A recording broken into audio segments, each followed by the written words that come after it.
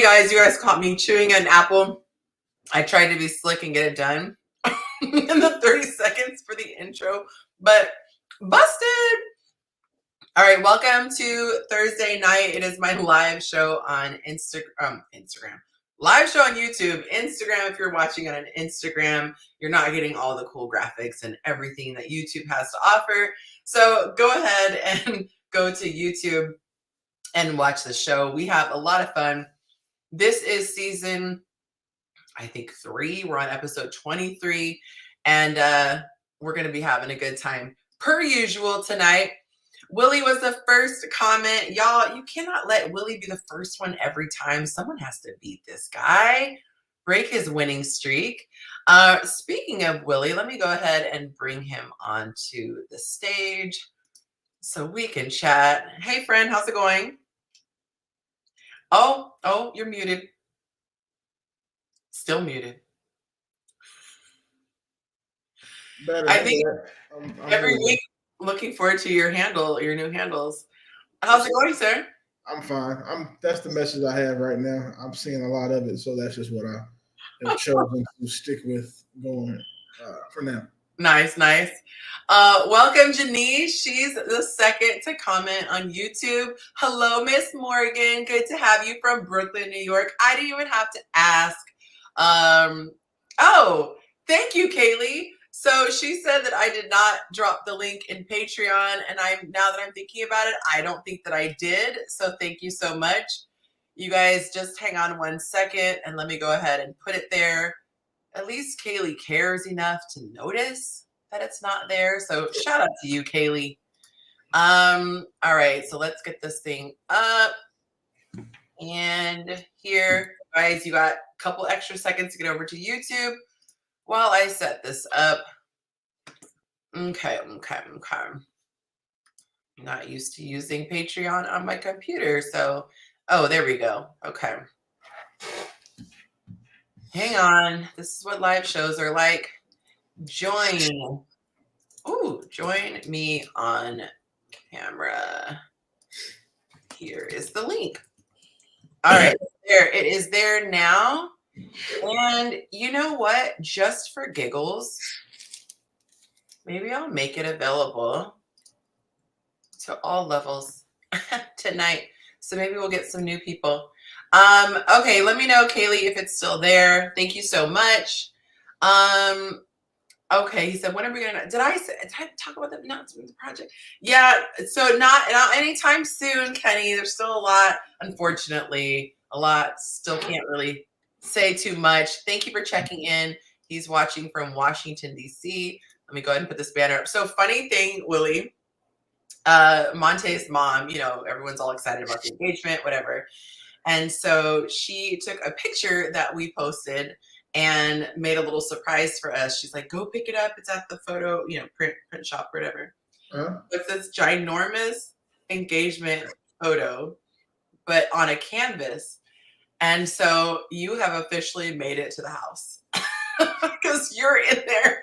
And it's funny because it's like, canvases are wrapped. So like half of your body is in it. And then the other half is like around the side of the thing. And I was like, but it's so you're like you're so excited in the picture. It was a cool moment. It's because I'm looking out for y'all. That's all. Absolutely. Yes. That's what it is.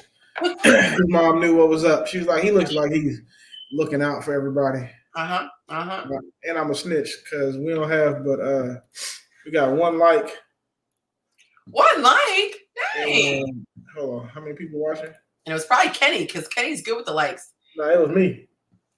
Oh, dang. That's pitiful.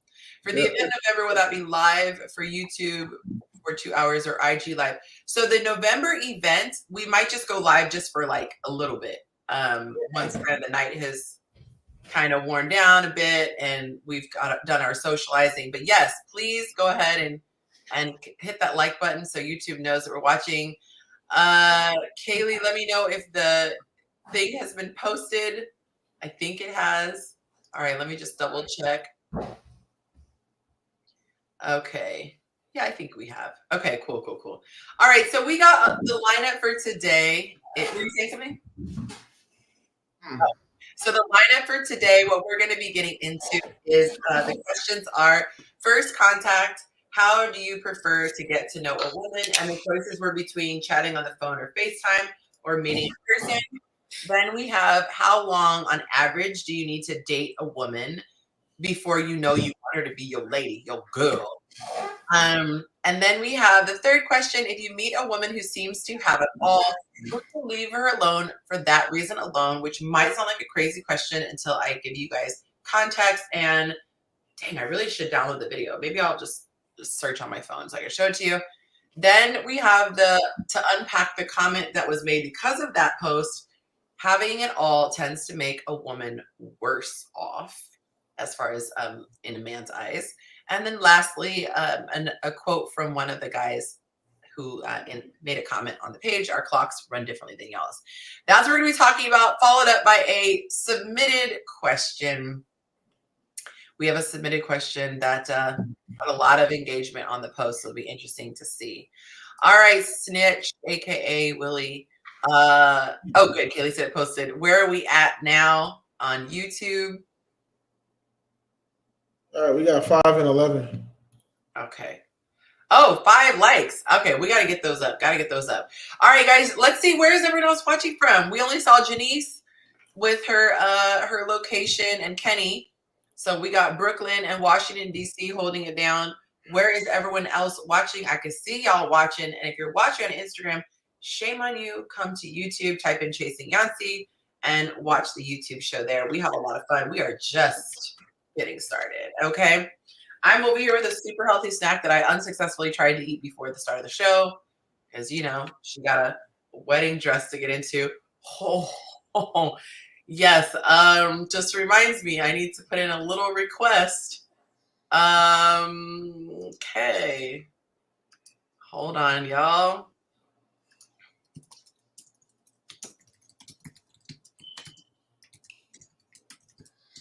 You finna order your? Want me to order your drink already? No, I'm actually not gonna have one this week. I almost texted you. Yeah. Hold on. Who agreed to this? Let's see.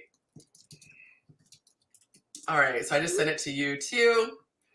All right, let's see. Oh, hopefully he sees my request too. So Kenny, do you run every night or do you just run on Thursdays?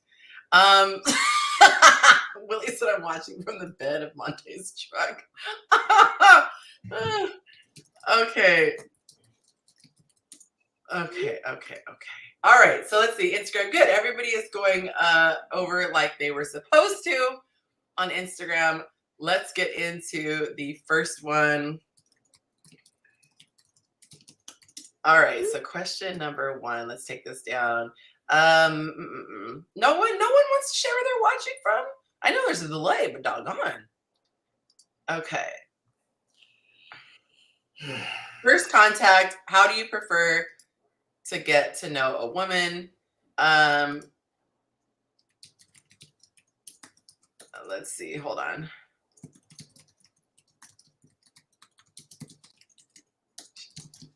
So sorry, y'all. Okay. How do you prefer to get to know a woman? What do you think the majority?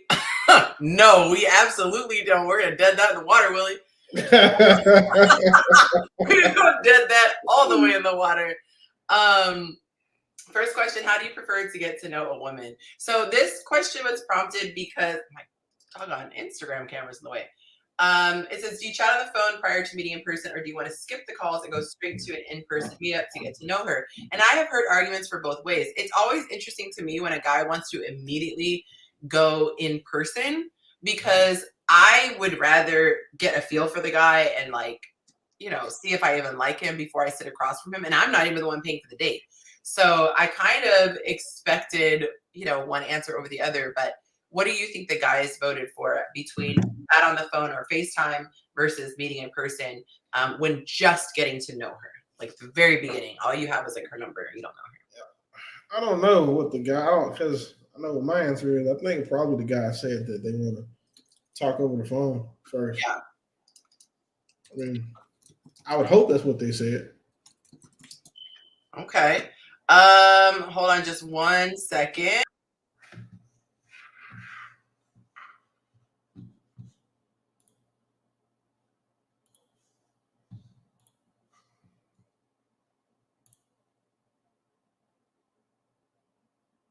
Oh, this is a live show, so all right, I needed a little assistance there, but I got it.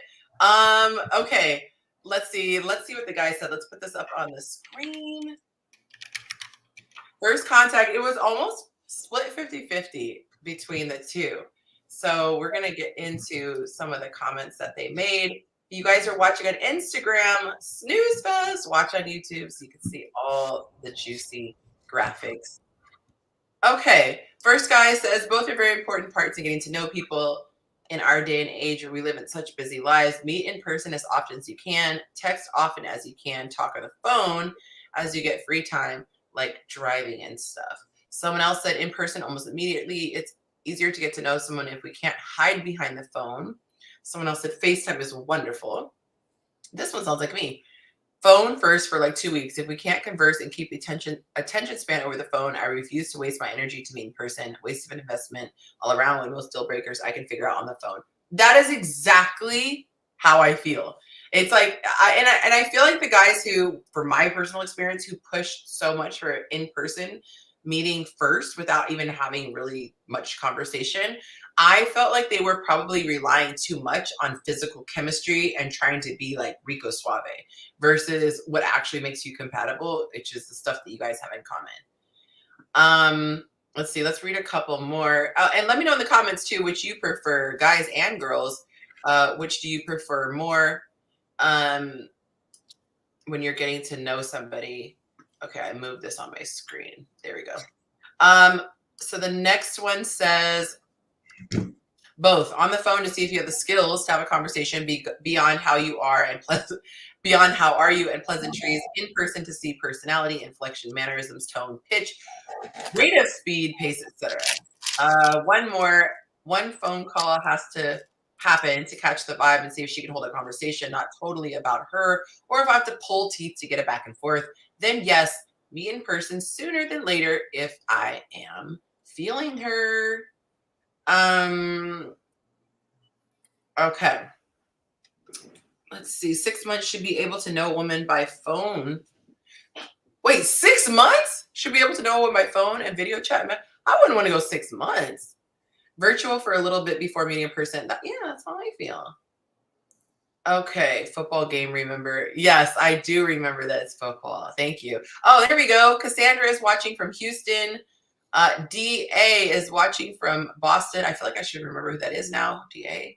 Edie is watching in North Carolina. Very nice. Okay, cool. Y'all are awake. If you are, make sure you go ahead and hit that like button so YouTube knows you're watching it. Any thoughts, sir, before I go on to the next one? Yeah, like the guy said, on the phone first to make sure that you can even carry the conversation. But at the same time, me being an iPhone user, I would have I've always been the let me FaceTime you because I need to see what you look like too. So everybody has their birthday makeup on and their profile pictures, and I don't want to see you in person and you got your work makeup on and you look more like your father than you look like your mom. I'm not okay. Oh, snap. I don't know why you're so muffled tonight. Yeah, I believe in FaceTime big time. Did I tell you that time, the story about the time that I called a guy? Well, we met on an app. And so our first conversation was a call, even though I preferred video. For whatever reason, he couldn't do video right away. And I think we were like hours into the call when he finally was in a position to be able to video chat. Willie, I could not fake it. I could not fake it. And what was sad, it's kind of like that show Love is Blind. When it was just his voice, I was like, connecting and feeling like, oh, we could possibly be a good match. And when it came on camera, I just like all the energy changed, and he called me out on it, and it was so awkward. I was like, what did he say when he called you out on it? He just was like, oh, do you not like what you see? Like, he just was basically saying like it was noticeable, the difference in my energy. And I was like, this is why I like doing video first. That's crazy because usually it's like when dudes see a woman and she's fat or something, and we don't say it directly. We don't say that she's, big, but you can tell like the energy is different. Like we don't want to put our arm all the way around you because it's too short. You know what I'm saying? But you said it out loud. But No, I didn't. I didn't. I said my energy was obvious. Yes, and he said it out loud. So I mean, we have pointed out that you are a savage. So poor guy. Oh, so awkward. And it was so weird. I can't remember which way it was. Either he looked dark skinned in the picture, but I think it might have been he looked dark skinned in the picture, but he was lighter skinned in real life. But I was like, oh, wow. I just was trying to find something to talk about. I was just like, what? He looked like a completely different complexion. And I don't, it was weird. It was so weird. And it was just like, I don't know how they do it on Love is Blind, because you paint this picture in your mind. And then when have you ever talked to someone on their phone, like a customer service rep or just something, and then somehow you end up seeing a picture or seeing them and you're just like, that is not, and not always bad, but it's just like, that is not what I pictured that voice being like.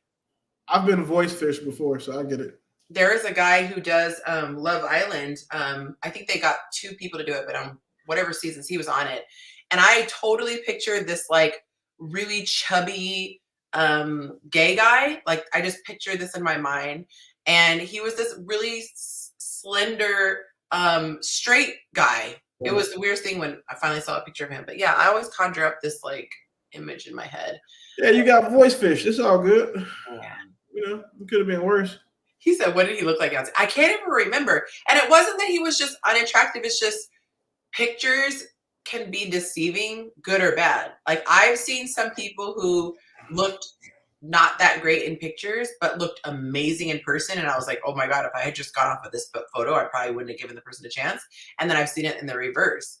So that's, yeah. He said, I'm assuming everyone is coming on the panel later on tonight. I don't know, Kenny. We've been getting abandoned by people. And 2-timed by some. Okay, let's see. Shadow Fox says meeting in person is always better because when you're texting someone on the phone, you never know who's on the other end responding. See, I think meeting in person is okay, but after I video chat, I gotta see. So, oh, is your friend gonna come on camera? No, hell no. He was like, I'll try to stay on camera. Oh, friend, we're nice. Willie's the scariest one, so you have nothing to be afraid of. Me and him were in the Navy together. Trust me, he knows.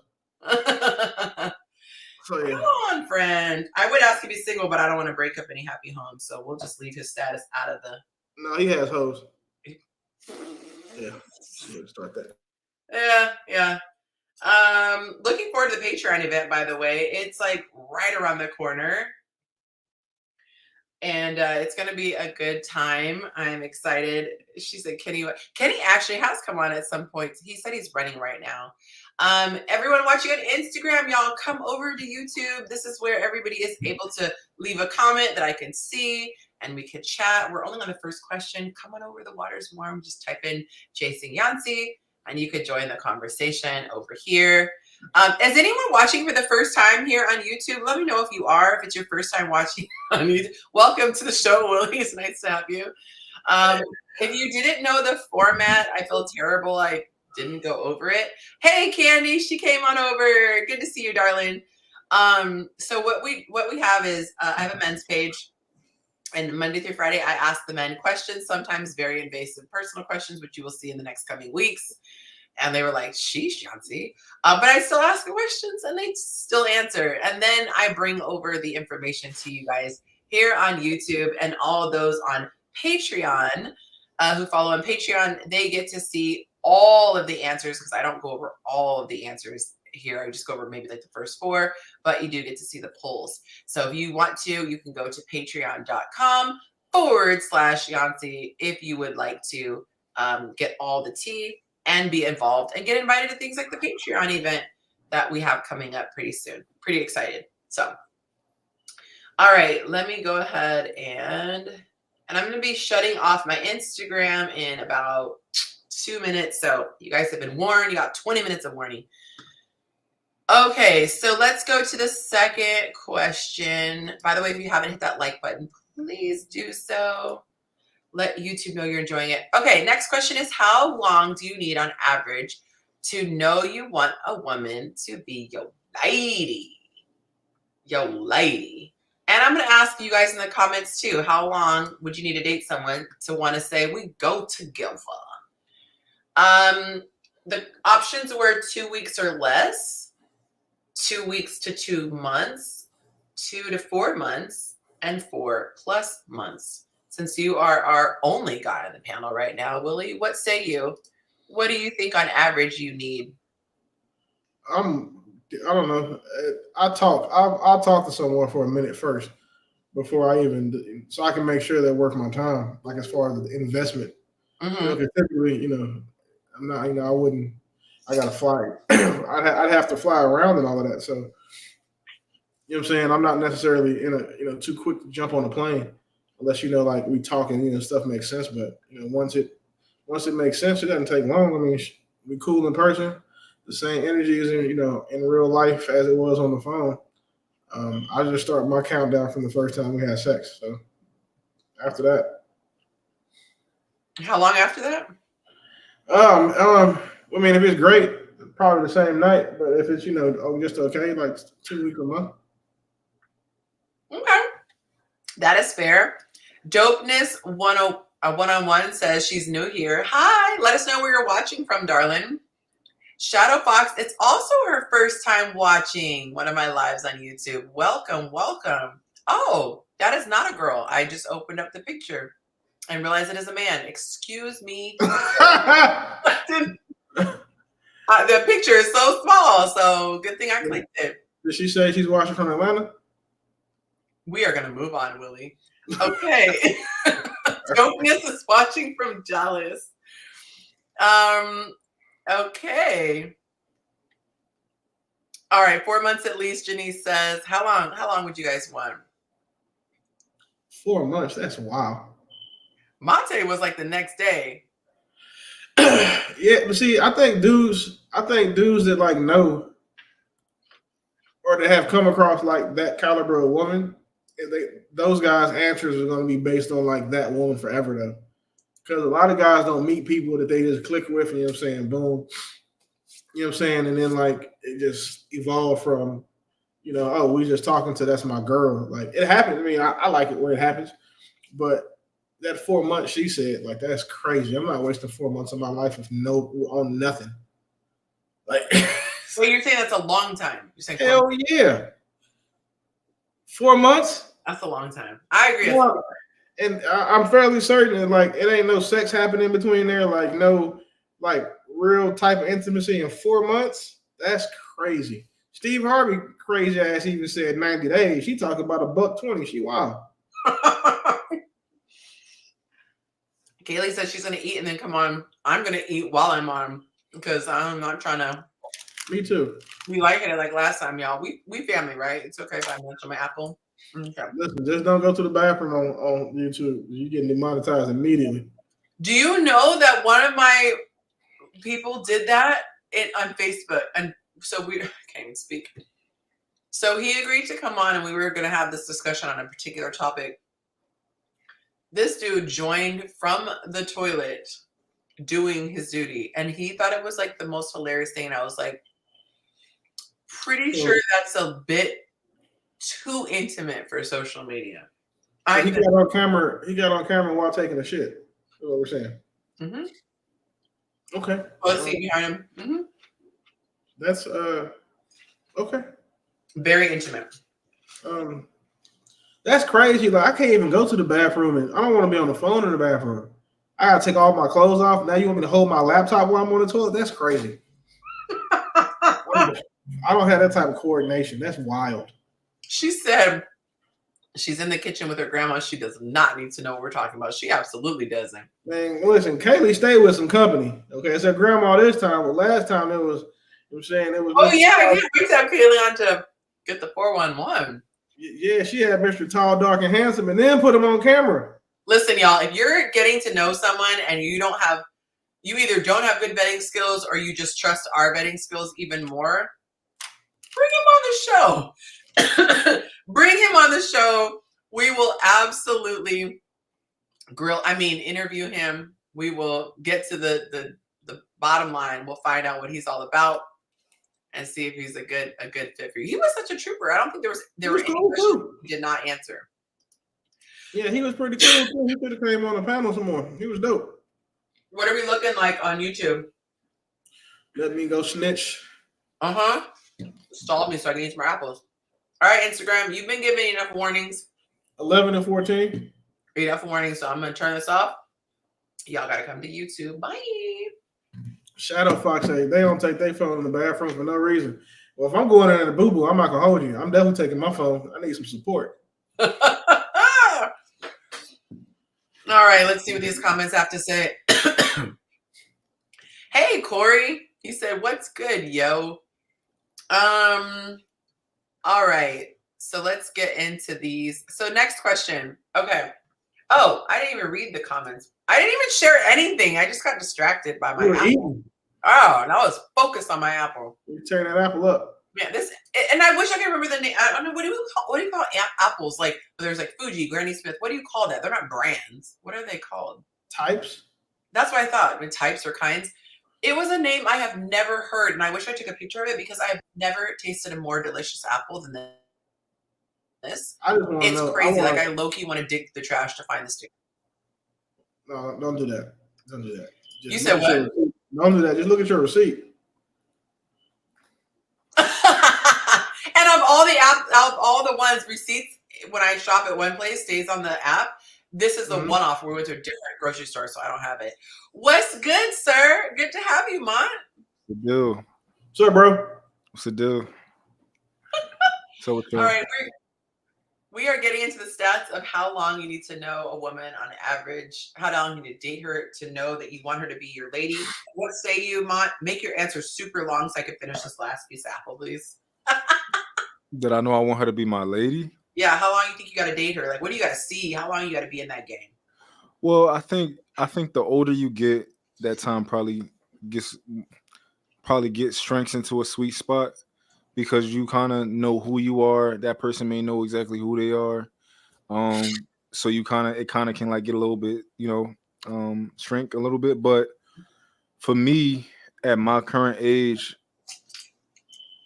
I would like to imagine between 3 to like 8 months that I know that I want her to be my woman. Yeah, I think, but like between like 3 and 8 months, and that's like, of course, it can be different for different women, but like you got to see people, when they just not digging, when they just not loving you, like loving up on you, lusting up on you. Like I got to see how you get, like how do you react to when we have a disagreement. We might not have a disagreement or argument in that 3 months. We may go so long without, having that. So I got to see how you react when you're mad. Like, do you lose all logic? Do you lose all structure that we had? Like, before I was the man, you respected me. Now you're angry, and now you're saying whatever you want. So I got to see you in that mode to know if to know if we're really compatible, or if you respect me how I need to be respected. So I think that's a good time frame, 3 to 8 months, to know if I want you to be my woman and be exclusive with you. Because you also have to think, like, I may be in a position where I'm dating different women if I'm single, if that person's single. Did he freeze? Yeah. Oh. So Dopeness would like to know how old you are. I want to say 28. I can't remember. No, did you remember? 31. What is it, 31? Yeah, 31. Oh, okay. Damn, she tried you, bro. She said 28. I feel like maybe when I met you, you were 29. Maybe. I may have been 28, 29. Because I remember being shocked at your age and hearing a 20. So you just Peter Pan, you just stayed 20. Yeah. Okay. Yes, Kenny. I'll take compliment. He did come on early tonight. So y'all, I am like dying. So I have all these bug bites on me. Monte took me fishing this week, and we both were talking about we gotta remember to spray. And this man went and sprayed, and I did not, and I am like torn up, y'all. So oh my goodness, if you see me, I should have sprayed some of the little itchy stuff. But that's love, y'all. Sitting out there on the bank of whatever, I don't know, it's a river, lake, whatever, and getting eaten up. I don't know. He's the only one I can do that for. I don't like being outside like that. Okay, so let's give these percentages. Dun dun dun.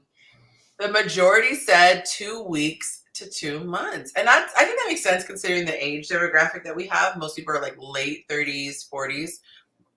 Excuse me, close second, 2 to 4 months. I think 2 weeks is crazy though for like adults. I think 2 weeks is fine for if you like 14. You're like, oh, we just went on 2 days. Let's do it. Like, you know. But I think 2 weeks is a little fast for no matter how old you are. I thought Monte was crazy on day 2 because I was just like, you don't know if I'm a psychopath. You don't know. Like, you have really not a lot to go off of. The only thing I say is if you really ask a lot of really deep questions quickly versus like people who just date and look into each other's eyes and get lost in the sauce and they're not really covering any grounds.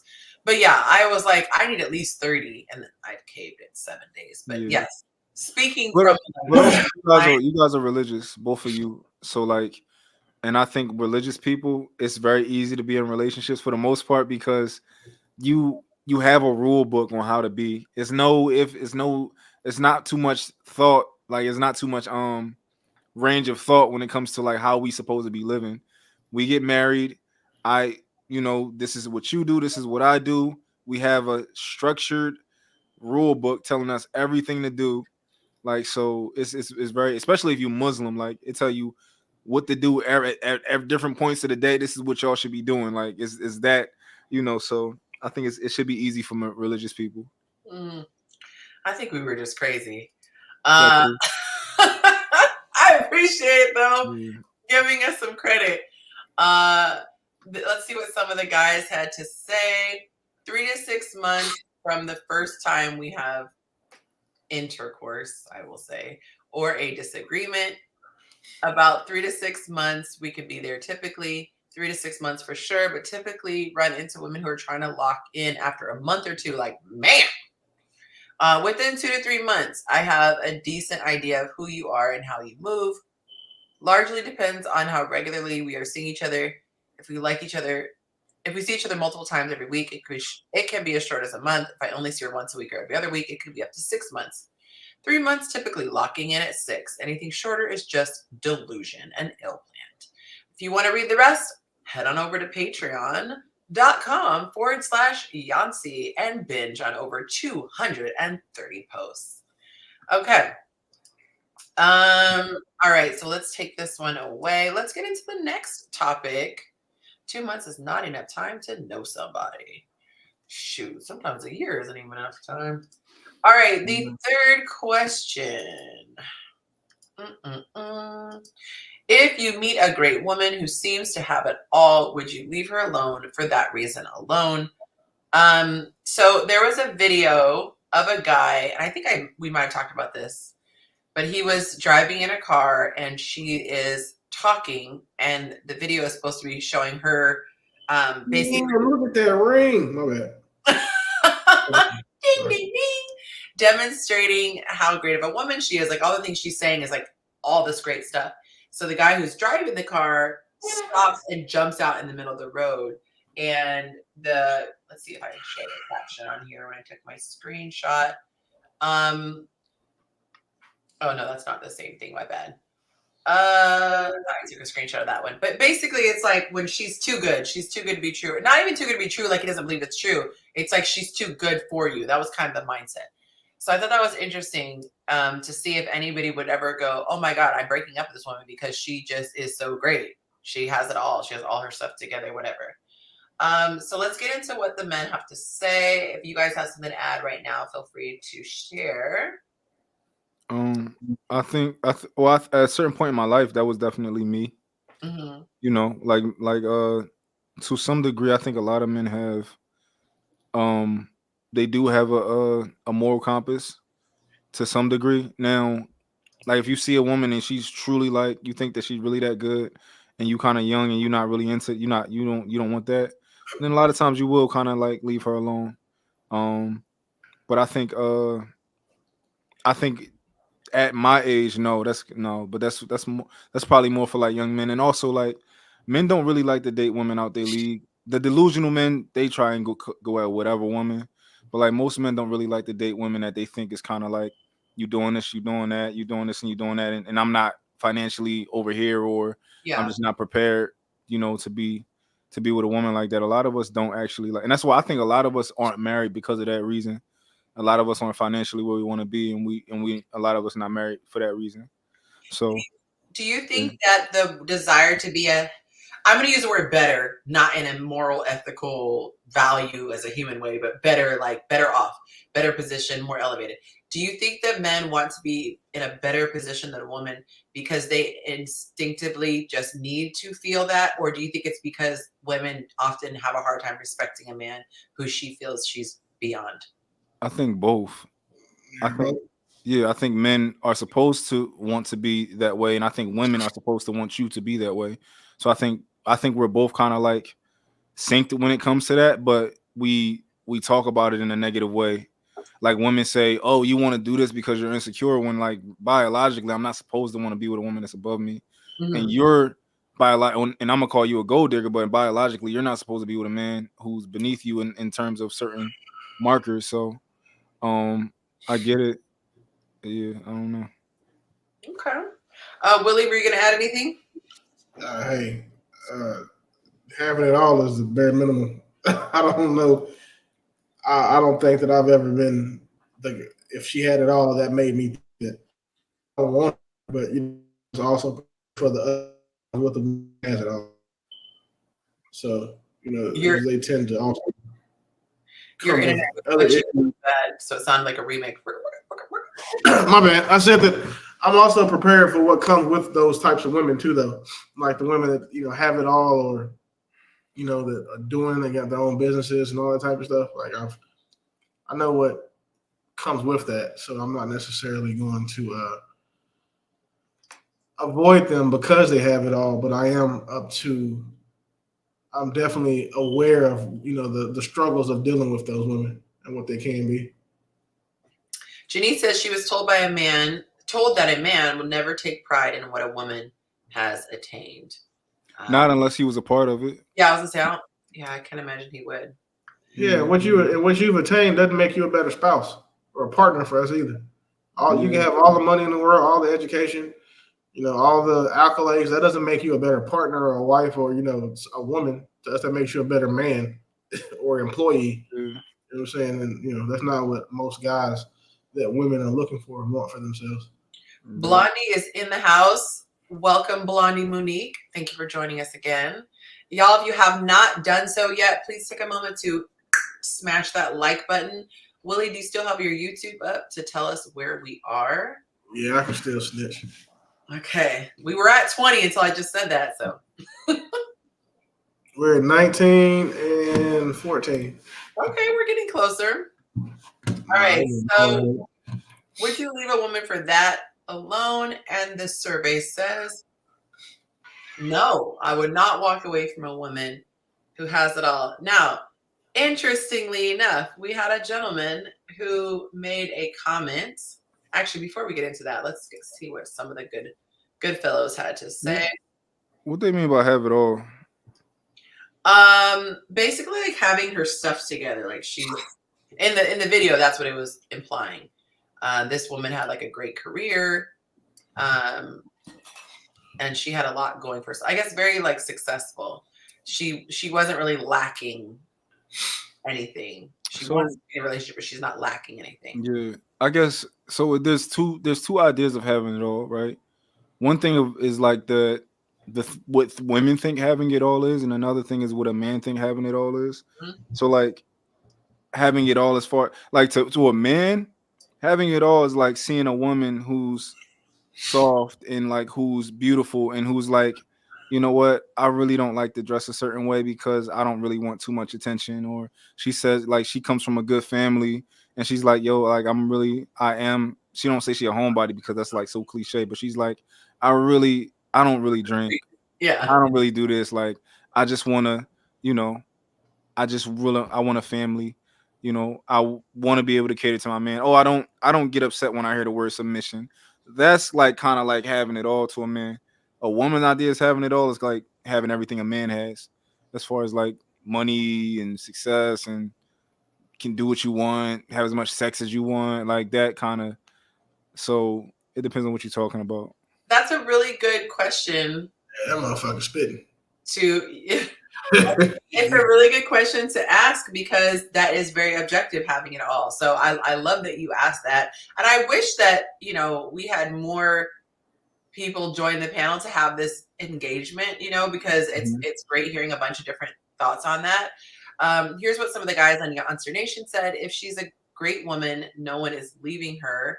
The problem is having it all tends to make you a worse woman, which that prompted my second question. So I won't touch that for now, or my fourth question.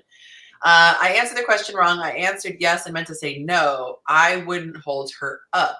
If she finds better than me, by all means, she got to her best first and earned a guy equal to the effort she put in. But usually women want what they consider equal or better. That's how she feels she's doing. A lot of time that men's visions don't line up. I don't know what that last part means. Short answer, no. She's a really nice person. I don't see a reason to hold her success against her. On the other hand, if she's holding her own and successful and has everything she needs, but has the I don't need a man attitude to go along with it, then I'm not going to bother. I'd back away. By the way, is the sound okay? I didn't really like how the sound sounded in some of the other episodes. Sounds okay? Okay, good. It doesn't really matter to me that she has it all in a sense, but if men are supposed to be XYZ in order to be good men and great husbands, and XYZs are tangible material things, some men that don't have that will feel like they can't date until they have that because women don't marry projects anymore. Interesting. Men that don't have their shit together shouldn't date anyway. Like, we should normalize it. That should be okay. That's what Candy said. She said, is it good enough to date, though, if you're not where you want to be? Well, no adult should be dating. It's not just men, but especially men. Like, no, if you don't have your stuff together, like you won't simply because you ain't did what you need to do. That's like trying to, you want to go buy a Benz, but you live in an apartment. Like, get your priorities together. Get your priorities. We've seen that. Corey says, I prefer for her to have her stuff together. It allows me to know that she's rocking with me for it. Corey, you should come on the show like old times. Corey was a regular on my Facebook live stream. Shout out to Corey. Okay, so let's take this one away. And now we're going to unpack the comment that inspired my fourth question. All right, which was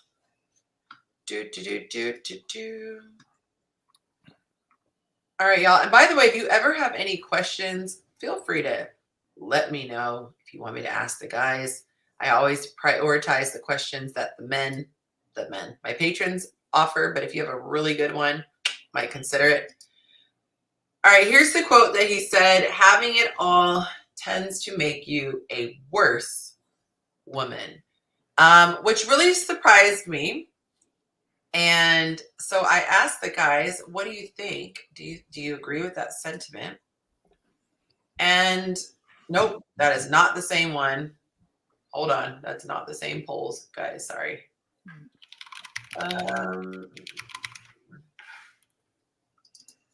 I think oh, that's why there wasn't a poll. Sorry. There wasn't a poll of do you agree? I just asked them to share their sentiments. So my bad, because I was like, I don't remember that being the statistics. Okay. So he said, if she's a great woman, nobody is leaving her. The problem is having it all tends to make you worse. And here is what the guy said. I said, if you agree, what makes her worse? That's what it was. My bad. I was like confused here. Ego. The more a woman has, meaning assets, success, and desired physical attributes, the more she's going to demand from a partner. Next guy says, having it all is often a personal perception. Having what some women think men want tends to disrupt their attitude and spirit, making them unbearable. Most of us don't want a woman who's full of herself for all the wrong reasons and displays in all the wrong ways. Someone else says, I would need context. Do they mean a beautiful woman who has a great life, great husband, healthy family, beautiful, wealthy, or she has a great man? Well, what? Moral consider. Yeah, I was like, but you wouldn't be dating her. I think he's confused. I think we may need more clarity on this issue before we make an assumption. Another guy says, from my experience, the more a woman accomplishes what she thinks a man should accomplish, she becomes the man she wants and thinks she should then get a better man, and her attitude becomes more entitled. She brags about her accomplishments and states she doesn't need a man who isn't on her level or above. She forgets that men don't value the same things in women as women value men. She feels like she doesn't have to be soft and feminine because of her accomplishments, assets, and status. So yes, she becomes a worse choice unintentionally, and any man who tells her the truth will be labeled as intimidated, sassy, or weak. Their answers are actually really interesting on this one, so you can go back and read the rest of them. But what I remember you guys commenting on is, I think it was one of the previous shows, you were saying that when a man amasses wealth, his inclination is to spoil his tribe, basically, like his wife, his kids, whatever.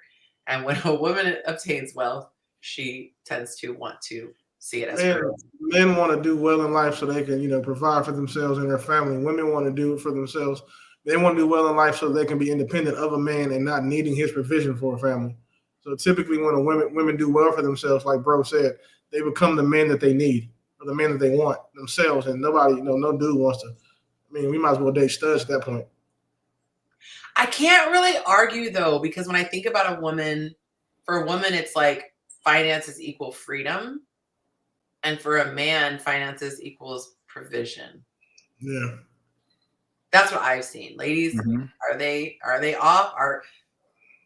I think that I really can't argue. That's a tough argument for any woman to refute, because 90% of their argument is going to be based off of one logical fallacy or another, when the premise of the assertion that's made is based off the Iron Man logic.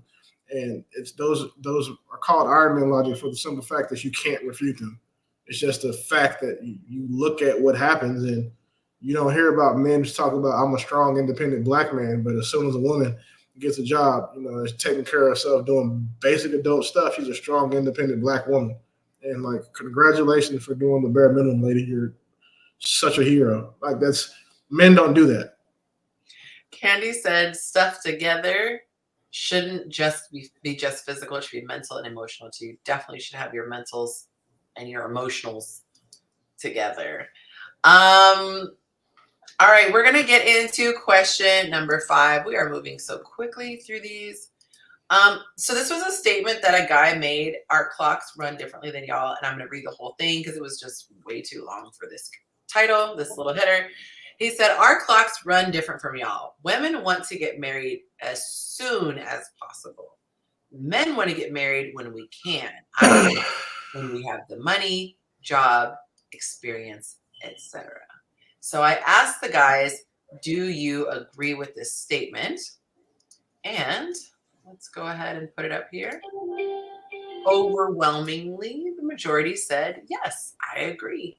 We want marriage too, but we are more concerned with having our affairs in order before we do it. So it's more of a conscious, like a logical decision, shockingly, than an emotional one. With women, what do you guys think in the comments? What do you think on the panel? Yeah, I guess I can. I think it's split. I think women who are in a hurry to get married, I feel like those are the people that like try to go spend their money on the weekend before Monday hits, so that all their deposits, like their bills, don't come out. Like, they want to rush and go get married before, their past catches up to them, or father time catches up to them, or gravity. And so, like, when a woman is in a rush and she's not like the type of woman that actually wants to be married, or just lives that type, but she just doesn't carry herself that way. Mm-hmm. I think that she's just trying, she's running from something, and she thinks that she can hide behind her husband, and she wants to use a man to protect her from the poor decisions she made prior to him. Oh wow. So now you see made a comment that's very similar to what someone made here. I was about to read. He said, our role is to provide, so we have to be in a position to actually provide before we aim to marry. So this guy said, in the world where we are told that everything is our responsibility, many men think it only makes sense to get married if they have what it takes to take care of a whole family by ourselves.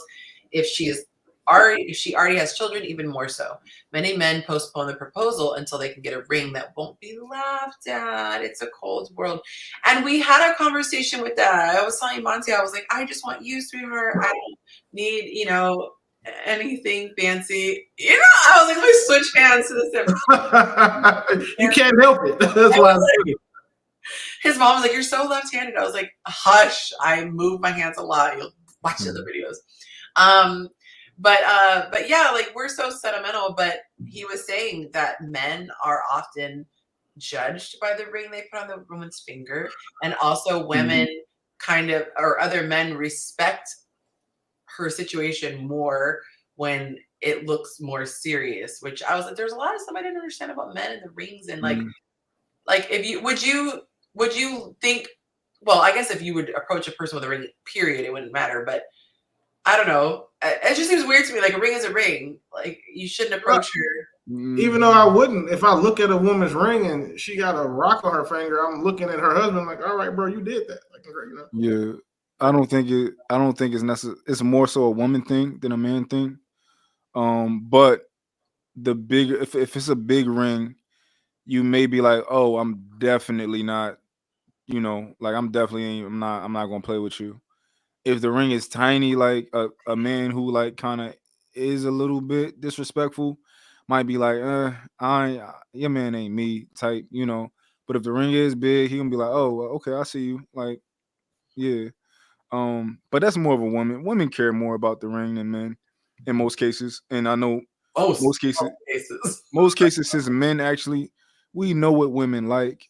We know what women like en masse, right?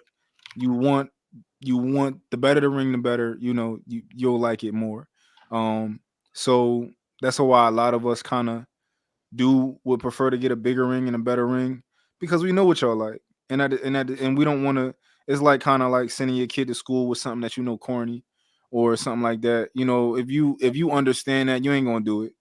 You're gonna wait till you get some money. You're not gonna buy the fake Jordans. You're gonna buy the real ones. Yeah, you're not gonna put them in the team Jordans. Yeah. So I just saw this comment. I didn't even see it before.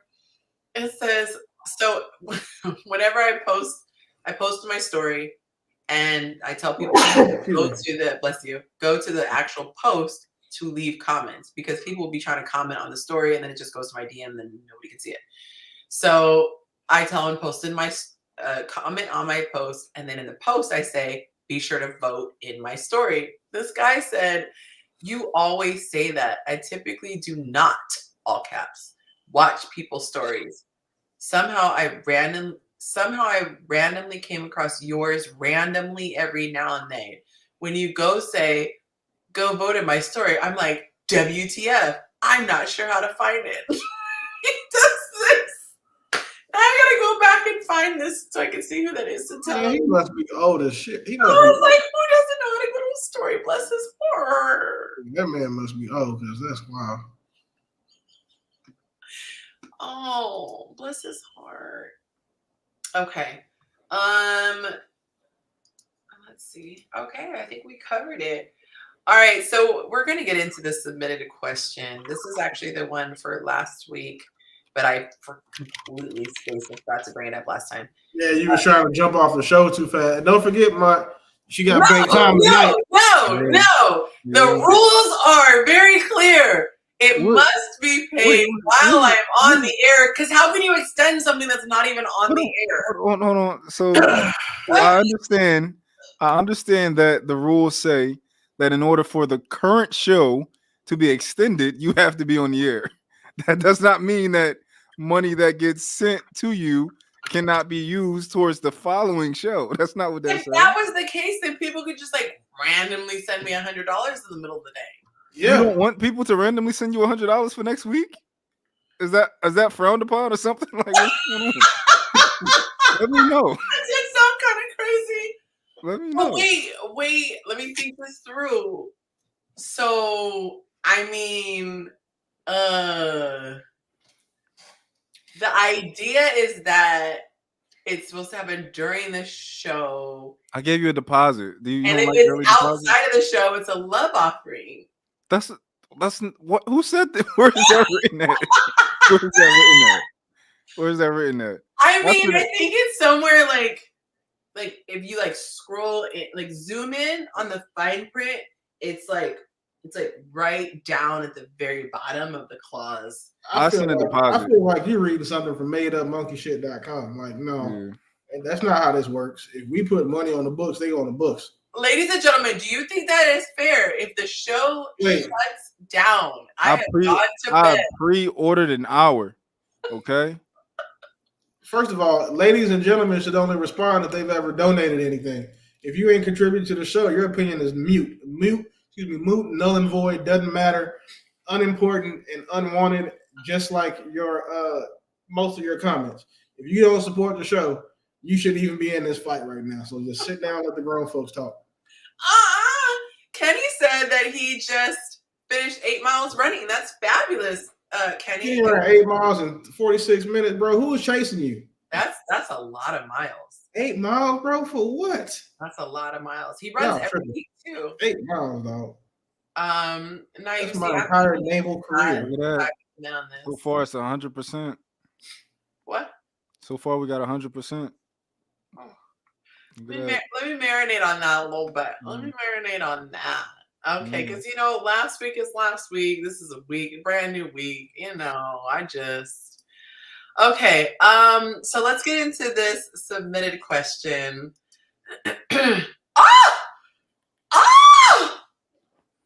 Even the ladies, Erica. You know why? Because they like free money too. Dang. What if? Okay. That's because we got some reasonable women. We got some logical women in these comments. This is the Cash App. You know what I'm saying? Hit my Cash App generation. So they hear free money. They always gonna side with that. Wow. Okay. Here is the submitted question. I'd love feedback from your followers on my situation. Shadow Fox said, yesterday I ran for 5 miles. I didn't think that ice cream truck would ever stop. Okay, I've been married for 13 years. Oh, I did not change the little header. My bad. Okay. I've been married for 13 years, and before we said I do, my now husband said he was going to be the provider. My income is just for extras, non-bills. Now he's been talking about wanting to quit his very lucrative job to open a gym. This will drastically change our lifestyle, and I can't help but feel resentful about the switch up. I don't want him to resent me if I ask him not to do it, but I don't want to be stressing about finances when this is not at all what we discussed while dating.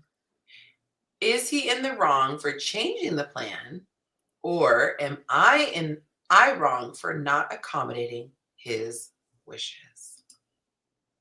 I want to go last because this is a sensitive subject for me. Okay. I'm still out. My kids have said something to me. Let me read this. Okay.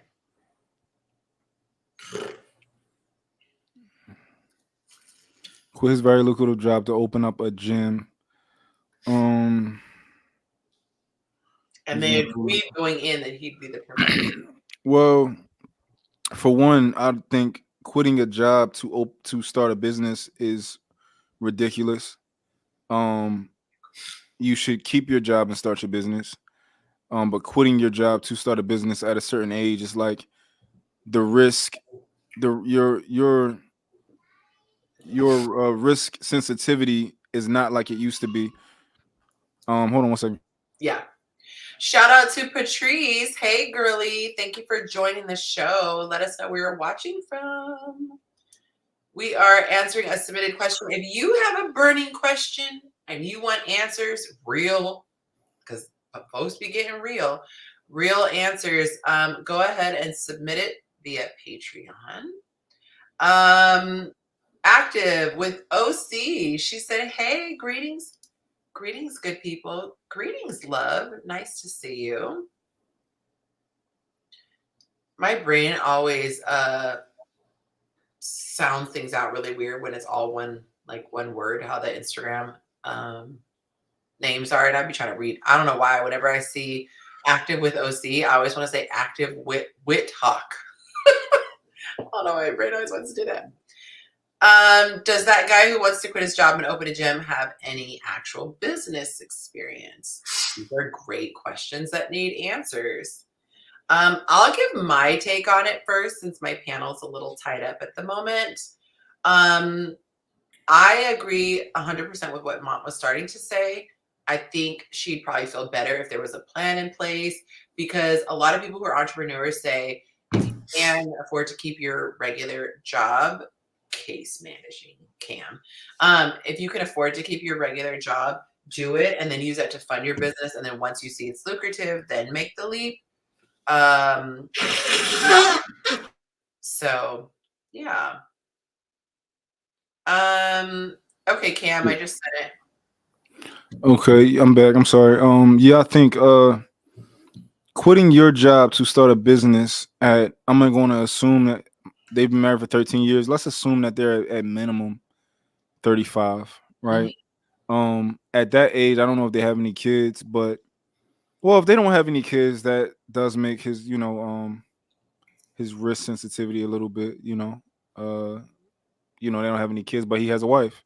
Yeah. So yeah, I don't think that he should be quitting his job to start a business. I think that they should kind of work together, talk about it, and come up with a plan that can make it work. But I don't think it's wise to, and I don't think she's wrong for being afraid of something so new.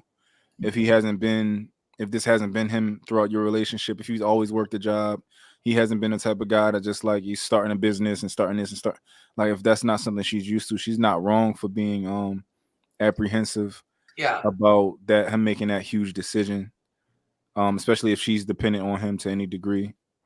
So okay.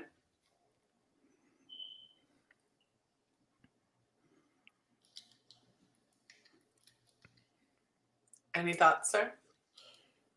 I think what I would hope happens is, I agree with what Mont said. It's typically not a good idea to quit a job when you got one and you're trying to start a business. Usually you want to use your 9 to 5 to finance your 5 to 9. Cool. I understand that. With that said, I think that it's what I want to happen is I want her to just leave him and file for divorce and go do her own thing and take care of herself. Because if that man does that and is successful, the fact that she was only willing to lead him where it was comfortable for her, and she didn't want to support him on him chasing his dream, that if he does hit and is successful, she doesn't deserve to be a part of that success. So that's what I would wish would happen. Because again, she's okay with him being the leader when he has his lucrative job. He's okay being, her money being her money. But when it comes time to him want to try something or to even just support her husband, that's when, she's sending in a silly ass question to me personally. So I would recommend that I have a fantastic attorney that I will connect her with, and she should just file for divorce, leave him, and then I hope bro opens the biggest gym to rival Equinox, Wow, Theory, or everything else, and becomes a mogul in that space, and then finds a woman who supports and loves him, or at least a really young girl who will pretend like she does. Question: as far as this, did she say that she wants to leave him, or what is the whole thing? Did she? No, is there any? She's feeling resentful. Sorry to cut you off. She's feeling resentful because she feels like it was kind of like bait and switch, and she's just saying, who's in the wrong? She's not trying to take any action. She's harboring these feelings and wants to know if she's wrong for feeling the way that she feels. Okay, I'm sorry because I skim things. It's okay. A lot. Okay. Resentful for the switch up. That's something that they have to talk about that, and they have to talk deeply about that. And I think that it is his responsibility with a big change like that to really make her feel comfortable and really prepare her, set expectation. Do we gotta rock out, for a little bit, set expectation and show her the vision of what the end product is supposed to be. Because first of all, I'm gonna be honest, gyms that's typically not a good business to get into. You got to be a really different type of person to make that make money. It's not an easy business. And I don't even know if people they need to talk about it because a lot of gyms don't make money off of memberships. Gyms, like, you got to figure out how different ways how to make money. So, yeah, definitely, I think you should believe in your man, but I think your man should give you something to believe in. Yeah, and if she can't get down with it, yeah, get a divorce. But you should be able to trust your man, and whatever decision you guys make as a family. And he should also be, if he's not consulting you about that, if he's not saying, hey, I'm thinking of opening a gym, how do you feel about that? What are the things that you're thinking? Yeah. What are your fears? And he should absolutely be asking her and talking to her about that. Of course, at the end of the day, he's the leader. Is his final decision, but he should definitely take into account how she feels, and they should strategize together, talk about pros and cons, and he make a decision. I feel like is a crazy word. You feel resentful because you're not going to be able to have your way now. That's something like that type of impetus is like that of a child, and those sorts of women within that type of mindset, for me, I think they deserve the Pookies and Ray Rays that will go work 40 hours, 60 hours a week at a job and then come home and still cheat. Like I can't think of anything less that I think that a woman who thinks that way about a man who is trying to go do something that he is passionate about. And it's only okay to follow her husband's lead when it's convenient and comfortable for her. But she didn't say she's not going to follow his lead. She's saying the fact that she's resentful about it says that she doesn't want to. Like, resentful is the key word, and that's tough. I hate resentful, and I think resentment is most cases a result of one's decision. Is it like, if I'm ever resentful about something, I need to understand that most likely it was because of me. I really don't like resent. Because most cases when you're resentful, it's because you went along with something that you felt like you should have made it. I felt like I should have got a divorce. Like, I felt like, you made a bad decision and I shouldn't be here. I don't like resentment at all. I guess I'm looking at it differently because I'm thinking about times I've had resentment. And usually for me, resentment only comes when I feel like I've been finessed. Like, if somebody acted like they loved seafood and we bonded over how much we love seafood, and then now we're like 6 months into the relationship, and this is a stupid example, but like, I want to get seafood and they're like, I actually hate seafood. Like, if I had known you hated seafood, then I wouldn't, it's a really bad example because obviously I'm going to break up seafood. Where someone sells you one thing and then it drastically affects your life later. Like, perfect example, Love is Blind. There's a reality show. This guy's on there. He is like the absolute villain. If anyone is watching Love is Blind and you have not watched the last 2 episodes, you have about 10 seconds to mute this so you don't have a spoiler alert. But I'm going to spoil not this week's episode, but last week's episode. One of the guys on there failed to mention that he made not 1, not 2, but 3 babies. And he was claiming that they were, when it finally came out, this is after getting engaged, everything, meeting her parents, all this stuff, finally says it. And then it comes out that it wasn't just a sperm donor, like he's involved in the kid's life, and he acted like he was not. He said he wasn't. So question. I would feel absolute resentment that now I'm in love with you and I'm already committed. I met you at my dad, and now you're telling me this, so I didn't really have a fair shot at making it a good. Yonci, question: was he a sperm donor who also just participated a little bit in the kids' lives, or is he like the dad in the lives? So the one he allegedly is a sperm donor. It was a lesbian couple who he was really good friends with. However, it came out that, yes, so to answer your question, yes, for the one. For the other child, oh no, I think it's all of theirs. I think they had twins the first time, and then the second time they had a second one. But there was a lot of like fishy stuff, and he also left out the fact that he had been engaged once before. So like things that you would think would have really been important to know, like even being a sperm donor, even if he wasn't involved in their lives, I would be very resentful if I didn't know, meeting Monte, for example, that he gave a couple 3 children, and there are 3 children who have half of his DNA. I would at least want to know that to make the decision.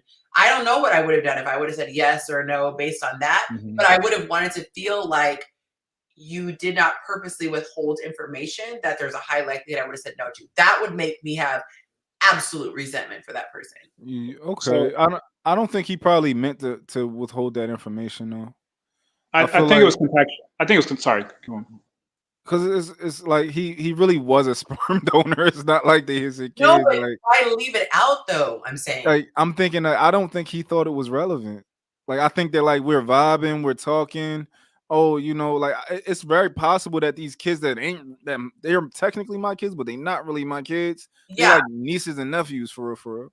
And that would make sense, but then what came out made it worse. So there are pictures of the mom saying my grandbabies are so beautiful. Like she's calling grandbabies. He's spending holidays. They have matching family photos with pajamas. Like it got in deep. And then it turned out so there's a lesbian couple. They ended up getting a divorce. And in the divorce, she was trying to get custody of, her children. She wasn't the bio mom though. She was the wife. And he was fighting her. They post all these documents. He was fighting her for custody. And this is like, he went way beyond. Okay, so he fought for custody of the sperm donor kids. Okay, he's doing a lot. Him hold the baby, spend time with them. There's pictures of him with the kids as they're growing up. And he claimed on the show, she goes, do they even know what you look like? And he's like, he looks to the side, which people say is a sign of lying. He looks to the side and he goes, I don't think so. He's being deceitful. That boy mama was calling them his grandbabies. That's and posted pictures of social media scrubbed after. A lot of moms do BOD. It's very possible. Like I know, like my sisters, like when I have had girlfriends, they've taken it upon themselves to kind of hang out and do all that. I'm like, yo, I didn't tell y'all to do all of that. Like, you don't have to do that. And if we break up and y'all still want to be friends and all that, like that's on y'all. Yeah. And if I don't deal with you no more, that's your fault because you're making decisions. So that's dead to me. But if you're break up with my family, their lives, if you're making it out that you're not in their lives, I just feel like that's not something you could admit. Ladies in the comments, would you want a guy, sperm donor or not, actively involved or not, would you want to know if there were babies out there? Your baby that you made with him is not his first baby that he made. Would you want to know that? Because that's how women look. I am not the first one to give this man a child, whether he's that man's mama called them her grandbabies. You said what? When that man's mom called those kids her grandbabies. Our moms don't claim kids that we not raising. I don't know. They be wanting grandbabies. Well, no, I'm just saying, like, they do. I mean, I get that, right? Because I had my mom couldn't wait because she thought I wasn't gonna have kids ever. But like, it's crazy because I got 76 of them now. But anyway, like the fact that the way that, you know what I'm saying, you're not gonna be on social media posting pictures of somebody else's kids, talk about them, my grandbabies. Like our moms really know how to work social media. You saw how bro didn't even know how to find her story. He probably 65. Right. Like our parents they're not finna go in here and figure out how to upload a picture of somebody else, you know what I'm saying, light-skinned kids, and then they not be his. That's wild. Well, you gotta think like like parents and Facebook, like parents, the only way to flex is with your kids and your grandkids, right? So you just can't wait to get in the game. Like I can't wait to like you can't do if you're a grandparent. I mean, if you were like a 65-year-old woman or a 70-year-old woman and you don't got no grandbabies, it's like you sitting on the sidelines. You can't get out here on Facebook and post like, look at my baby graduating kindergarten and look at it. Like you can't wait to do that. So it's kind of like with the Kamala thing, where it's like they're like, oh, our first black woman. Y'all want to take this is your version of a black woman president? Cool. If y'all want to take anything, cool. But I want a real black woman as a president, and that's going to be my like. Oh, that's it's kind of like that. They just kind of thirsty, and they going for whatever. So she might have went like, all right, these is kind of his kids, so I'm gonna claim them. Yeah, I don't know. I would feel a way if somebody agreed to be a donor and then their family starts claiming as my, like, I don't know. I feel like with a donor though, in a traditional sense, you're not even involved. Like you don't even know it. Like, you don't have access to the person to even stalk their social media, to even see the pictures, to even, you know what I mean? It's like, there's so I saw something on Netflix. I saw a documentary, and a lot of these people who donate sperm are in the kids' lives, and a lot of people negotiate that early on.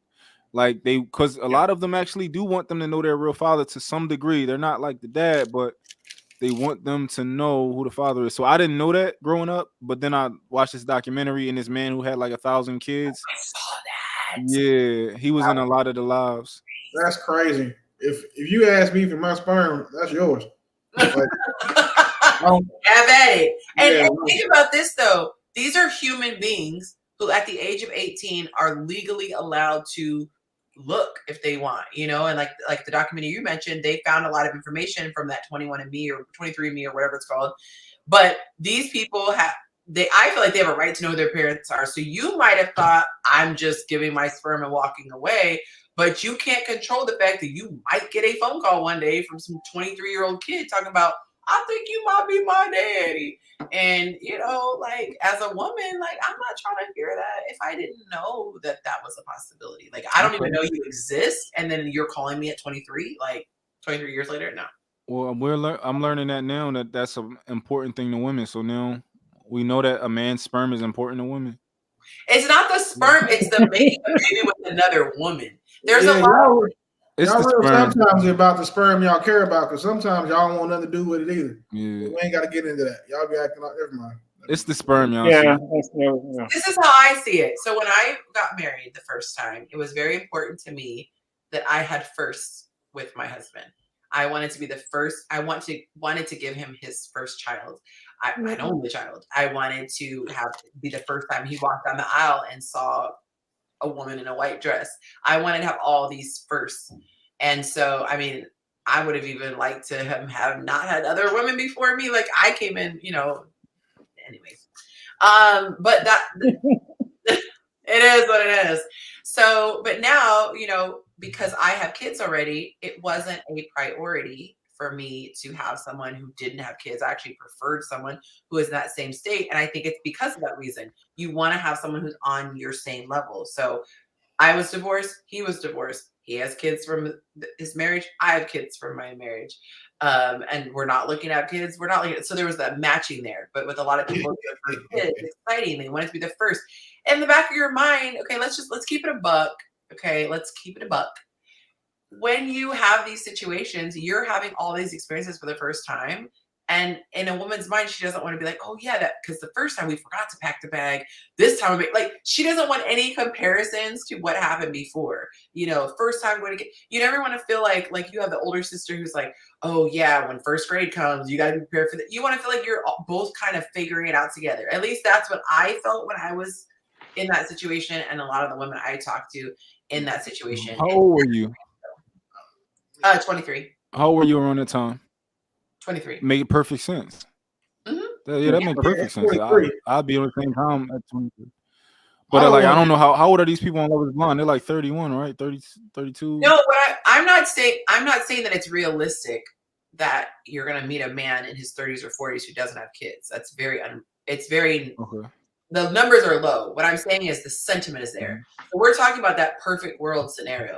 So when you were talking about, oh, it's the sperm, I was saying, no, it's not the actual, because if a woman was just carrying a bag of his sperm somehow or keeping it in a tube, it's not going to create an emotion. It's the fact that sperm created this woman. I'm pretty sure you don't want your other woman to have your man's sperm in any way, form, for any reason. If somebody pops up with a plastic bag of Monte's sperm and keep like, hey, these are my pet sperm, you're going to have a problem. What I'm saying is, if she could create a child out of that, yes. Yeah. So if she just put it in her coffee, you're fine with that. Like if a child was never created from the sperm, I would not share the same level of feeling as if a child was created from it. To me, it's not a sentiment with the sperm. I think she was a weirdo, but to me, it's about creating a life. And now you have a life for the rest of your life with this other woman. My girlfriend. I disagree. I disagree. I think that's cap. We'll continue. Disagree with what? No. So if a man, okay. So we talked about like you don't even want to think about. Listen. You said that. No, but I'm saying if some woman, she was weird back in his past that he didn't have an alternate universe because nothing happened before you, right? And nothing happened. I'm just saying it's just a happenstance. Loki's universe, Carol, that whole thing. Okay, so she's got. Exactly. So she's got vials for her skin of what do you call baby gravy, right? She's just got baby gravy vials, and she it's like for aesthetic purposes, and she just rubs it in her skin. And you find out like Monte has some like composition that's like really great for skin. Like you're gonna be mad about that. You're gonna be extremely mad. Yeah, I didn't say I wouldn't care. I said if you gave me the choice between a weirdo having something, a bodily fluid, and a person making a baby, I'm saying that the baby is going to create more. Well, we're not talking. Well, of course, that's worse. But my original statement was women don't want nobody. No, yeah, exactly. Like he said, my original statement was that y'all feel some way about your man's sperm. I think you would care a lot. The two things I would think about: one, that's just weird. Like, how does that benefit you? And two, I would be concerned that she could possibly turn it into a baby. But outside of my woman is by default my sperm custodian. So okay, so let's say once it leaves my body, it's let's say a woman just had a thing for Monty, and she's like, "Yo, I'll buy that off you. I'm just gonna put it in the creamer, right? Or put it in my coffee." Are you okay? Are you okay with that, Yonci? Are you okay with her having Monty's? Let me get an eighth of some baby gravy. Like she's willing. Not an eighth. She's willing to give you. She's willing to give you $1,000 every session that he give her. That he just kind of take he put in a plastic paper bag. He pull up in a trench coat. He hand it to her. Trench coat, perfect. Yeah, $1,000 every time. Again, the concern would be: is she going to make a baby? And he pours it in the coffee himself. And now you know that you took it too far. But look, he ain't got to be around her in her hot. You know that it had that. She lets y'all microwave it first so that it don't make a baby. She said, "Oh, I don't care what y'all do with it. Just give me the creamer." Not sterile? Yeah, scrambled eggs. Yeah, you can microwave it. If it's not sterile, if it's sterile, it's not able to be making a baby, and she was willing to pay us $1,000, and all we had to do was send her a cup. Sign me up. Nah. Wow, but you just can't let Monty have sex with somebody for $100 million though. So listen, I got a question. He has to interact with her. In this situation, we could do something fun. He could produce it, and then I could just run the cup across the street. Wait a second. So I have another question. Here's a caveat. What if she only got the sperm that made like children that were special needs? Would you care? Okay, we are not even trying to see where the line is drawn at. Your hair is very cute. It looks a little more red. Did you do a little switch up on us? Kaylee got a dude and went got a new dude. What? I said your hair is a little redder. It looks really cute. I said, oh no, it's just faded. Oh, it looks. This is my normal color. Aw, yes. It looks like it's been pulled. We need to talk about this guy. Active with red. Her face just turned as red as her hair. Active with says, yes, indeed. I don't like. There is no dude. We saved them. What are you talking about? He was on TV. No, did you kill him? He's literally a friend. Literally, I've only met him how we twice. start off. Oh, baby, you. Sorry, I was thinking about Mario the song. Just a friend. I was thinking about Biz Marquee. My bad. Oh yeah, but hey.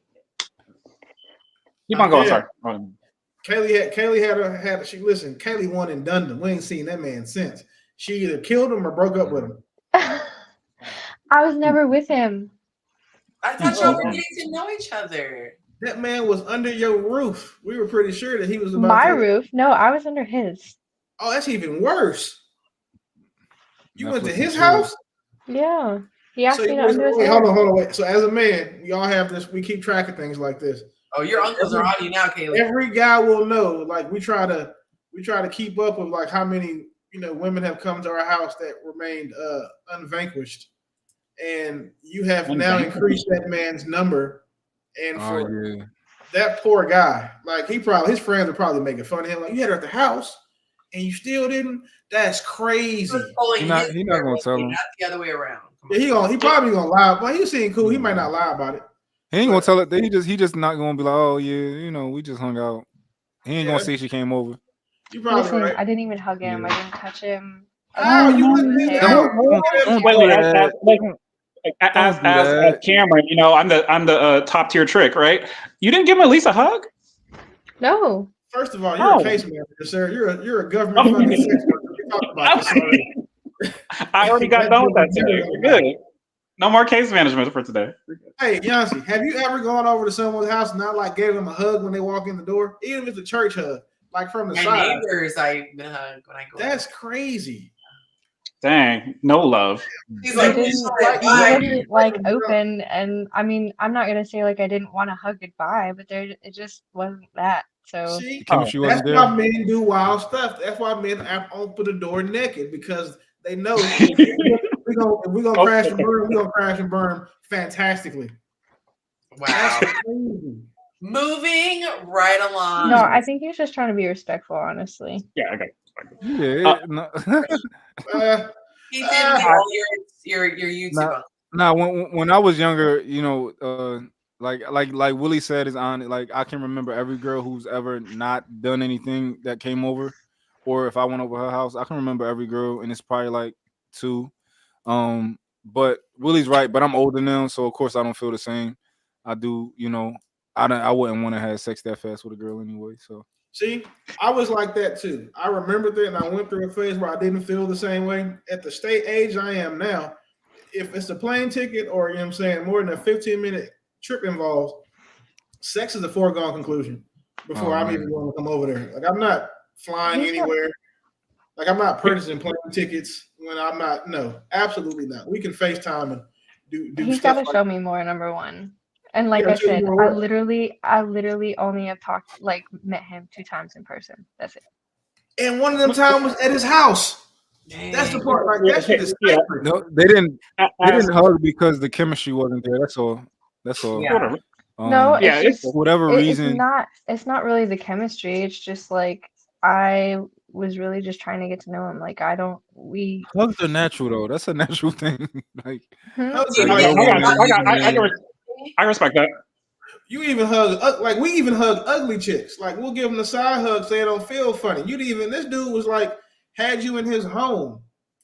Like for example, remember I told you the story about the girl who fed me that fake vegan stuff? When I walked into her house, like I gave her a hug because she had cooked for me. I wish I could take it back because I found out the shit was vegan, but she still got a hug. You know what I'm saying? Like that's basic. Like it's just a hug. You ain't take your clothes off. You had to do nothing else. Like I weren't like hugging and where he grabbed a handful of ass. It was just a hug. Like just on top of the shoulder hug. You could have patted him on the head or something. Me and my girlfriend, right? She took his what out? Hair out. Took his hair out. Oh, you took his hair out? Girl, he had his hand between your legs too? That's crazy. How you take his hair out there? Look, when he was sitting on the couch and I stood next to him. That's a nice. That's like a hug though. Taking your hair out's like a way to take somebody's hair out. Like no, really, down. Kaylee. Like the way you take braids out is You're breaking up. Yeah, you're freezing. That's crazy. Come back, Mont. Well, before we go to the next topic, though, Yonci, I do want to comment on that one before we do go. But what were you saying, Mont? Sorry, he's still frozen. Yeah, I think he's still frozen. Oh, okay, that's crazy. But no, before we do go to, he's just he's really not moving. Focused. It doesn't look frozen. Yeah. You guys are gonna have to give him a lot of hell when he comes back then. Yeah, you like. Wait, is he here? There he is. Okay, yeah, he's moving. Okay, gotcha. Kaylee said you can't even hug me. Did you give taking out my hair? Listen, taking out my hair is a good gesture. I like that. That'd be cool. No, I really think he was just nervous. Like, I don't know. Yeah, he had a stranger in his house. I'd be nervous too. Especially I got a question, Kaylee. I got a question. Your conversation when you were over there, how many times have you guys met in person and kind of kicked it? 2 times. Twice? That was the second time. How long was your conversation? We met on a dating app, like a long time ago, and then when I was in Yonci's class, we rematched, and we've matched several times, but like nothing ever went past that. It's because he's like so focused on his like what he's doing, his certifications, his he's very, very, very, very structured. And so it's not that he won't talk to me, but he also wants like me to talk to him first. And I'm not really one of those. Like, yeah. That's that modern man mentality. What is one of those? A woman that shows a man that she's interested? No. I mean, I have. That's the thing. But why do I have to continue? No, like I agree with that. I agree with you. Finish. No. Hey, listen, don't get listen. I don't like to forward women about most things. Like I'll initiate everything until it's time for some physical stuff, and then you can initiate that. And once I know that's a green light, trust me, I'll take it from there. But like that consistent reciprocity of interest or demonstrating that you two want to talk to me, there's nothing wrong with that. That's not really, that's not what she said. Yeah, that's not what she's describing. She said that she wants him to keep doing it. Lead is different than reciprocity. Well, I mean, it could be, but she was saying that he's pretty much busy and he wants her to pretty much make the first move when it comes to communication. Well, and he'll respond. He wants to be the reciprocator and Kaylee to take the lead. Ain't no way. He wants to be the respondent, not the reciprocator. And I've done that. That's the weird part. Like I have in a way. Oh, so that I've been like, let's hang out, let's do this, let's meet, let's da-da-da. And I feel like when it's been because I've made it happen. He's not in it. Because you don't have to tell a man what to do. That's why I tell women, if you got to do all that, leave. Because a man will be darn near annoying if he likes you. Like if he really likes you. Yeah. I agree that you should leave. I just think it's for a different reason that women should do that. I mean, I'm not really like in it. That's the thing. Not if he likes you, if he thinks you're worth it. Not if you think you're worth it. If a man thinks you're worth it, he will do what it takes. But you have to remember what you think. Regardless, he's not doing it though. So that's why. No, that's why I agree with what you're saying. But I think that the disconnect is a lot of times women think, well, I feel that I'm worth it. And if the man that you want don't feel that way, what you think doesn't matter. But so she never said she thought she was. She just said he ain't doing it. We know that Kaylee knows she's worth it because Kaylee's dope. So she knows that. But the point is, if she's got a guy, not in this case, right? But say you meet a dude who checks all your boxes and he wants you to show him that you're interested first, I would think that it would be kind of foolhardy not to do it when that man checks all your boxes. But we all know that bro didn't because you didn't even give him a hug. I disagree, though. I don't care how many boxes a man ticks. We are designed to be cherished and adored. And if we are not given that energy, we are never going to feel safe. And if a woman has to like prove something to a man, he doesn't see her and go, whoa, I see something here that I really want. I think it just throws the chemistry completely off because a woman will be head over heels, smitten, crazy cuckoo for that man. But that flower only blossoms in the right environment. And the right environment is him making her feel safe. That's why women usually need the man to profess before she professes. And then like at the same time, okay, so he asked me to undo his hair. Okay, cool. And then the other day he asked me to drive. Okay, this is wild. But he asked me, so he went on a vacation. He's in I think Florida right now. And he had to drive to Chattanooga, which is like 2 hours from here, to meet his cousin to go drive down to Florida. He asked me to literally drive him at 3 a.m. Disrespectful. And then pick him up on that next Sunday. Hold on, wait. He asked you now. This is important. Did he request at 3 or he wanted the ride to start? Hold on. He wanted me to drive him and he would pay me. Hold on. Because this is important, right? Did he ask you, like, did he call you at 3 a.m. and say, Kaylee? Or did he say, like, days before, like, hey, is it okay if I pay you to drive me here, but I got to be there at 3 a.m.? Okay, yes. I don't think that's that bad. I do think it's early, but he did offer to pay you, which removes him asking for a favor, kind of. But right, and then when I really thought about it, and I was like, okay, like I guess, like, I figured, okay, cool. So then maybe we'd have like some time to talk, because he's not making the time, so I was just gonna take the time. And then after when I said yes, he was already kind of thinking, he's like, man, he's like, you probably have some friends. He said, so I don't want to what he said, I don't want to get stuck down there. And I was like, if I dropped you off, I'd pick you up. And he was just like, I think I'm just gonna drive my own car Wait, stuck where? in Chattanooga. Wait, That's cool.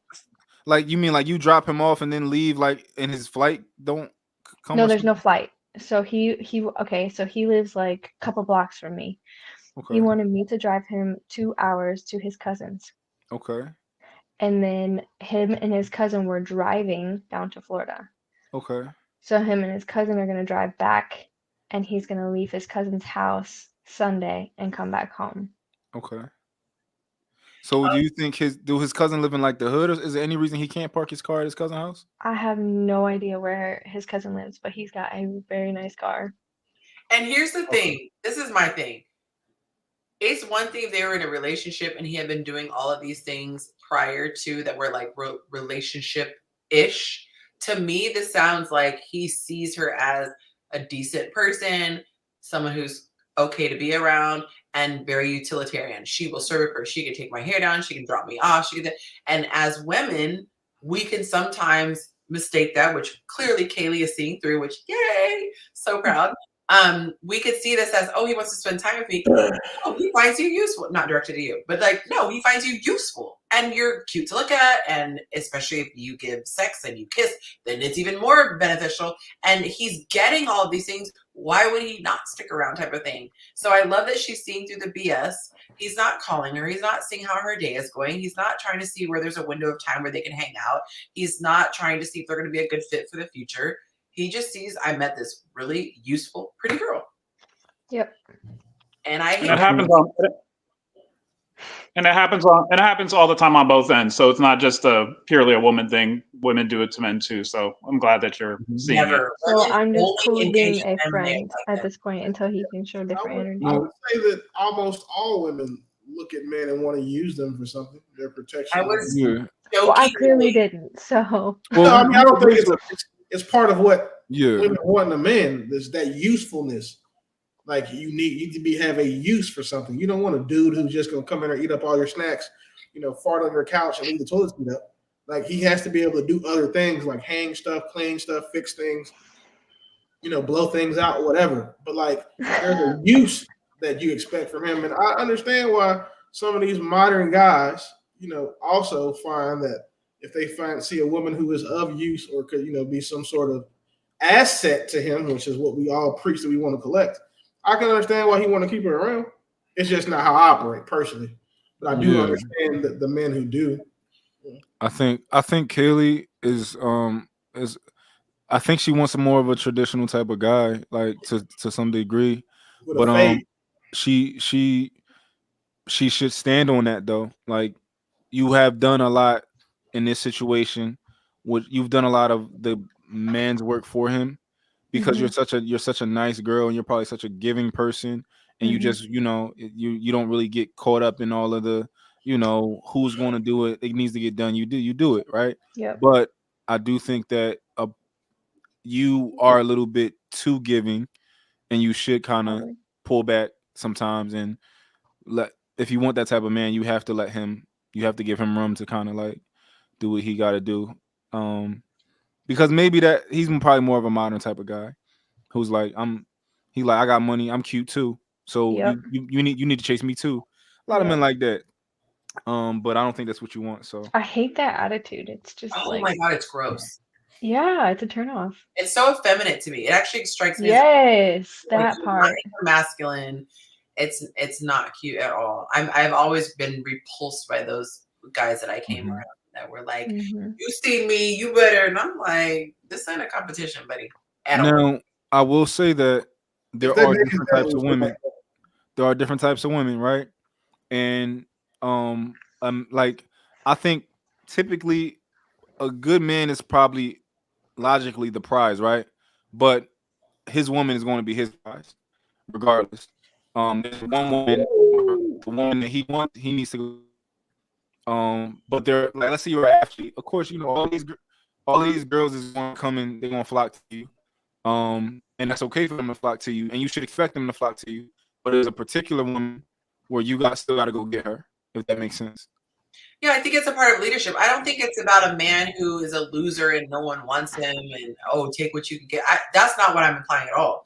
Because I'm attracted to men who are very confident, men who have no problems getting women. But it's an attitude of arrogance of, I want you to pursue me. It just, you can't want to look up to you as a leader and also want to wear panties and have her chase you. Like, it doesn't work that way. Because if she likes you, your panties is crazy. With a little lace around the thigh. I'm you sorry. know? Oh my. You're lost. I went out. My bad. Yeah, you did. So, yeah. You missed the wearing panties part, Mike.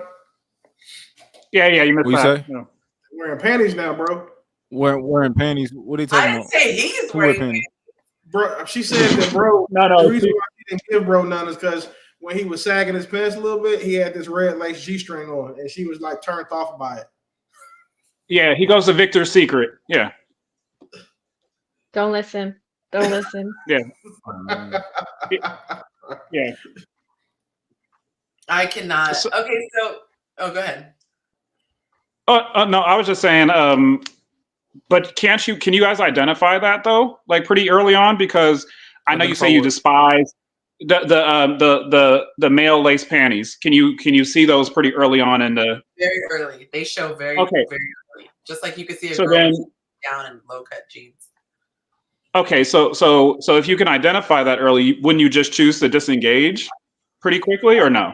That's what I would do. Mm-hmm. Okay. I just personally, if I see that type of behavior, like when I see women that don't have any appreciation towards what I do, I can kind of spot that where it's like, she's just kind of ungrateful. And then I just disengage, like, oh, you're cool. We can still interact with each other based on this capacity. But I very quickly, dead that situation. So I was just wondering if you guys could see the same thing. Yeah, I was gonna say, and for me, it's not like a gratitude thing. That might be how it is on your end. For me, it's like there's a natural dance that happens, and everyone has their role, and it's not even I'm the prize or you're the prize type of a thing. It's a role thing. You are the one who initiates. You are the one who says, Kaylee, I want to get to know you. Are you free at 7 on Thursday? It's not because he's better, not because she's better. That's just the role. And she's going to play the role of the girl. And I'm going to do this. I'm going to be feminine. Just like you guys were saying, like there's certain things that we don't care about. We don't care about the money, this is whatever. There are roles that make feminine women comfortable. And so when a man acts like that, he's no longer in his masculine in her eyes. And she feels like she's in her like us doing makes us feel like we may as well have a mustache and be like scratching our ball. Like it doesn't feel natural. Yeah. I shouldn't be planning things. It's everything. And go ahead. And I was saying my Wi-Fi messed up, but I was saying that some girl, you don't do that with every girl, right? In this modern age, you don't play the masculine, not masculine role, but you don't play the go get you role for every girl, depending on the type of guy you are. If you are, let's say hypothetically, an athlete, you know that 1,000 girls are going to come after you, and you might want to do sexual things with them, and you ain't had to go fishing. They came to you, and you expect that from most women. But there are some women who you understand, I can't do that with them. I got to go get them. So every woman's not the same in terms of that. Like you don't go after every woman. But what makes that a difference for that person? Like what, as a man, would you say, oh, that's one I have to chase and that's one I don't? Because for one, it's two things. One, it's what you do. So if you start coming and pressing, I don't gotta press. You already told me you wanted me. You already let me know I don't have to do none of that. I don't have to chase you because you're willing to do all of the groundwork. So that's one thing. And the other thing is like it can be like I'm not attracted to her. She doesn't have certain assets. I mean certain characteristics that I want. You're not looking. She could be I could know she has a promiscuous past. So, it could be different things. And that's why I say the woman, you never know which one you are until he starts moving. And then you could be begging for crumbs and the next girl gets a steak. Like it, and you can't, some things, yes, you can take personally if you're proactively doing things wrong. Mm-hmm. Other times you're just not doing it for him, just like some guys just don't do it for us. But at the end of the day, his actions are going to tell all. He could be the worst bad boy ever, but if he gets smitten with a woman and is like convinced he wants her, men are capable of anything. Also, Kelly, dating apps are bad. Hold on one sec. Go ahead. Dating apps in general are bad.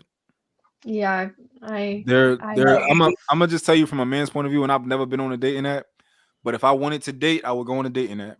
You know, if I wanted to date different women, I would go on a dating app because I can. And this is probably what happens to most women is they probably meet a bunch of guys, they date a bunch of guys, and they wonder what happened 3 months from now. You know, oh, you dated. That's what you were supposed to do. You dated. Now he's dating somebody else. He's going to keep dating another woman, because these people are habitual daters. That's what they like. They serial daters. And most women end up getting on dating apps and they end up dating, but they don't end up being married. It's not a because a lot of it's attention. Yeah. But at the same time too, like with the whole attention thing, like, you know, and approaching and whatnot, is like some men will think that lady's playing hard to get and they don't like that game. So then they won't approach. It's like, what? It's so weird. Like I don't enough if they think that. So we have similar values in terms of I think we just a lot more traditional in capacity. And I think, like I said, what Yonci says, and I love how she teaches that, where it's kind of like I said, people have roles. And if you're looking for a particular, like if I'm looking for an action movie, then, you know, there's going to be certain roles, like there's going to be the antagonist and this and that kind of stuff.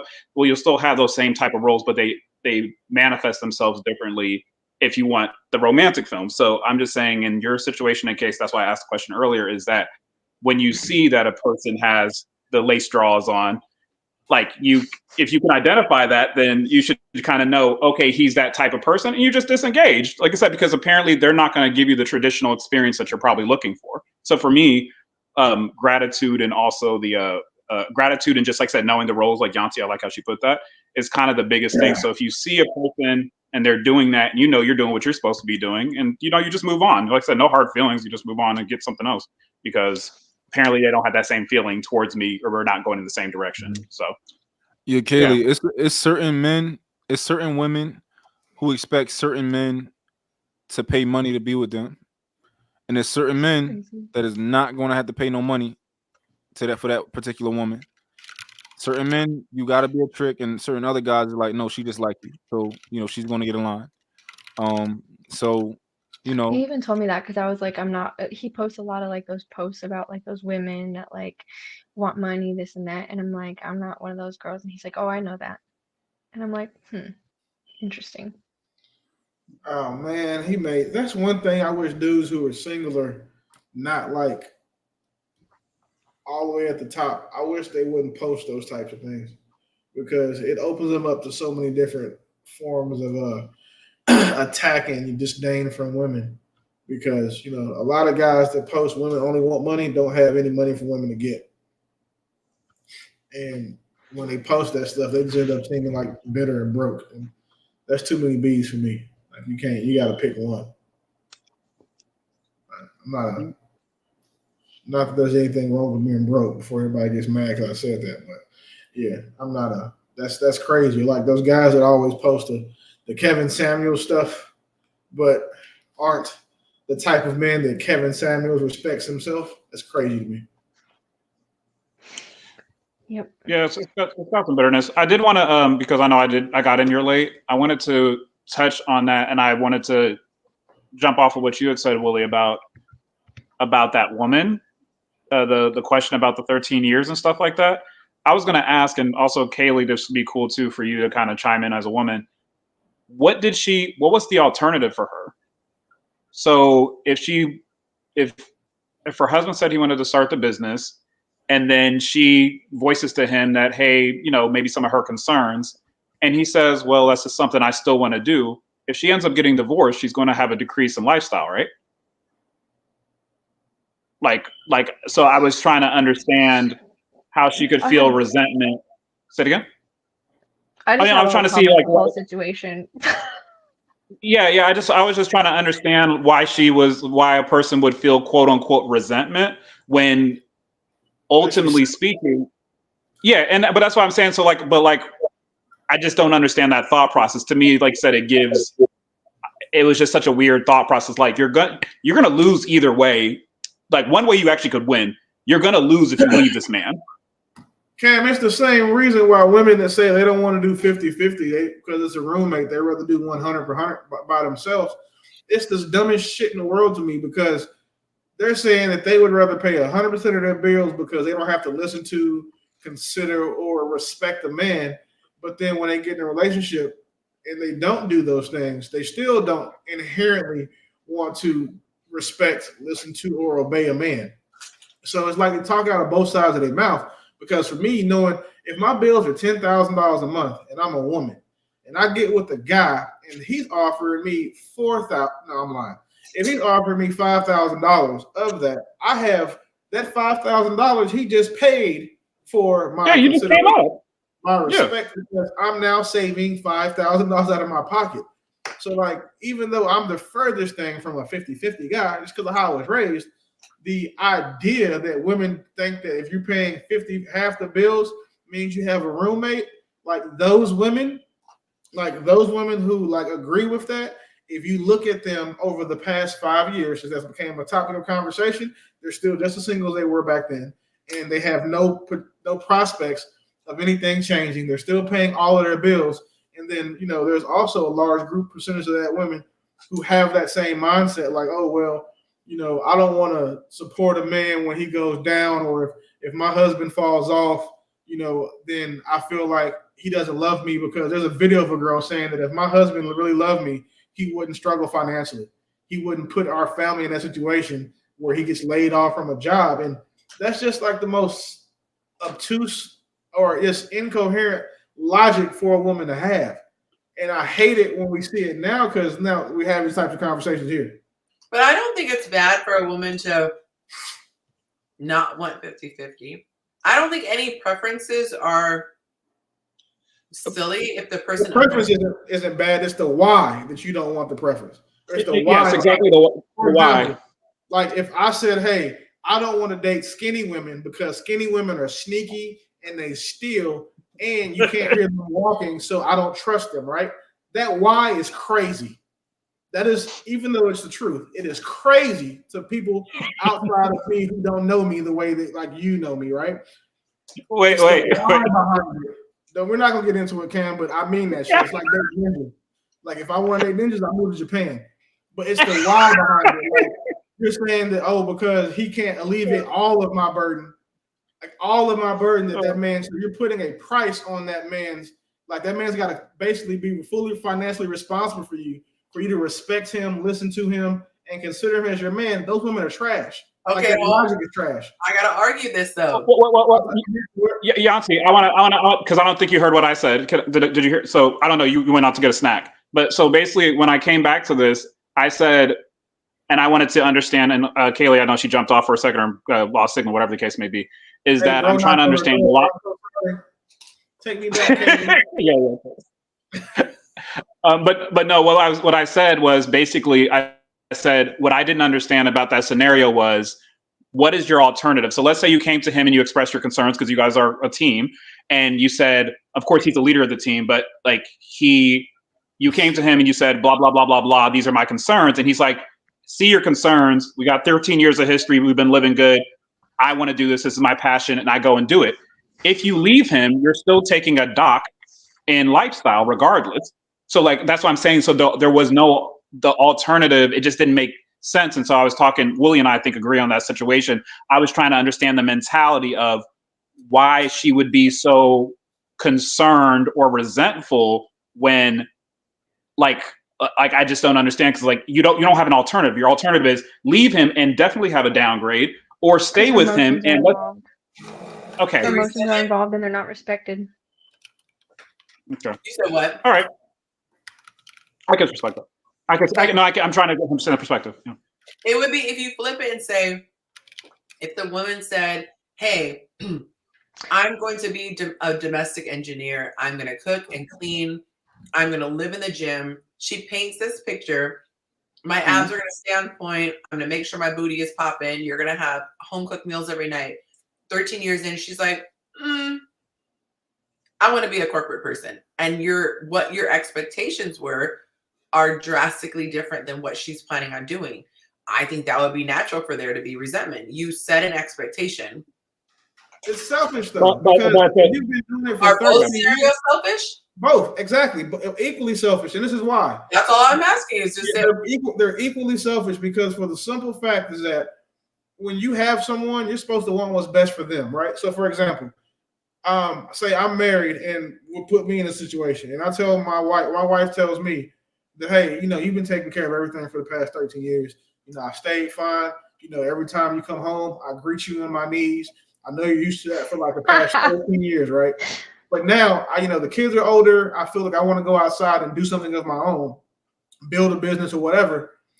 The selfish side of me is going to be like, but no, I need you on the knee pads. Like, as soon as I hear the garage open, I want you there waiting on me. But the part where I love my wife and I want what's best for her, it says I have to support her in that because that's my job. That's what I'm supposed to do. She's given me 13 years of every day coming home, meet me, on her knees, just waiting for me. Cool, right? Thank you. Is that a dude? That's what I said. Remember a long time ago I said I kept saying that picture is crazy. He has no clothes on. That's all chest hair. Wow. Cool, no problem. Yeah, for far back, I thought it was a woman with long hair. Yeah, I thought that was a woman with a hairy chest. I've been trying so hard to not say nothing, but now as a dude, I don't feel bad. But cool, right? So my wife is giving me 13 years of, doing what I agreed to. Yeah. Like, that's crazy. Yeah. Now, mind you, right, her going back to work is going to put more money in our household and enhance our lifestyle. No problem. I have no issue with that. But I am honest enough to recognize that the selfish side of me is going to be waking up in the morning like, damn, I got to make my own stuff French toast. Damn, I got to wake up like an extra 40 hours. If I want to get something when she go to work, I got to wake up early now. She don't wake me up no more. Like, I'm thinking of all those selfish things. But I'm saying in a marriage, you have to be selfless. And if that position, like, that's super, super, super selfish. Hence, I hope that she divorces her husband and he is successful and she struggles, like the mom, like Sanaa Lathan in The Family That Prays. Remember how she was cheating on her husband with the dude she worked for and then end up living in a hotel with her son? I wish that on her. If I ever a kingdom, Willie's gonna be the czar of like retribution. He always comes. Wow. Oh man. Listen, mind you, if it was a dude, I would feel the same way. I am equally I abhor equally, selfish women and men. So in this case, you just happen to have a woman who is, just being super selfish. If this was a dude, I would tell him the same thing. So I would hope that every time he had sex, he got that person pregnant and the baby had 3 legs. So it would be equal. So at any point, is there anything the person could sell you a dream on and then radically change within the marriage? Yeah, getting fat. That's an easy one. Yeah, getting fat. And you not selfish? No, I'm believing. Like, see, that's the thing. Like, what is the difference? No. I'll tell the difference. So the thing is, she got fat on me, and mind you, she agreed to stay skinny because what I didn't marry the fat version of you. I married the, the 150-pound slim. And she married the wealthy version of him. Exactly. So now that she decides, hey, I want to be fat now, right? And I leave, and then she's like, you know what? This fat thing ain't for me. And she gets finer than she was when I was with her. I hope she gets with a bigger, better man with more money, more clout, more name, because I left her because she was fat and I was being an asshole and being selfish. I am okay with that. That's me talking about me. But now if I told you, babe, hey, I'm tired of doing this cybersecurity stuff. I want to go out here and start. I want to be a government-funded, sex worker like Cam. And you have a problem with that, but that's my passion. Like, I want to be a sex worker. I want to be like a state-sponsored, gigolo, right? And have 5 days that you don't want me to go into, so sexual case management. And I'm like, all right, well, that's messed up. And then you send this question in, and then I go on to be like the most high-ranked government sex worker ever. I'm talking about intergalactic, intercontinental, global cases that I'm managing. And now I'm super successful. France, Australia. I want the exact same thing for her that I would want for my wife, that I want for her. I want her life. She didn't support me. Like, as Drake said, she wasn't shooting with me she wasn't with me when I was shooting in the gym. Like, you don't deserve any of these benefits for me slanging this, you know what I'm saying, USDA grade A government sex worker man. So what you're saying is that anybody can say anything and completely change it once they get the marriage certificate. Yeah, it's a conversation though. He didn't just do the shit on his own. So like, let's keep there. He talked to her first. Can we parallel? Can we I want to get fat. I would try to talk can we her compare? Yeah. And Willie, so can we compare apples to apples? He demonstrated his ability for 13 years. Life is about purpose, right?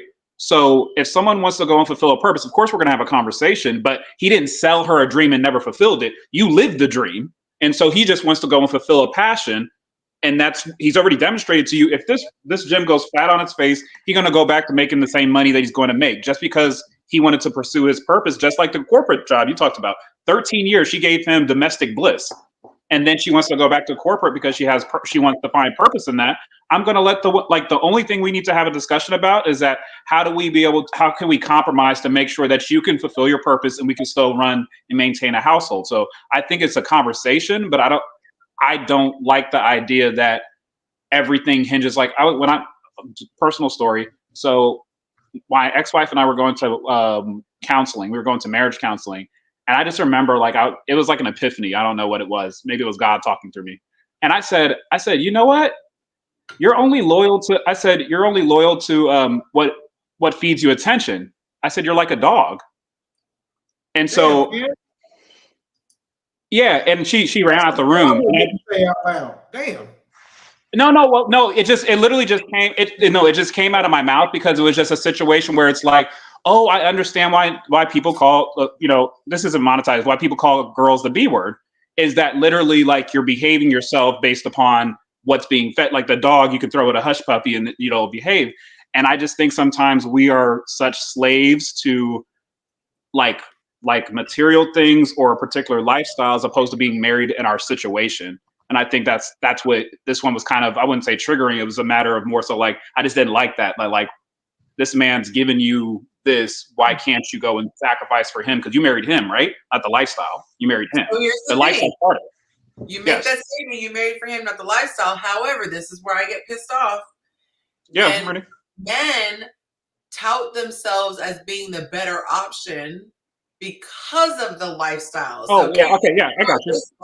Or you can be with me and I got this. Same thing with the girls who leave with sex and then want to be treated like a little hooker. So my thing is, men can't. I got you. I'm more than my money, but then leave with their money. So. Yeah.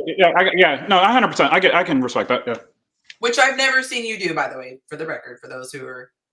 Yeah, listen, I do social work. That's all I do. No, I'm saying I never heard you. I've never heard you lead or flex with that. So I'm. Okay, I got you. Yeah. No, listen, don't leave with me talking about you're gonna be a whore in the house, and then you get here to talk about you don't want to do nothing crazy. Like that's the fastest way for me to end up with your best friend. That will never. That's what I'm saying. I feel that's not even the same though, because listen, the difference is I didn't get the benefit from you being a whore for me for 13 years, so I don't have that to go for. So as long as they do it for a time. She agreed to it, and she sat me down and said, "Hey, listen, I'm tired of meeting you at the house on my knees. Can I meet you upside down on a handstand from now on?" And we can adjust, like we can flex, we can change things. But it's not like they got married and he was like, "Oh yeah, when we get home, I'm gonna give you the best crazy sex ever." And then now every night she's in bed by 7:30, cheeks unclapped. You know what I'm saying? He got blue balls. Onesie pajamas, wool. No, wool pajamas. That's crazy. Onesies. Oh, onesies. Dang. Even the onesie pajamas. The onesie pajamas. No flat.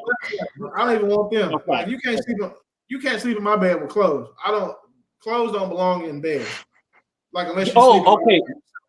Yo, Yonci and Willie, like, listen. So actually, that leads to another point. One thing that if you say that you're so crazy doing stuff, and then I have to if I have to assist you in certain acts, and you said that you were this person, that would be kind of a letdown too. That would definitely be a letdown. I might not leave you, but it would be a letdown.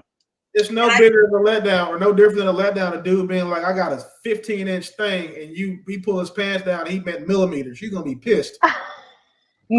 Millimeters. You're gonna be mad. You're like, Like, you see how your head just went down, right? You're going to have to turn around and leave. He's like, oh, yeah, how big is it? 15, baby. And then he pulled it out, and it's millimeters. He's like, oh, you meant metric system. Shit, I'm sorry. Metric system. I think I would be mad at 15 inches, period. Oh the point I is, was mad at 15 inches or 15 millimeters. That both of those if were a dude told you that he was packing something that he wasn't, it's the same thing. It's like, but honestly, that's the same thing as like a girl wearing her birthday makeup, all her pictures, but then showing up for lunch with me, like with her, I'm just going to work face. Like the audacity. You knew I didn't. I like the movie star version of you, and you don't even show up as that. Like, that's so rude. Tell me I'm lying, Yonci. Just tell me I'm lying. If it's not the same thing. You're saying that you want a really made up face? No, I want to see the face. I want you to be the face that I met. That's why I don't like women who wear a lot of makeup, because by the end of the night, your face is either going to be left on my pillow or on my clothes. Either way, you're going to look different in the morning. And I don't want to wake up next to you and then be like, damn, who the hell is this strong-faced individual? Oh, like, that's not what I want to do. Like, that is crazy. Like, looking like Eli Manning. That's crazy. That's how disoriented you are in the morning when you sleep good. Like, y'all say we do have sex, right? So we have really good sex, and you go to sleep, and I wake up and I don't recognize you, but then I go to the bathroom. Get ready. That shit is terrifying. What is that called? Everybody watching, they all know it. It is terrifying. So like, damn, she was fine last night. To like, who is this fella? Like, wait, what are we doing? Like, that is crazy. Fella. You know how many women that wear a lot of makeup look just like their father? Like, think about it. Like, if you Cam, I'm gonna send you a picture of a girl that you follow that is very pretty that I know in real life, and I'm gonna show you a picture of her face. She looks just like her father. Oh no! But online, she's gorgeous because she's always got her birthday makeup on. But in person, if you saw her, you would walk past her and not even look back to see if her ass is fat. That's how plain she looks in real life. I wouldn't even look back. Nope, and I'm a butt kind of girl. That's crazy. Crazy, right? You wouldn't even look back to see if it was back there. Like, you wouldn't even care if that thing was thing because that face is plain. My goodness. Okay. Please. Oh, but getting big is a thing. But getting big, I told my ex-wife that too. I was like, if you're past a certain number and I find out, we're gonna have problems because it's disrespectful. So you can get big with me if you something's wrong, but I'm putting your ass on the table. Like, we just I'm all for surgery. Like, if God didn't grant it, implant it. If you can't grow it, sew it. So how is that different that you want the person that you signed up for? No. But I haven't had them for 13 years, and I know people change. Yes, we know people change. But for 13 years. Like, imagine that, right? Like, say Monte starts a construction company. He runs that construction company successfully for 13 years. Becomes great at it, it's lucrative, makes all the money in the world, your lifestyle is set, right? And he's like, babe, these 12-hour days is killing me. I want to scale back, which means I'm going to lose a little money, but maybe I can go do something else. I want to go start, a fishing supply company. He likes to fish, right? But, he'll tell you like, hey, we may have to scale back, back a little bit, 10, 20%, because they didn't say her whole lifestyle was going to change. But, you may only go on 4 trips a year instead of 8, whatever. You know what I'm saying? Like, but it cut something in half. See, look at you, 50% reduction. You still get to go do shit. I think our ring has been tainting your mind. Yeah, that's crazy. I am fairly certain that you would be like, you know what, babe, I trust your leadership. And then but what you would do, Yonci, and this is something I've seen personally, you're going to come up with like an exit strategy. Like, hey, so how long were you going to try this before? You know what I'm saying? We agree, and you go back to doing what you're doing, which is smart. That's risk management. You're really good at that. Then you would say, hey, well, what metrics are we going to use to describe your success in doing this business? So you'd have those in place. Y'all have a plan now. It's not like he's just going to dry ass go to Walmart and start slinging fish lures out the back of his car. You would have a plan in place. That's the part where I take issue with her because she didn't even think of that. She just started bitching to you. She came to Yonci, like I'm saying, Yonci, the new super fiance, and was like, oh, tell me what I should do with my husband of 13 years because I might have to with their questions, not discourage. Well, no, we should discourage them from being. We should shame people for being stupid. Like, yeah, shame is great because it'll save your inbox and it'll save my mental, like my stress levels. But when I read some of this silly shit, Yonci, you know how stressful it is. It makes my hair gray. I have a gray hair in my head for every one of these silly ass questions. And like we're like 7 out of 20 right now. Wait, 7 out of 16 for like good questions versus dumb ones. So again, that's the issue that I have with that lady. She didn't even give her husband a chance to like, okay, well, sit down and show me what we're doing. Like, tell me how this is going to work. What does this look like? What am I going to miss? She immediately ran to her fucking Twitter fingers and was like, Yonci, help me. My husband wants me to use my own money so I don't have to sit back at home and eat bonbons and sell my OnlyFans pictures or my pictures of my feet. Like, I'm going to have to pay a bill now. Help me. You have that big ring. Help me get an upgrade. Like, that's what she did. I can't. Yeah. Like, the shit is not hard to figure out. Like, I'm trying to tell you. I know exactly what happens. These are the type of conversations I have with my homeboys when women are like, hey, man, I'm trying to get this property, but she wants to go to Bali. I'm like, is this a conversation to have? She wants to go to Bali, but you want to go buy an apartment complex. Bro, get the fuck off my phone and go buy that apartment complex. Yeah. That apartment complex will pay for a Bali trip a month in a year.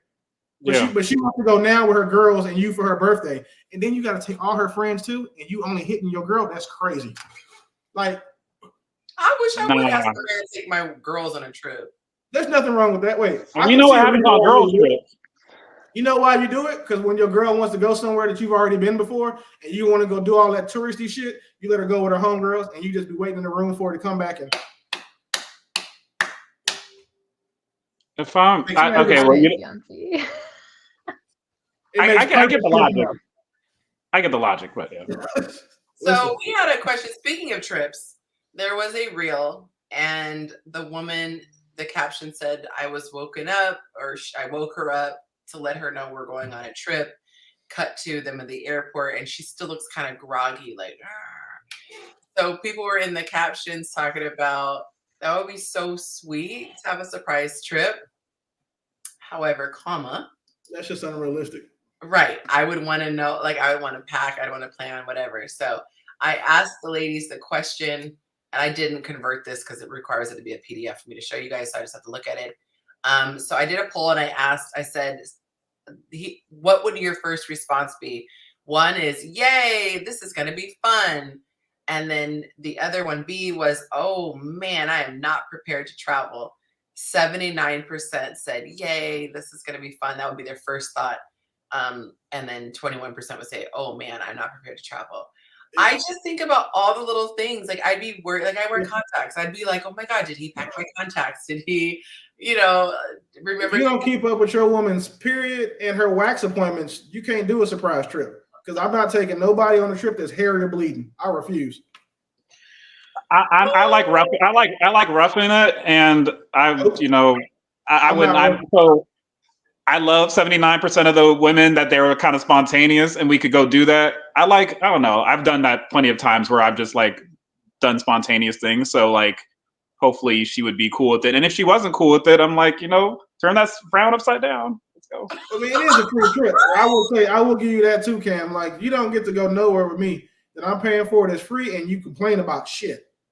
Oh yeah, if she ever complains, listen, if you ever complain on a trip with me, like, and it's like not legitimate, like it's not tied to something, then, and mind you, I'll leave somebody in the room. Like, I have no problem. Like, I'll have fun regardless. Like, I'm gonna have fun regardless. So come with me. You're accompanying me because I think you would be fun on this trip. Like, let's have fun together. Let's do this together. But you're never gonna stop my joy. So if I took a girl and she was complaining and doing all that kind of stuff, you just wouldn't go on a trip with me again. Not for a while.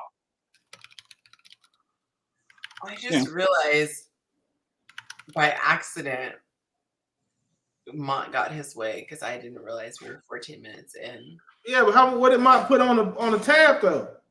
Yeah. $2. Huh? $2. No, he didn't. What did he put on the tab? $2 for 58. Oh, okay. That's what I thought. Cool. Because I was about to call him to make sure, because I got to check these accountants of yours. So we're going to the top of the hour, y'all. But moving forward, y'all hear it here. It has to happen during the show. No surprises. Okay. Okay. Let's see. Okay. So we got that percentage. What was the other question? Okay. I asked the ladies this question. I said, ladies, I asked the man, this question, is it safe to say if you have to ask him how he feels about you, he isn't the one? And the context was after 2 months of dating. So I flipped it and asked the ladies, I said, after 2 months of dating a guy, do you know if you like him or not? 92% said, yes, I know if I like a guy. Only 8% said, no, that's not enough time for me to know. So 2 months? You don't know if you like somebody? Yeah, they're on OnlyFans. That's cool. And I feel like the guys said that they didn't know. A lot of guys said they didn't know after 2 months. And I'm like, how do you not know? I think it's apprehension. I think that's really there's a lot of guys who are living in their own heads now because they think that some girl's they have this, like you said, Lily was talking about it earlier. They have this image in their head that some woman's going to take advantage of them or something like that. Fear. And I'm like, my God. Fear. That's what I'm saying. So it's like the fear, apprehension, anxiety. And it's like, honestly, guy, that's not really what the real world is. Like you're going to kick it with her. Yeah, we're going to kick it with her. You're going to kick it with her for 2 months. You're going to get to see basically who she really is. And then you can see if you can work with that or not work with that. At least the basics. You know that I think most guys at this age that we're at, if you're over 26, I think you should know. Like when I got married, I was very green. It was my first girlfriend. But I still, like I said, there was a lot of things I didn't know about her. But me today, or me even like after that relationship, I pretty much knew what to look for and what. So if you've had any type of dating experience or long-term relationship experience, you should know within 2 months. I think that's fear and anxiety talking, to be honest. Yeah, because it's not even about commitment. It's literally saying like your heart. Does your heart like her? Like it's an emotion.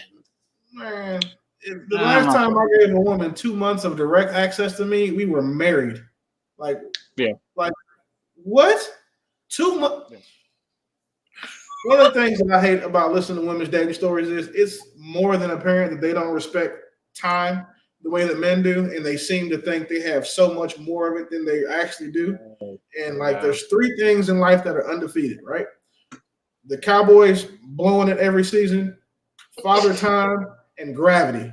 And 2 of those things are imperative for you to stay ahead of when you're trying to date if you want to have any sort of leverage in the man that you're going for. The third one is just hopefully you don't date a Cowboys fan because he's going to be pissed off for 4 months of the year. Trust me. And hearing 2 months of just dating somebody, and then women tend to, no disrespect to you got ladies, but a lot of women are roster dating out here. And they think that roster dating is like an efficient way to get to know people. And it's because they're like, okay, well, if I can, it's kind of like when a dude, we want to have 5, 6 women because that means we can have sex whenever we want to. Women roster date because they can get attention from men whenever they want to. They can get provision and protection from a plethora of different guys. Or at a higher level, like say when, Monte goes and buys his 6th and 7th car, he's got a plethora of cars he can choose from because he may feel like driving one today. So now she wants to go out with the doctor today that, he's really not a doctor, he's a pharmacist. Or she wants to go out with, the construction owner who's really just a bricklayer. She has all these different men she's trying to vet to get to know over a year's worth of time, and then still ends up unloved, unmarried, overfucked, and single. Okay. How about them apples? Shout out to Janice. She's getting in on the bandwagon. She put 10 more minutes on the clock. Thank you, Janice. I'm very grateful. Very. That was so fake. Your teeth. Hey, y'all notice how how little enthusiasm she has now that she got that big ass ring in her finger to do long. I know you got a little sedity. Just a little bit. Yeah. I was very grateful for the 10-minute extension. Listen, she's not even checking. 3 weeks ago, she was checking at every 5 minutes. Oh, look, love offering. It's a love offering. Oh, shit, it's Congressman Jacob. How are you, sir? Hey, what's up? Caleb with the suit. Hey, Caleb, you look like you just came back from dropping off some premium. Good job, sir. He had a business proposition deal. Hey, I got this You said you had an RFP for me? I thought that meant for you. Good job, Here's a memorandum of understanding. Here, I got to deliver this person. He's wearing the power colors: blue suit, red tie. Okay, Mr. President. Yeah. Ooh. Yeah. I saw that. I case manage and you give contracts. I respect it. I got it. Yeah, listen, just fun on. Listen, I will be your Secretary of Homeland Security. Just okay. In that position, I promise you, nobody will f with America ever. Because they do. What's going on? What are we talking about tonight? Foolishness right now. So, Jacob, they tried to. What was your understanding? Okay, when we have the show, what do you have to do if you want the show extended? What do you understand the rules to be? I feel like this is a trick question. It's very direct. I'm gonna mute everybody else. You just donate. You make a contribution. That's it. $1 a minute, and we extend the show, right? Okay. So, what if there is no show to extend? Then we use it the next time, right? Yeah, I think that's what we understood. We talked about this before. Like it would just go towards the next time. Are you trying to get out of this? Yes. He said it after the show ended. So I said, "Oh, that's so sweet. I'm not even doing a show right now, so it must be a love offering." He didn't know that you were off the show. That's not my problem. No, that don't sound right. Yeah. Listen, the next time you go live on YouTube, on Instagram, I'm gonna buy a badge and I'm gonna send a cash app saying for next Thursday. Since now we know that it's any 24 hours a day, right? That's terrible. You don't get you finna get sick of these donations. I'm gonna have my entire following start sending you dollars at a time. Is that money no good now? It's not. It's psychological. At least if it's happening during the show, that I'm like, okay, I can pay off my debt tonight. If you pay it, it's like getting your check a week in advance, and then you got to show up to the job and you've already been paid. Like it's just.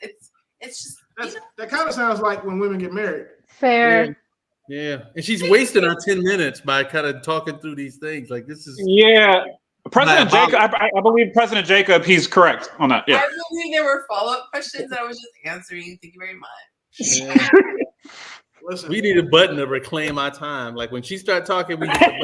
Yeah, that'd be great. And then we'll keep our time. And if she wants to show her ring and do stuff, that don't count against us. Yeah, that doesn't count. Yeah, that doesn't.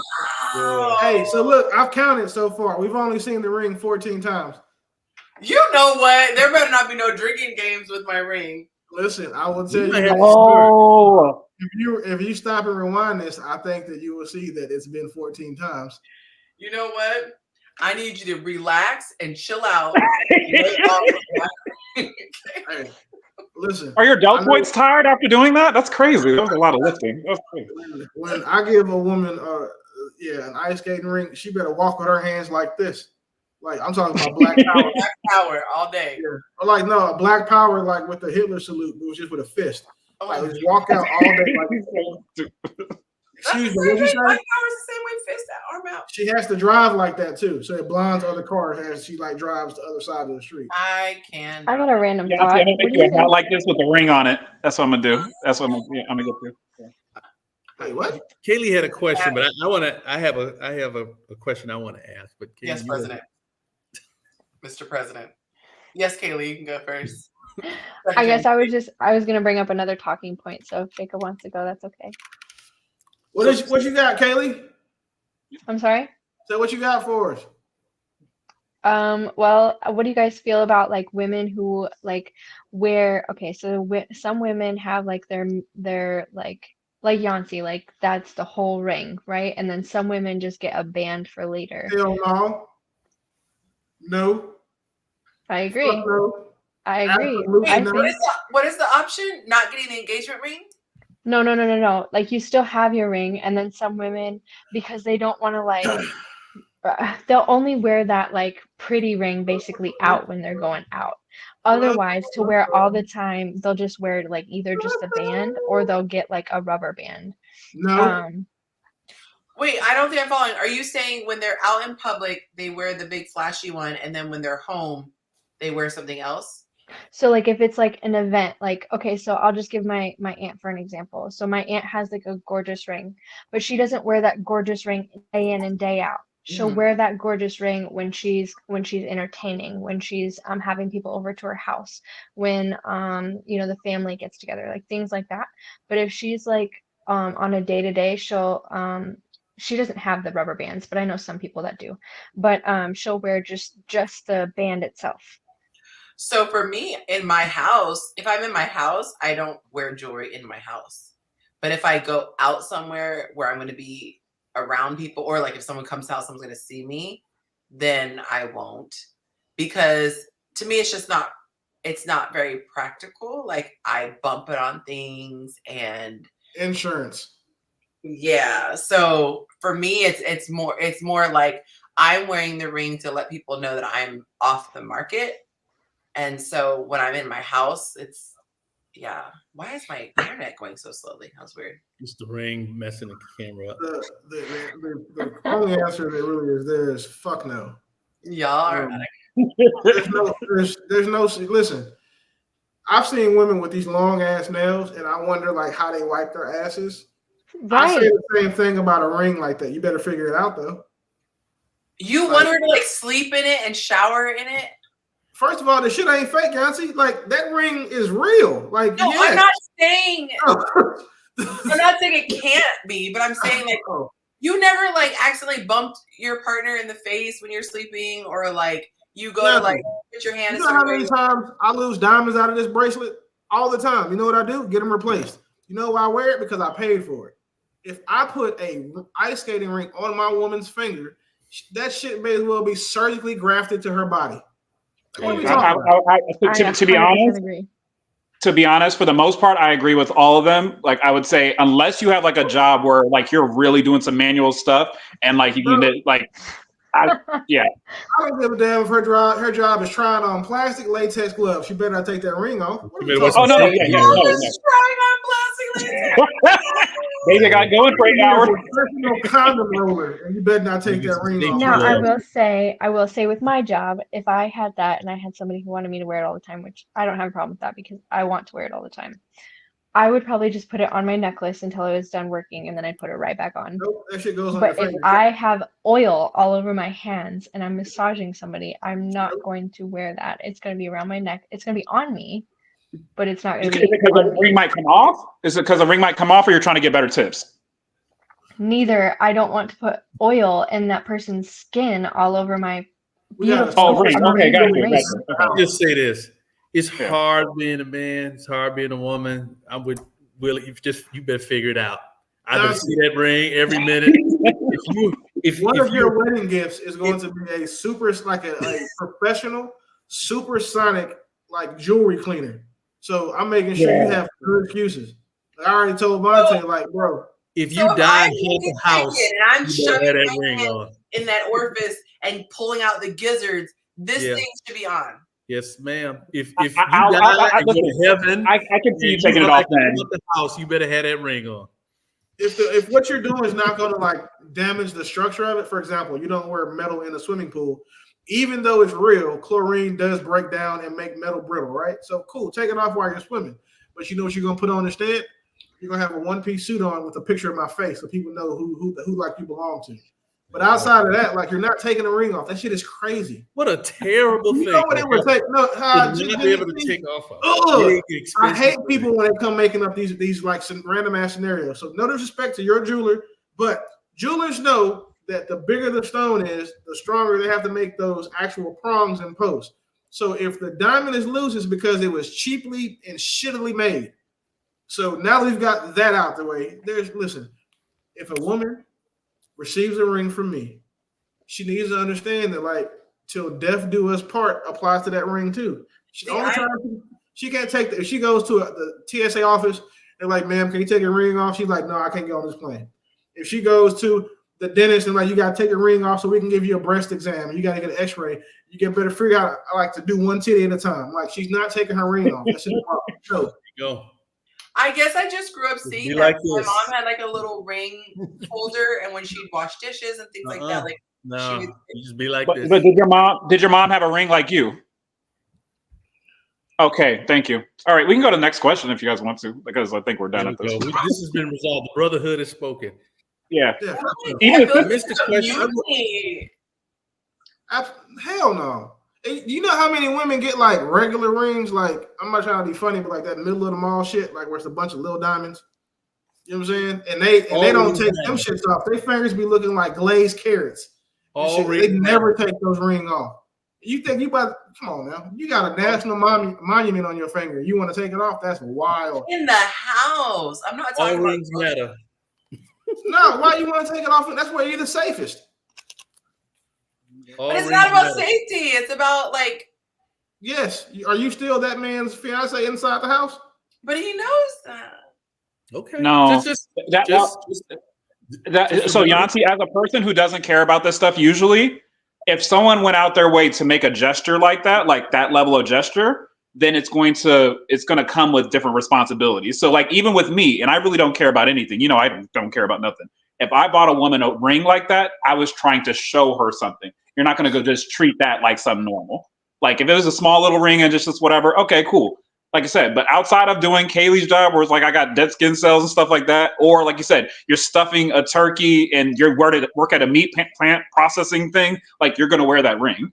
Kaylee my wife could be a mortician. She can't take her ring off, and she's digging in dead people's ass. Like, listen, I wouldn't want to, but I also wouldn't. If I put type of so one right, we know the ring is not for her. It's for the people who like. It's for her girlfriends, her sister, her daughter, her mother, and then other guys to understand. Like, well, the family thinks because Monte loves her this much. The other dudes know you got to be, your wallet's got to be this tall to ride this ride, right? So there's two different messages. Those messages need to be consistently disseminated to the widest audience. You can't disseminate that message if you take the ring off. But if you're at home and you're only with your man, I want to see the ring in the house. I'm trying to understand. I don't know. I don't ever really want to take it off. Like, I don't even really want to take it off for my job. It's just bad enough. I gotta let y'all wear clothes in the house. Let me make sure I get this right. You want to wear clothes at home and take my ring off? You can take off one or the other. Let me make sure I understand it. Let me put this in context. So I already don't like this platinum song. Friends flew in for a surprise visit to give you what some men don't earn in a year to wear on your finger. And we are sitting here having a conversation, wasting our hard-earned time donated by Janine to talk about when you can take it off. Make it make sense. Make it make sense.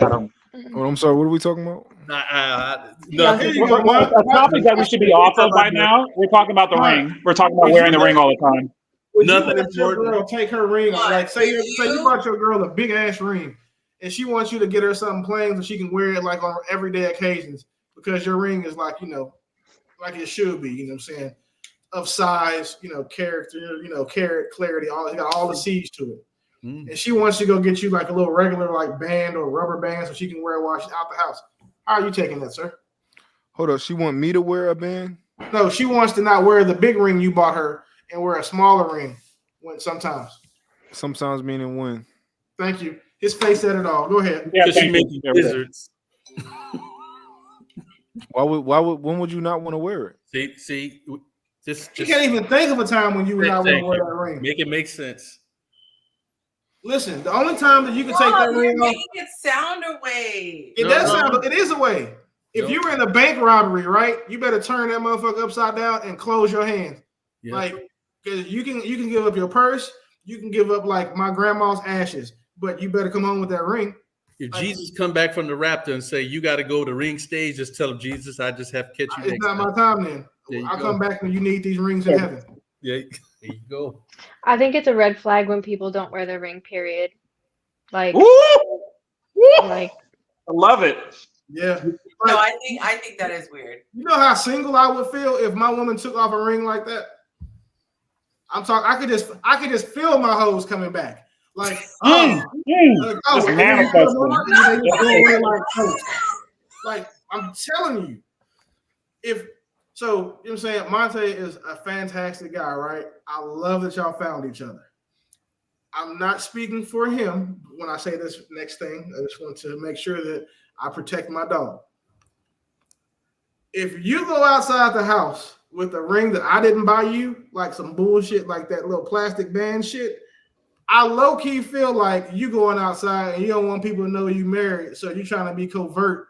You're trying to be covert about being my woman, and because of that, I feel like I should also be overt about going outside every time I get a haircut, so people can understand like that I am worth having hoes. But I'm not going to do that. Why? Because I love you, and because I bought you this ring, I'm not going to do that. But when you take that motherfucker off, it's a different rule set. You're talking about in public, though. See, You're here talking we about period. No, he didn't say nothing about public. I didn't say shit about being in public.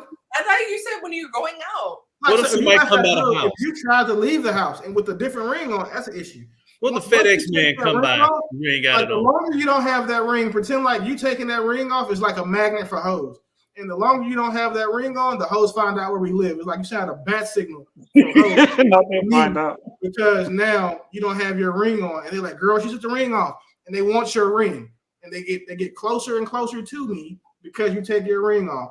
That's how my woman has to look at it, because there is no way in hell I don't, you know what I'm saying, put that type of effort into creating something custom that nobody else will have for you, that your mom is probably going to look at your dad and be like, it might be time to upgrade mine.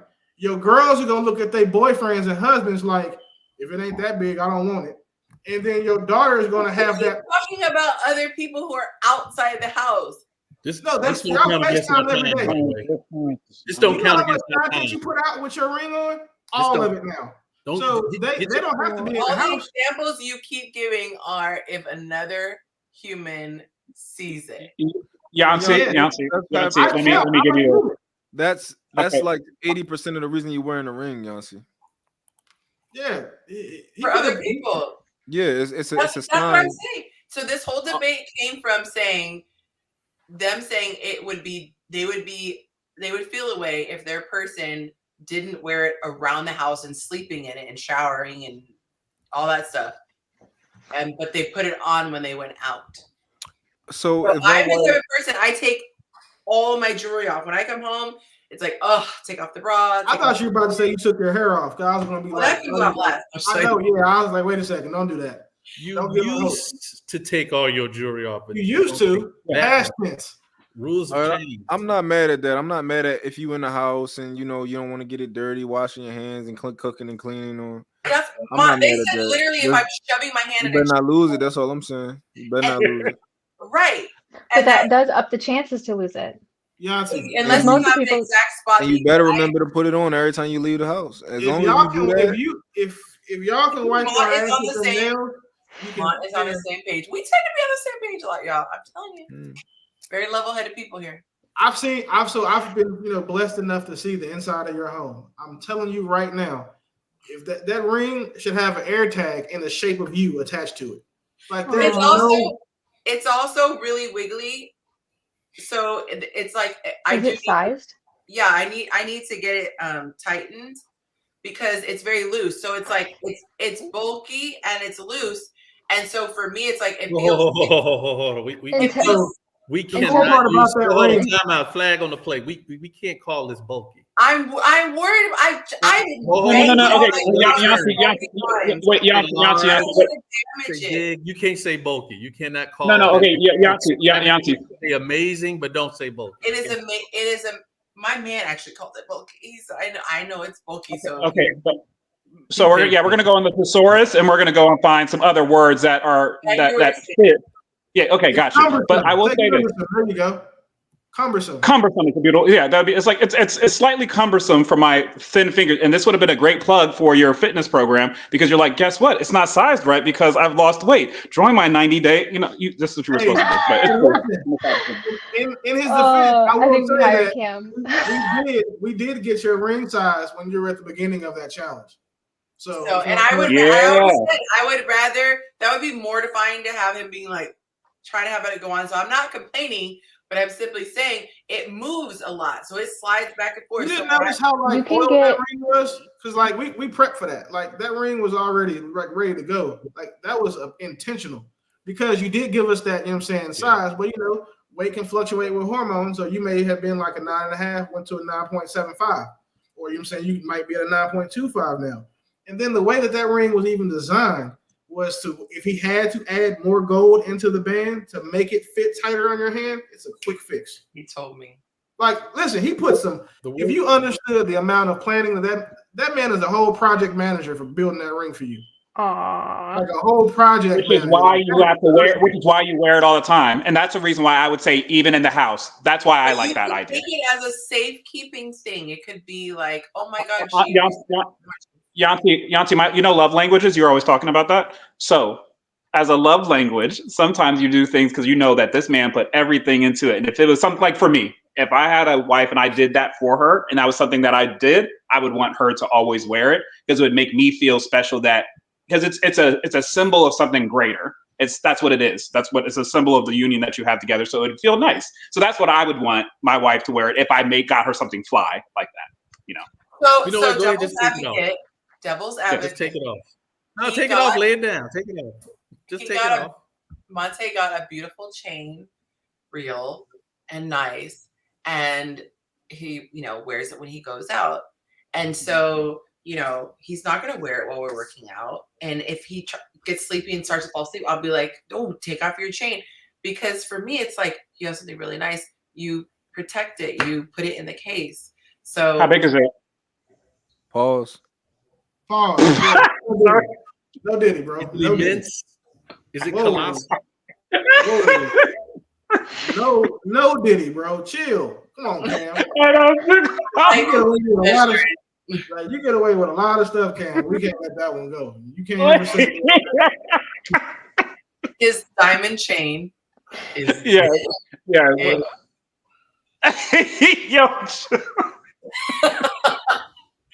I can barely get it around his neck. Nobody takes it off for safety. Oh, man. Okay. But I just thought that's what you do when you honor, Yeah, I used to take off my gold chains if they were the smaller ones, but the bigger joints that could actually handle the the movement and stuff like that, I would just leave those on for the most part. So yeah, when I was 14 and I had the really small ones, of course I took them out because I'd break the links and stuff, but when I first started buying expensive jewelry, I ain't even gonna hold you. I was the typical nigga ain't never had nothing, and I was sleeping in it. Yeah, that's what I listen. I don't store jewelry now. But you don't. Yeah, because I got a lot of it. I need to get me a chain. Okay, your chain, the one with the emblem or whatever. You're not showering in that. You're not going swimming in that. That's the thing, though. I could, and the reason why I bought that for myself. If my woman had bought me that, I'm sleeping in that motherfucker. What are we talking about? If my woman bought it for me, I'm not taking it off. If your woman even bought that for you, would you even accept it? Yes. Why wouldn't I? The shit that I gave her, of course I would. Because your love language isn't gifts. What? Your love language isn't gifts. It doesn't have to be gifts. My love language is head. She can give me a plate of food. I'm still going to appreciate it. Well, a lot of men don't have that love language, but when you get us something that's useful or something that we actually like, that is different. Like a chain, men, we like stuff like that. If you get me a watch, if you get me a chain, if you get me some cologne, I'm going to wear it. I'm going to use it.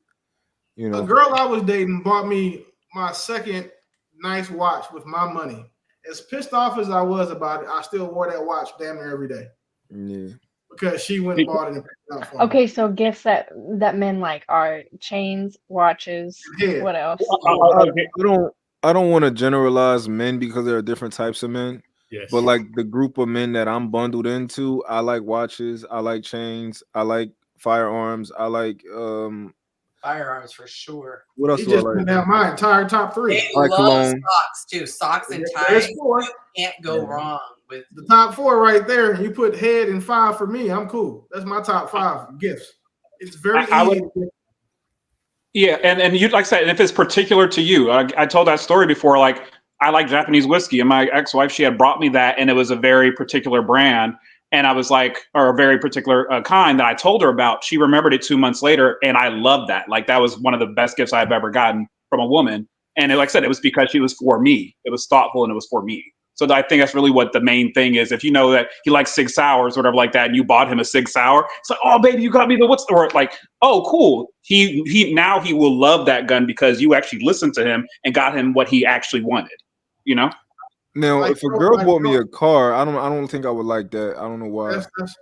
Unless, wait, I would take my. You know, would you not like it if you're saying you had built your girl into a business and she took her profits and got you like an old school you like or something? Hell yeah.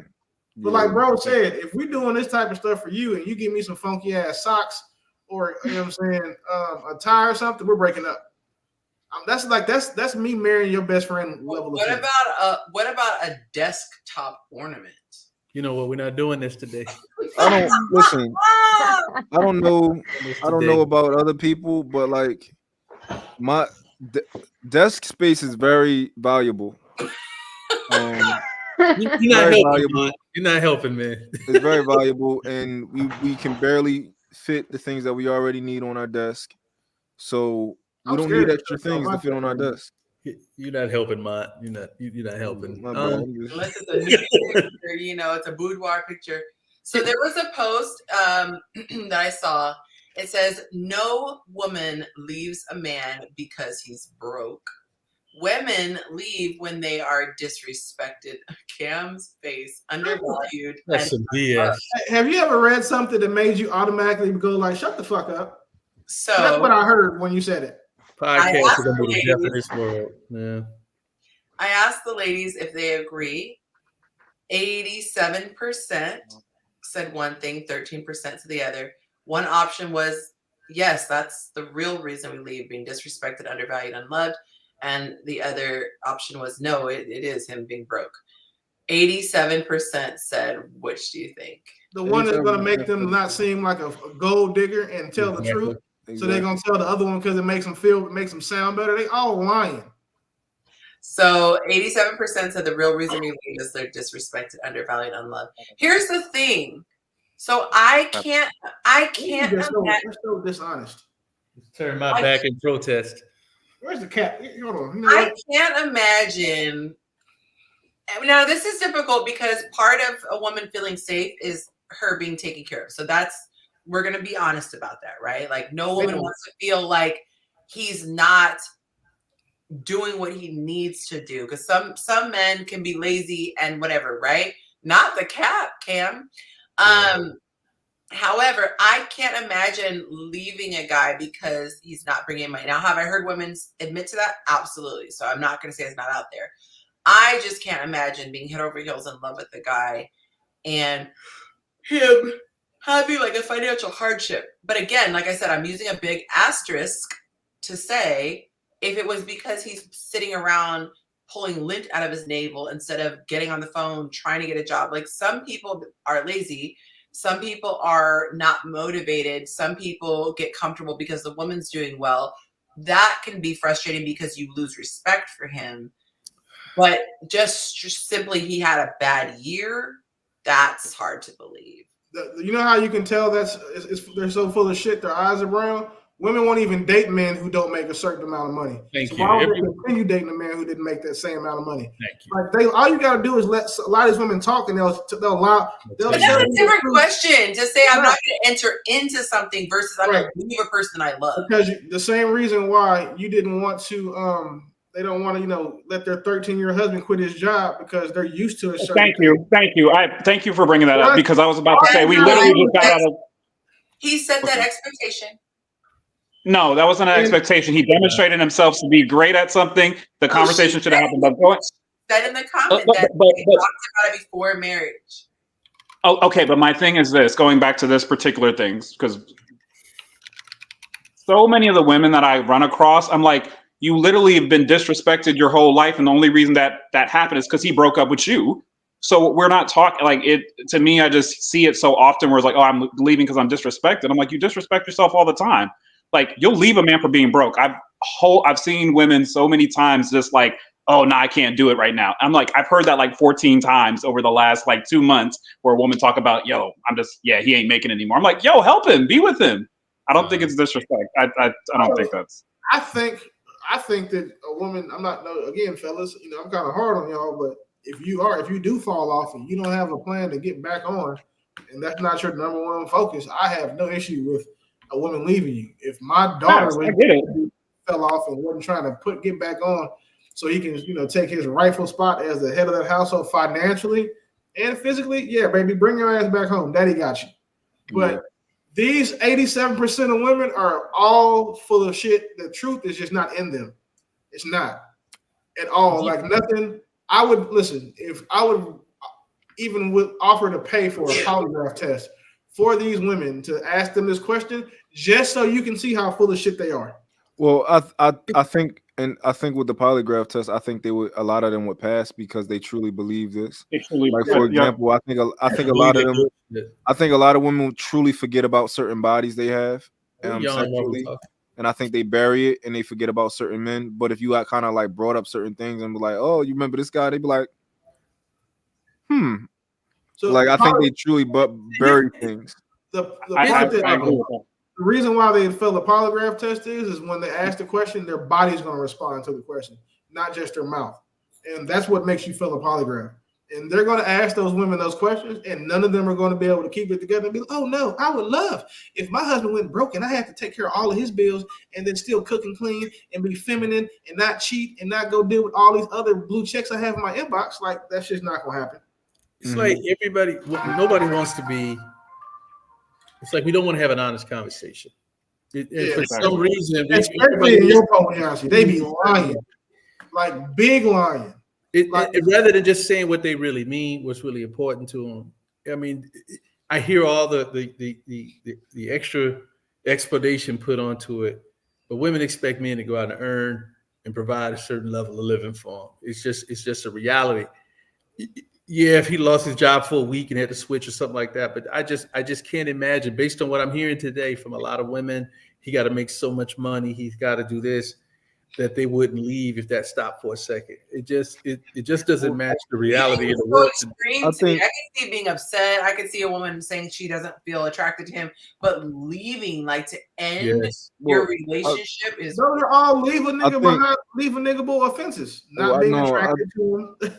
I think we conflating all the types of women. So I'm going to acknowledge that there's a large group of women who do not have men that pay 100% of the bills. They got men that pay 50% of the bills, and they are happy with that. And it's a large group of women who pay 60, 70% of the bills, and they cool with that, right? And some could say that's because they can't have a man that pay 100% of the bills or something like that. But whatever. Let's take those women out of it. But I'm acknowledging that those women are real, and I can understand why they would think that, the other way around. But I think that a lot of women are discounting the fact that a man not having money or losing his job is truly what made you break up with him, but you don't think so because you might have he lost his job, and now y'all start arguing more. And now y'all start, just one thing leads to another, but it's really the root cause is that he doesn't have money. So you view him differently and everything. Like it trickles. It's a trickle down effect that can like, if I lost my job today, give it some time. But after a certain period of time, like my girl is she's going to get weird. Like she's going to get weird.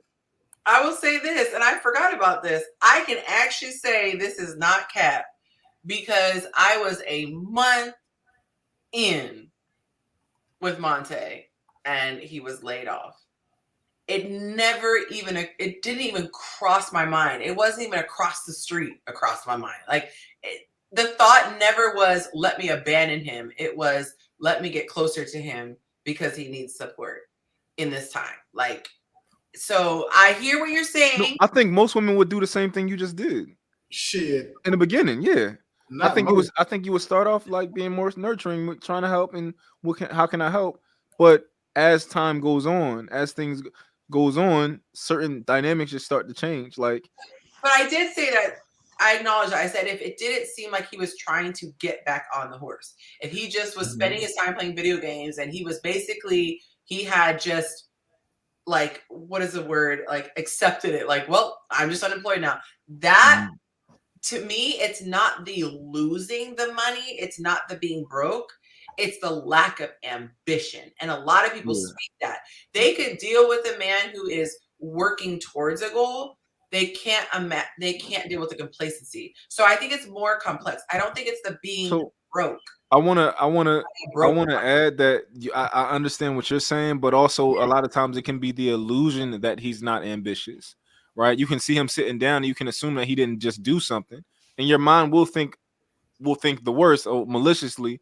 You know, like when you on the couch and your mom come in and she's like, why you comfortable? Like, why do you look comfortable? Yeah.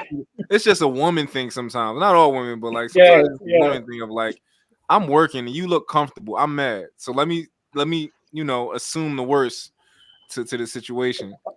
That was my life for like 3 or 4 years. So I've never really had regular jobs. I've always done entrepreneurial endeavors. And I just remember sometimes I'm like, I got to get out the house because like I'm making phone calls and doing things and paying bills, but she's going to work because so I supported the house for about close to 2 years. And then I'm like, you need to go back to work because you're bored. So she goes back to work. And then as she's going back to work, sometimes I think she would see me going on trips, or she'd see me on Instagram, or she'd see me doing things. And I felt like it started. I totally don't care. I'm like, some days I want to sleep in, and I'm like, that's why I want to be an entrepreneur. So, because I might have had a long night, YouTube might have kept me up till all hours, and then I feel bad knowing he has like your tone. So what Mont's saying is so real is that like sometimes you almost have to, and this is why even when I'm interacting or dealing with women, when I've had a lot of money versus when I don't, I never bring money as a situation because I never want that to be, people have these ideas of what money means and they really don't know what money means. And so when you start having conversations with people, like I've told you personally, Yonci, some of the things that I've done for people in doing like management and stuff like that, you know how much money I've spent on people. So like, I don't even like bringing that up because like you said, sometimes there's a perception of things versus what things really are. So I'm working, I might be working 16 hours to, tomorrow night doing, God knows, sorry. Okay. So no, not what? That, chill out. Whoa, what type of work you doing Mr. Government sponsored sex worker? Jesus.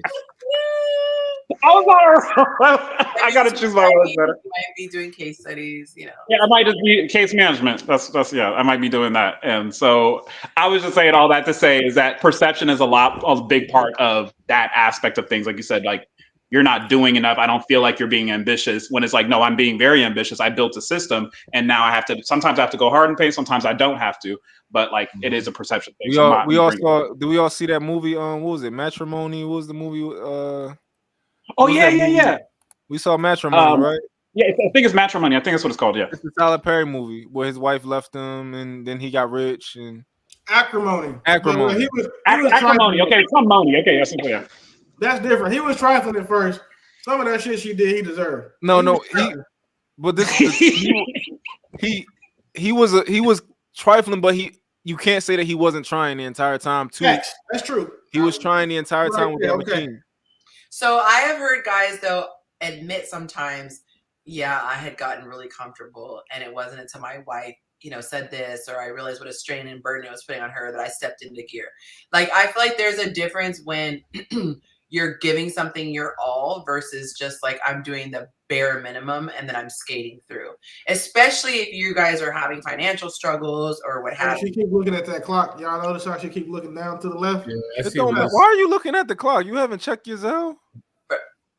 Ooh. Like what? I like your tone, what? She looking at the clock like the clock mean. But on some real stuff, you're getting paid. Are there honest? Are there people who enter into a relationship? Because she was like 20 minutes ago. Are there people who enter a relationship? It's like when you think you're about to clock out and you're like grabbing your purse and like getting your cup together and you're like making that one last restroom break. Keep your paper hat on. I do. Expectation is the root of all hurt, Yonci. There you go. I do believe that are there people out there who get in it for better or for worse and ride or die. That's always been the case. Like that, I don't think that's changed. I do think that the way the world is moving today, and some of the conversations you hear on some of these dating shows, and you see just the way the world is today, I do think if the money fell off, I think you see a lot of women bail. I don't think they're making men and women like they used to. Now, if you I had told me this 30 years ago, I might have had a different story. But the way that things are moving today, the first thing out of women's mouths is how much do you make? What are you doing? I need a certain lifestyle. Some of the stuff I hear in these dating shows and conversations just blows my mind. Like, if he buys me the stuff and we break up, he still need to be paying me. Like this. These are people being completely honest and just talking off the cuff. I agree. You let a woman talk, you'll hit the answer you need to hear.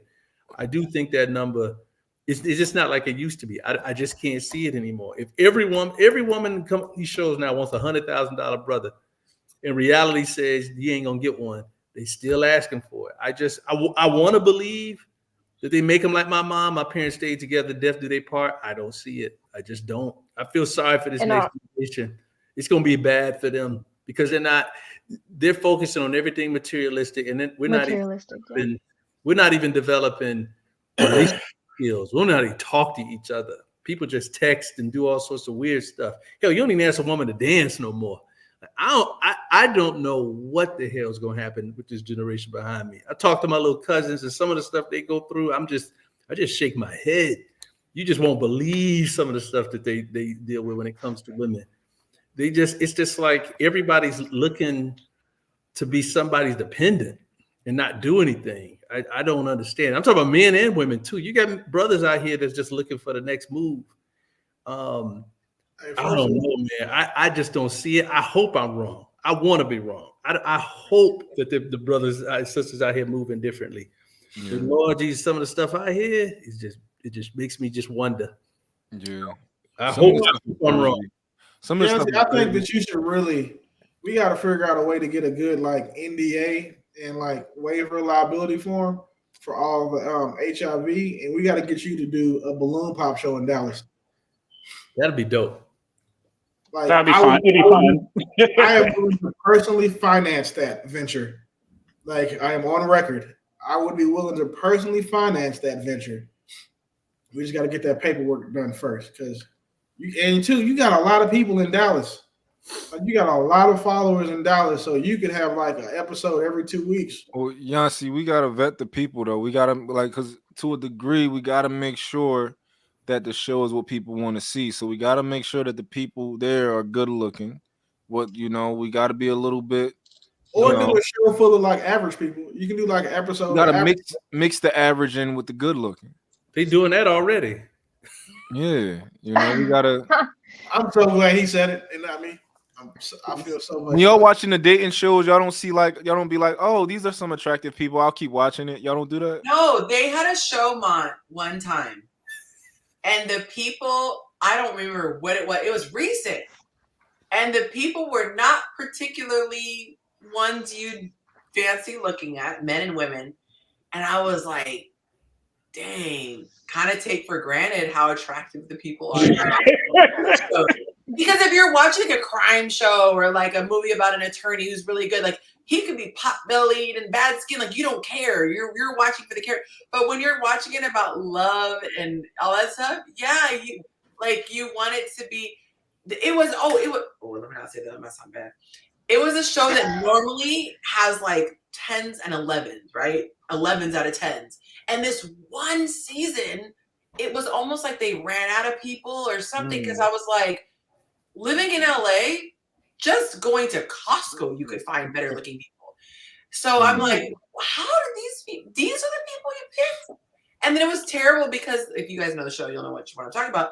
But there was a beginning where the guys stand there and the women come in and the women get to have a pick. So it'd be like Willie standing there, Cam standing there, Jacob standing there, Mont standing there. And then all the girls come in and they go stand by who they want.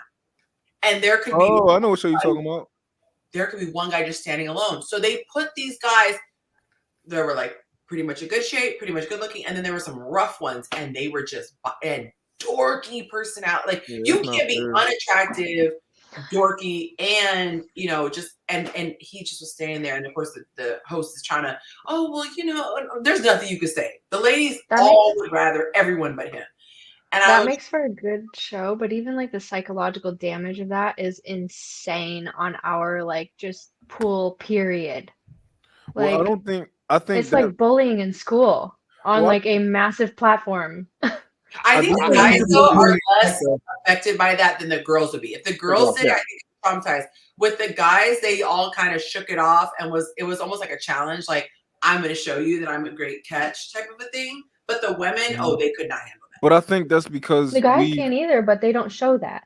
But I think that's because that's what happens when you don't actually deal with reality. I think if you're a 7, if you're not that attractive, if you're average, I think everybody should be aware of their strengths and weaknesses and how they're perceived in this world. Like I remember they did the one show and the one guy, he was like 6'8", and he had 3-4 girls come stand on his joint. And I know the guys was like, hey, it is what it is. I get it. And they literally were like, really, you're going to put up against him? Like they know, I feel like men understand the pecking order. We get to the world tells us. The world tells us the pecking order. We're in 4 or 5 times a day.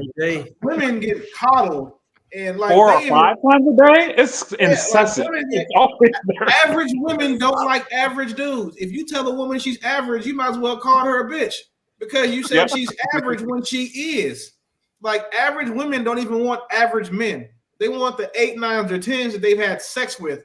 And active like, oh, well, if I can have sex with one, that means I can get one to marry me. And that's not how it works. So they think that, well, because I can get an 8 or 9 or a 10, so you're saying blow my back out, 2 or 3 o'clock in the morning on a Wednesday after he left the club and is bored, they convert, they think that correlates to him also taking her serious as like wife or wedding material. So now that's the standard they have for themselves, and it's bullshit. When really the 5 who dates a 5 would be married inside of these timelines they've been given. But instead, they're getting F'd by these 8 through 10s and ignoring the men who are actually on their level and then mad that they've been taken. Men or women, there is a average looking person, and I'm using the air quotes, that will treat you like the king or queen that you want to be. Men date average women. You can prove that by looking at some of the women that are married. I think a lot of people are actually even below average. I think exactly still getting married. Like, if we were looking at numbers, what is average meaning the majority of? I actually think are not really attractive, and I think average looking people are very very small percentage, and then attractive people are like really small percentage. I think I would like if I'm just making numbers up. I think like 70 to 80% of people are below average. Like what universally someone would look at a standard and say, ooh, all right, Keisha Samuels, you better be careful. No, I just think if you just go to the store and look around, like so it makes because it's so rare. Kevin Samuels said y'all wanted to kill him. Y'all wanted to kill him. Yeah. The same. He said the same thing. As a matter of fact, I would argue that you said it nicely, but made the numbers even worse. People crucified for it.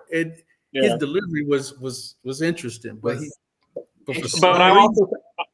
I want to off of what Willie said, and then also back to what you said, Yonci, is that average is not seen as a derogatory like in the male circle. Like it's not like when I say average or like the average guy.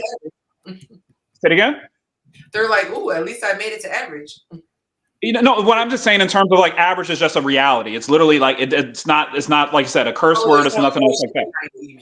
Yeah, there's no emotion. It's just literally like if I'm the average man or I'm the average earner, I'm the average this. It's just you're in this stratification and you have to deal with certain responsibilities and you have a certain lifestyle that's associated with that reality. And so I think if we can take average and not make it bad, then maybe it could be good. Like you said, there's a lot of people who are below average looking, but like if the world was made of looks and looks meant everything and looks and money meant everything, then the people who had money and looks, they would be the happiest people on the face of the planet, but they're not. And I think I've always wondered why with women sometimes where it's like, I guess because aesthetics mean so much to women because like we look at y'all for that it's like, it's okay to be just a good, cool, wholesome woman. At this point in my life, if I found like an average girl, but I knew she was solid, that would be more attractive than a really attractive woman who just has no couth or no, femininity. Yeah, I could not be with a that's what y'all guy who was drop dead gorgeous and no personality. Like it's not worth it. Like are these Instagram girls, they real fine, but they suck in bed, I heard. Just to be clear. It's just like you try to. I don't know if you can make average sound good. That's the hard part. It's like we did with thick and fat. Like you just can't make fat sound good. It's just it just has no, but I'm saying, but just to be a reality though. Like if you like so. No, I know what you mean. You're right. Okay, I just don't think most men, most women, I'm gonna make a leap here. Y'all tell me if I'm wrong, but if you tell a woman she average, she just gonna get pissed off. I don't think she's gonna accept that she's average. I would say all women, except for the ones that are realistic. So maybe none of them. Maybe normal. Maybe normal could be the word we use instead. Because everyone wants to feel like when he sees her, he gets heart eyes. That's what every woman wants. So if a man doesn't think that she's particularly attractive or exceptionally attractive, he should take that to his grave. Give him another reason, like okay, take it to his grave. Just like a woman, if she had a man who blew her back out to where she still has dreams about him 20 years later, but she married this guy because he was a good, steady, he was a good bet, and every time they do it, she has to sneak somewhere and do something to please herself. No man wants to hear that. Like, there's just certain things you just need to take to your grave. Okay. Noted. Yeah. Baby, my wife is a 4. Nobody wants to hear that. No, you're not gonna say that. You don't have to say it. It goes without saying. My wife's personality got her over the finish line. I did tell my little cousin. I said, he's a handsome, successful, in shape young brother. I told him the woman of your dreams may not be a 10. Just be prepared for that. Now, he didn't want to hear it. He's like, nah. I mean, he's young. Yeah. Jacob, I went to my family's house for Christmas, and one of my younger cousins he's a grown-up now. He's like 22. I hadn't seen him in a long time. Okay. And, so given that he's a male in my family, we all tend to, like, all the women in my family are surprisingly pretty. We just have some that are larger than, should, but, life has done what life does. They all can cook well. But whatever. But the girl that he brought home for Christmas, when she walked in, when I walked in, like, she introduced herself to everybody else, I'm eating because I don't care. So then I asked someone, I'm like, who was that big ass girl in the living room? And then his mom was like, Alex, listen, before you say anything, like, just that's ex's girlfriend. I was like, I know you fucking lying. Hey, stop playing. Who was that for real? I thought it was a tamale lady because we like tamales and we always order them for Christmas. So that's who I thought it was. So I go out there like, hey, how much do we owe you for the tamales? Because I was gonna pay for them. And then she was like, what? I was like, did you not drop off the tamales? And then she's like, no, I'm here with Xavier. I was like, oh shit, y'all were serious. Like, when we don't have to say it when we walk in. When a man walks in with a woman who's not attractive, it's just quiet. Like, we get quiet. For example, if me, Yonci, Monte, Jacob, you ain't like your woman walked in, and I came in with a woman being who y'all know me to be, that was a 5. Y'all wouldn't say shit. It would be quiet. It would be like that awkward. Like our shoes a lot. Exactly. Or talking about the food. We would talk about everything but my date, because you would know, like, it's understood that I have associated myself with someone who is not what you expect of me. But when women do it, like, if y'all told my date that she was not what you expected, like, you usually see me with this type of woman, and then she deviates from what your expectations were, she's going to be offended, even if you're just saying she's average. If you tell her that she's not what you used to seeing me with, if we said you're not what we're used to seeing, man, you are so much prettier than she. No, because she's gonna know y'all lying now, because she like no. Yeah. Okay. So I've heard her now. Okay, wait. So I don't like that y'all do this either, because I remember this happening a couple of times. Women will go and try to, like, hook up the homegirl, like hook the homegirl up with this person. Like, she's hecka loyal. She's mad cool. You guys will just talk so much about her personality, and we just already know. She's fat. We were just and that's situation. You can tell how someone looks, even with a dude. Oh, he's so funny. Oh, and he works out. Oh man, he has so much money. Like, listen, girl, he is paid. Like, but if my homeboy Yeah, ever, he's super thorough. He's thorough. I used to be a 2-man wingman of the year. Like, if you sent me on a 2-man with one of my boys, it was always gonna be a good time because I'm good at entertaining big girls, right? Like, we talk about food, recipes, and just like non-sexual things because I want to make sure it's clear that I'm just trying to distract you so my friend can hit your homegirl. But I used to be an expert 2-man, right? Every time we would go, you know what I'm saying? Like, those women knew they weren't pretty. So I didn't have to go in there and be like, oh, yeah, you so fine. Like, I didn't even have to play like I wanted to hit them. I just had to treat them like people and engage them in conversations. We watch Coming to America. We watch Friday. And then you don't worry about what's going on in your roommate's room right now. Focus on this. We're playing spades right now. 2-man spades. Playing Uno. We're playing like, focus on me right now. And that's cool. But you can't, like, in the same thing with dudes. You know, like, if your homegirl calls you with a dude, like, hey, I got a guy I want to introduce you to, and she starts describing him as all these other like abstract things, like he's a painter, he's good with his hands. Oh man, he's super funny. How tall is he? He loves the Lord. He like 5'6". no kids. He don't have no kids. Ooh, but he got a good job though. Or if I'm talking to Jacob about his extra, he's like, bro, listen. She cute, like, you know what I'm saying? She's funny. She can cook. She's going to school to do this. Hey, she got a Benz. She fat. Like, because we know, like, it's understood what it is. But you can tell a dude he's short and be like, nah, you too short for me. But, cool. They finna go in and do whatever. But if I told that girl, like, you're too fat for me, I'm an asshole for that. If somebody wants to introduce you to somebody, man or woman, and they don't say, let me show you their picture first. I was just going to say that's the sign. Because with the girl, you got to see his picture. We are in the age now, everybody got a photo. Now do y'all see why I always ask what she look like before you have me give a woman advice? Because I'm not giving a fat girl, skinny, attractive woman advice. I'm not giving a broke man, rich dude advice. Like, I need to know what these people look like and what their circumstances are. Because the way that I would advise Jacob is not the way that I would advise easy. That person. Another individual. Yeah, so I wouldn't give those two people the same advice for obvious reasons. The same way that I would advise you is not the way that I would advise anybody in that 87% that lied to you on that poll. I wouldn't advise any of them the same way that I would advise the other 13% that told the truth. Because they're not even with themselves, so they're going to lie to themselves anyway. So who cares? So, ladies, go ahead. No, I was going to pivot here.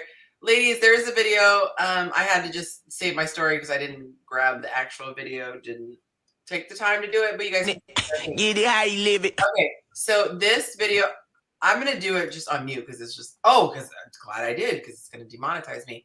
Anyway, this lady said POV me when he does this move, and she's showing a gesture that guys might not have even ever thought about that really gives her the downstairs butterflies. Okay. I'm going to use that. The downstairs butterflies. I like that. Thank you. Off the dome. Right there. It's the hand. It's the rotating thing like that. Oh, really? And she said, so I asked the lady. Boy, the password to her coochie is password. Like, that's what turned her on? Yeah. So I asked. Next question. Go back to the beginning. What do we rate this young woman here? And that's a Volkswagen. What do we rate this woman here? What do we rate this? Why is she being attacked? That's a Volkswagen. I was just asking. I'm not saying what she is. I'm just. Well, he better marry her. If that's what gives her the downstairs butterflies, and she got her. Not that is the only thing, but that little thing. There's a certain way Monte does certain things that are just really masculine to me. And I won't even say what it is now that you're attacking this bro for how he rotates the steering wheel. But it's also something with the car. And so I was curious to see what they said. I'm trying to find the story because I forgot it. So here's the thing. You really like Monte. You really do a lot. What I'm trying to get across to everybody, there is somebody that may not be a 10 that will like you like that. And a lot of women are passing that up. I think it's more women than men, but that's just my opinion. Are passing that up over superficial bullshit. Like he don't make so much. He don't do this. No, He do this. this girl. There's a guy that will make you feel like Yonci, like Yonci feels somebody. You can have that, but you want him to be 6'8". He's a 10. He's a 15 out of 10. And you want him to come on only to you and do everything you want him to do, rather than working with you. With no kids, and will love your kids as they're his own. Well, let me give you the percentage. A weekend house, he draw. They call him a unicorn brother. He got a weekend and he house. can braid hair. He don't have braid hair. He can cook. Well, not even braid hair. 70% said that this revs their engine when a guy does that. Another one they gave was when the guy puts his hand around the seat of the car and he turns and does that. He rotates like this. That's where my pistol is at. It's in the back seat of the passenger seat. Yeah. But the girls like when the guy puts his hand like that to do the reverse. Falaki says, I've never been in a car with my father. Wow. What? Well, you take being a virgin super serious. She's like a Super Saiyan virgin. Like that's crazy. Whoa, yeah, that's ultra instinct. That's crazy. Yeah, that's wild. Not even an Uber. Like, excuse me, I have to have a female Uber. If you send me a mail, she tries to. She just said she hasn't, so I don't know if it's intentional. But yeah, the little hand thing, it does it for ladies. So guys, take note. I don't know if Kaylee just went off, if she just went into the ether and she's like above us. But for women, I have a question about this. Nowadays, with more modern women, what are some of the things that? Because I know in times past, like it used to be like if men could do things with their hands or like fix things and stuff like that. Pause. Yeah, like so. Fixing things, but I'm so hot. But as a whole, being asked, I heard it's pretty cool. Okay, but I'm saying as a whole, what are some of those things? Yeah. He had to take the battery out, and he was like going under the hood, and I literally was just like, and I told her, I said, that is so, doing manly stuff like that is so hot. Or if something happens and he like comes to the rescue. If guys were smart, here's a free game. Instead of putting your hand behind the back of the chair, grab the back of their neck, or like put it across their shoulders when you do the little thing. Because a lot of the times, so what I've heard is when you do that, they will lean over into your seat. I'm just saying, it's just some free game for you guys, fellas. Noted. Then level 2 is just take her seatbelt off first and then do it. So then that way it's like not awkward that she's trying to lay in your. Terrible. So Avatar says people still look back to reverse. I swear every car now has a rear view camera.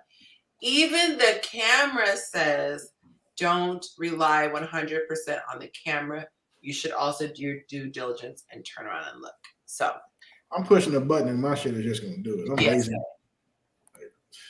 Hey, but anything else? Tell them about that Tesla backup. That Tesla backup is beautiful. You ain't gotta do nothing but just get in the car. What you talking about?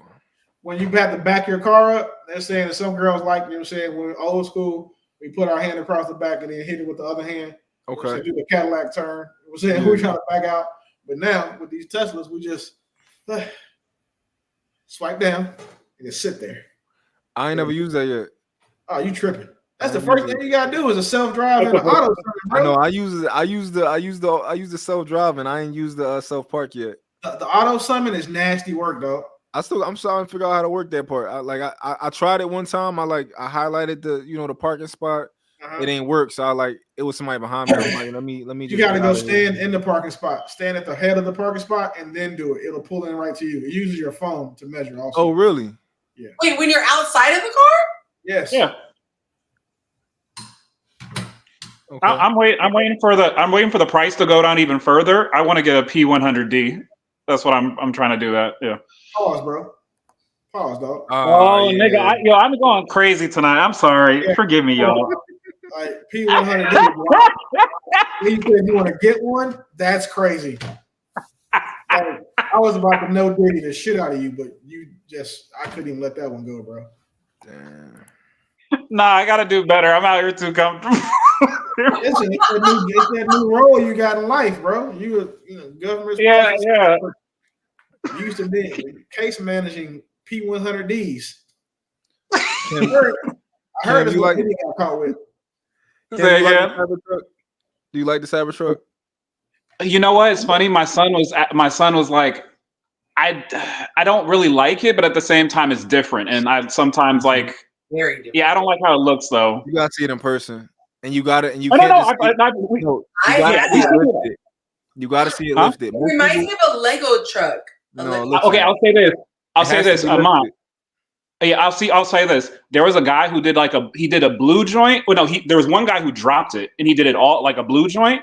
I thought that looked cool. It looked cool as crap. Yeah. I haven't seen it lifted though, but I was like, my son loves it though. Like he says, Dad, like I want you to get one that's like. They got the air suspension. This is my thing, right? I don't like the way the truck look when it's down on and it's low.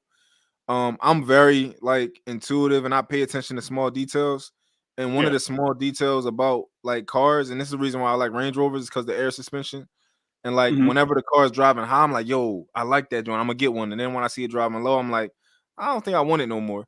Right? Because it's a big deal when it's high off the ground versus when it's low on the ground. I make sure I drive mine on off-road mode. Like my joint is at 13 inches every pause. Every time I'm that's excessive. I'm in a vehicle. Yeah. I'm good. I'm clear. Yeah. I'm good. But and whenever I drive it that way, people, and I make sure I park it that way too. And people, they like, yo, it looked different in person. I actually kind of like it. It looked like a spaceship when you got it like that. Trust me, okay. Big difference. Yeah, we have a bunch of them up here in Seattle, and like I've seen them. Like I said, it's different, and so like, if my son, like I said, if I end up getting my, why is it so loud? Because there's an Android user. What happened? An Android user joined. That's why. Oh, okay. Hello. I had to switch to my phone. You see? Just jack Just jack the Okay, no, it's okay. It's gone. Okay, so yeah, no, I have to like I said, I love the functionality. I love that it's stainless steel. I love all that kind of stuff, and it looks different. But like I said, I'm waiting for some of the prices to come down because I know all the electrics have been, and they're giving us tax credits here in Washington to be able to like do stuff. So I'm waiting till it tanks out, and then I'm gonna go probably get either the P100, or or probably the Cybertruck eventually. Yeah, man, I love it. I love this stuff, man. I ain't never liked a car like this. And I was going to get I said, all right, I pre-ordered a Range Rover. I said, I'm gonna wait for this Range Rover, but in the meantime, I'm gonna get the Cybertruck and just trade it in. I don't think I'm gonna get rid of the Cybertruck. Bro, go look at the Maybach truck. If you like the air suspension. Oh yeah. The Maybach. I never seen it. I've seen it drive. I've never seen it raised on the air suspension, but I've seen how I don't think anything drive as smooth as the Maybach truck. The E63 G wagon or the E wagon is that does the 0 degree turn on itself.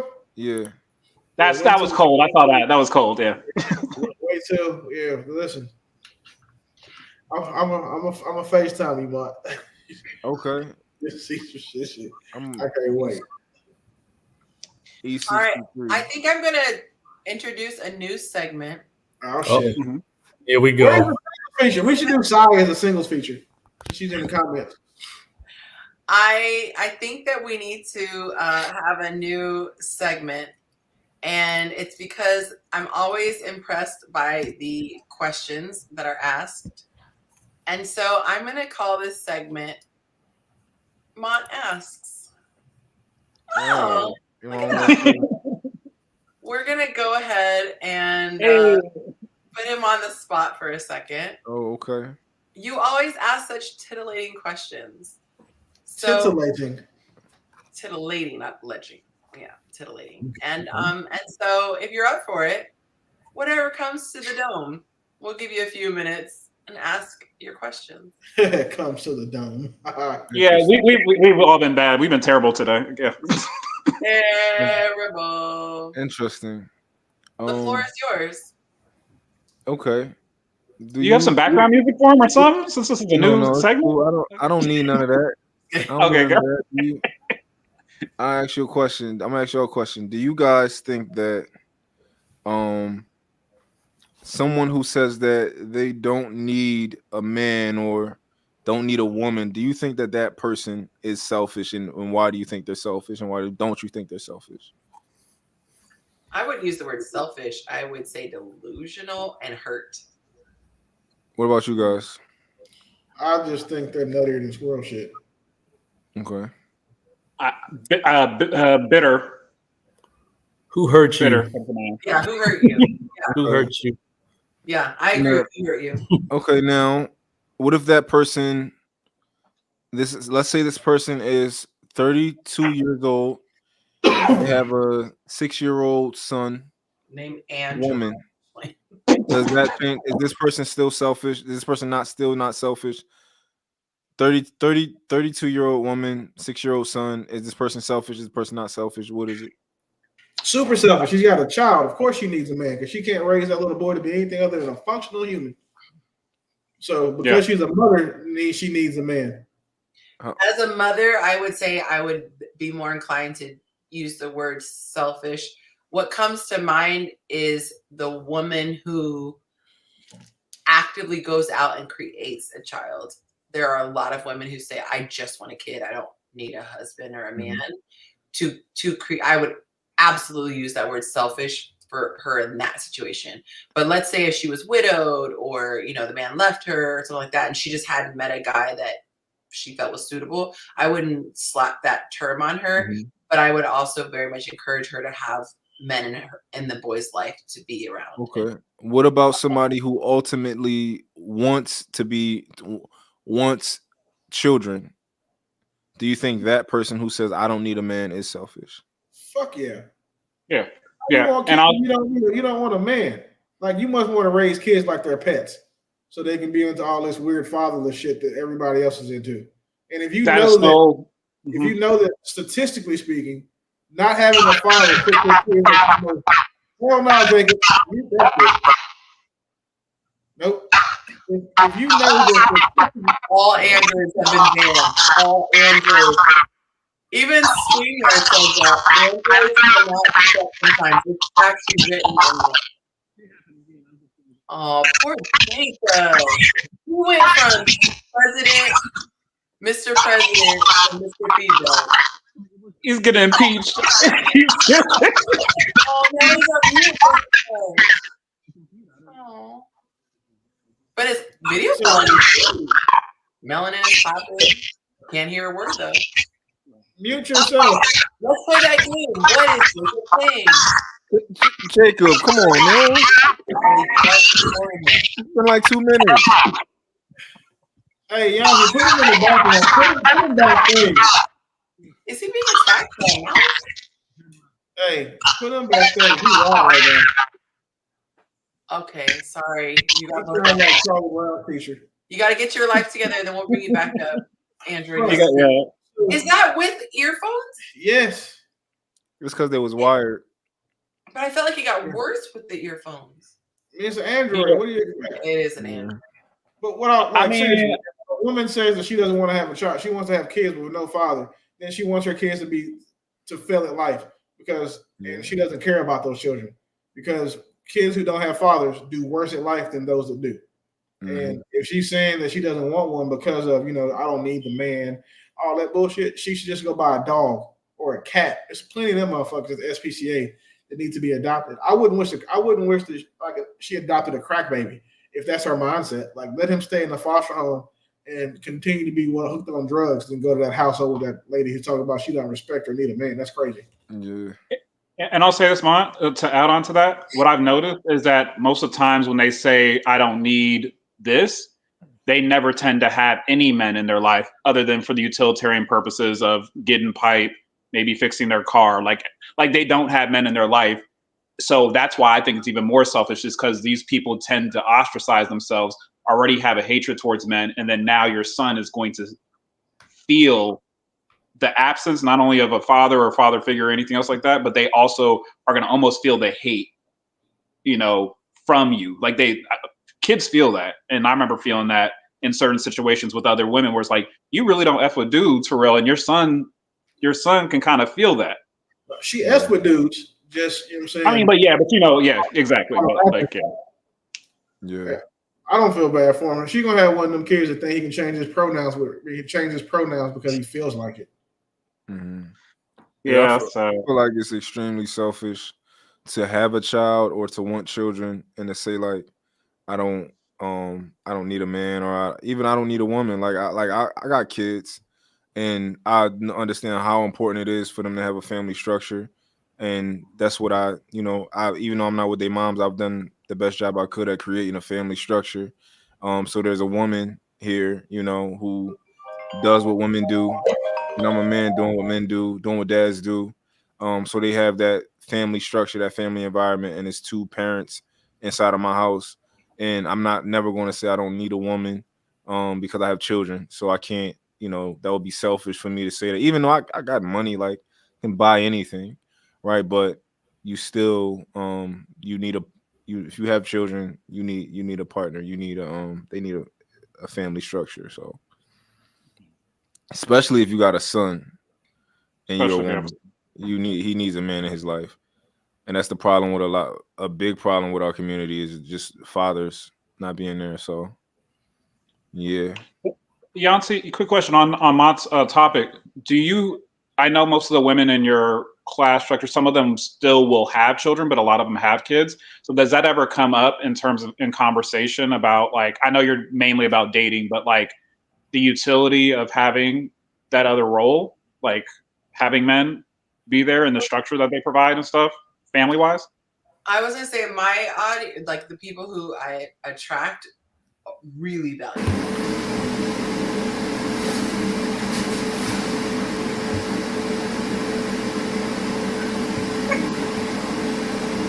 Is that you again, Jacob? That's not me. I just feel like we took a little journey right there. That's what I'm saying. Okay. I feel like I'm being set up over here. I mean, I don't know. I think it just might be an update because I actually am on an Android today. So no, I haven't. Listen, I still have an iPhone too, but I'm on an Android in mine. Test results now. Can you talk about you got an Android and you been on other podcasts? You might have two. Have a virus in real life, Mr. Government sex worker. I need you to wear a plastic suit when you come on this show, please. I'm wearing a hazmat suit when the Cam comes. I'm gonna have a Dior Cashmere hazmat suit on. Just because of you, Cam. Look like I'm a Ku Klux Klan member. I have been coughing a lot more lately. I was trying to help you out, Jacob. That's what I was saying. Ain't no help for Jacob. Jacob is an Android and he's proud of it. That's crazy. Look, I'm riding with it till the wheels fall off. I'm just saying, but the Android was working when the computer wasn't. So I got you. I'm just saying. I'm just. You never. Why am I explaining myself to y'all? What the hell with y'all? I'm sitting over here explaining myself, man. The hell with you people? Because you're an Android user. You're used to it. Like I'm it's gonna be so fun doing our in-person show, our little segment. Patreon. Oh yeah. I'm telling you right now, in person, I'm funny acting. So we're just gonna get the shit out the way now. If I don't know you, I haven't talked to you, like I'm funny acting. So I want to get that out the way now. Take it personally. Don't take it personally. I just don't like people, and you're one of those people until you're not. And so if you have been on this panel, I'm probably not going to acknowledge you in person. So we see. So when are y'all getting together? It's about 2 weeks, right? Coming up. Yeah, 2 weeks. Yeah. How many women have registered for the event? Like, what's the more ratio? women than men. Is it?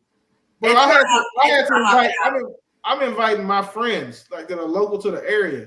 Like I'm offering them a sacrifice, a tribute to, Yonci's followers. So congratulations. We got dudes on TV shows. We got lawyers. We got attorneys. One of them used to be a stripper. I'm not gonna tell you which one though. But like you're gonna have like some of the high caliber like cream. I purposely didn't give them any incentive. I'd rather They don't care. Look who they dating now. Nobody. Let me ask you a question. Sorry. Like what are we talking about? Because everybody has a past, right? Don't judge me because of my past. My body count doesn't matter. My weight. I know you'll be honest. So I'm gonna ask you this question. Of the women that are coming, how many fall into 8s, 10s? Are you asking me? No, the Yonci. Don't ask. I don't know. How many of them average and how many of them? We being honest. This is what the show. Go ahead. Some of the peanut butter from Hot. So it won't matter. So I can hear you clearly. Let me mute myself because I want to hear the answer to this. Jacob, Put you on the spot. You must be sipping tonight. He put you on the spot. You want me to answer the question so I can be the bad guy? You can pay me ever. They are all very, very attractive in their own ways. Honey, they'll never leave a man if he goes broke. Yep, that's all. That's all of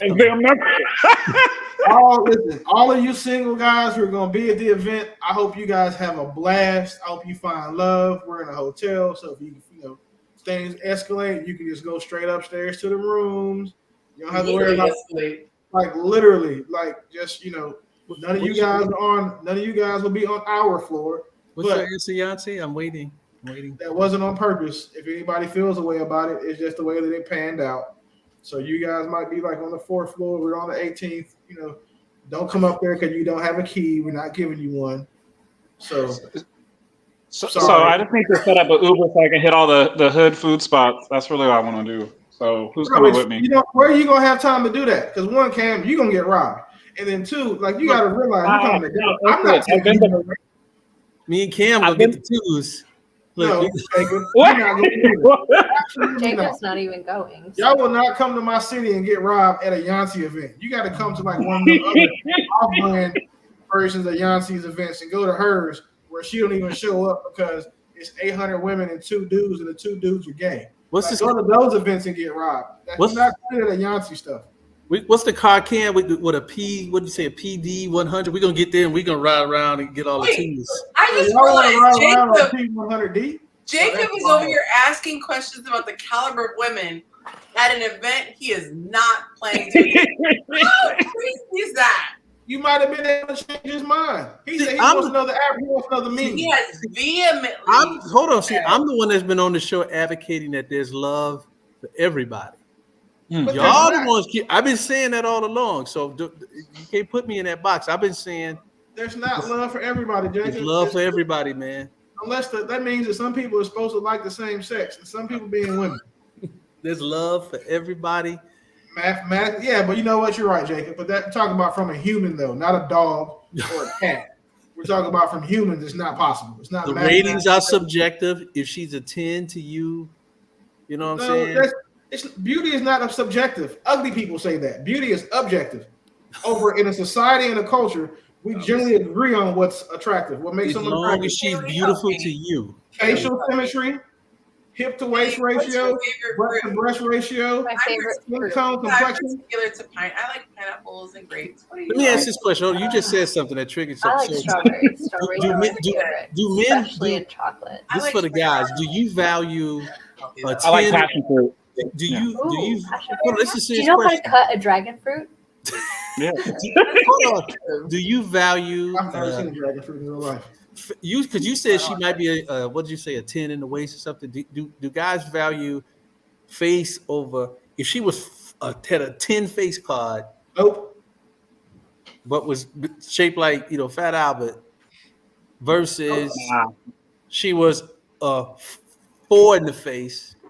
We asked that question. She had a body to die for. I can fix her face faster than I can fix her body.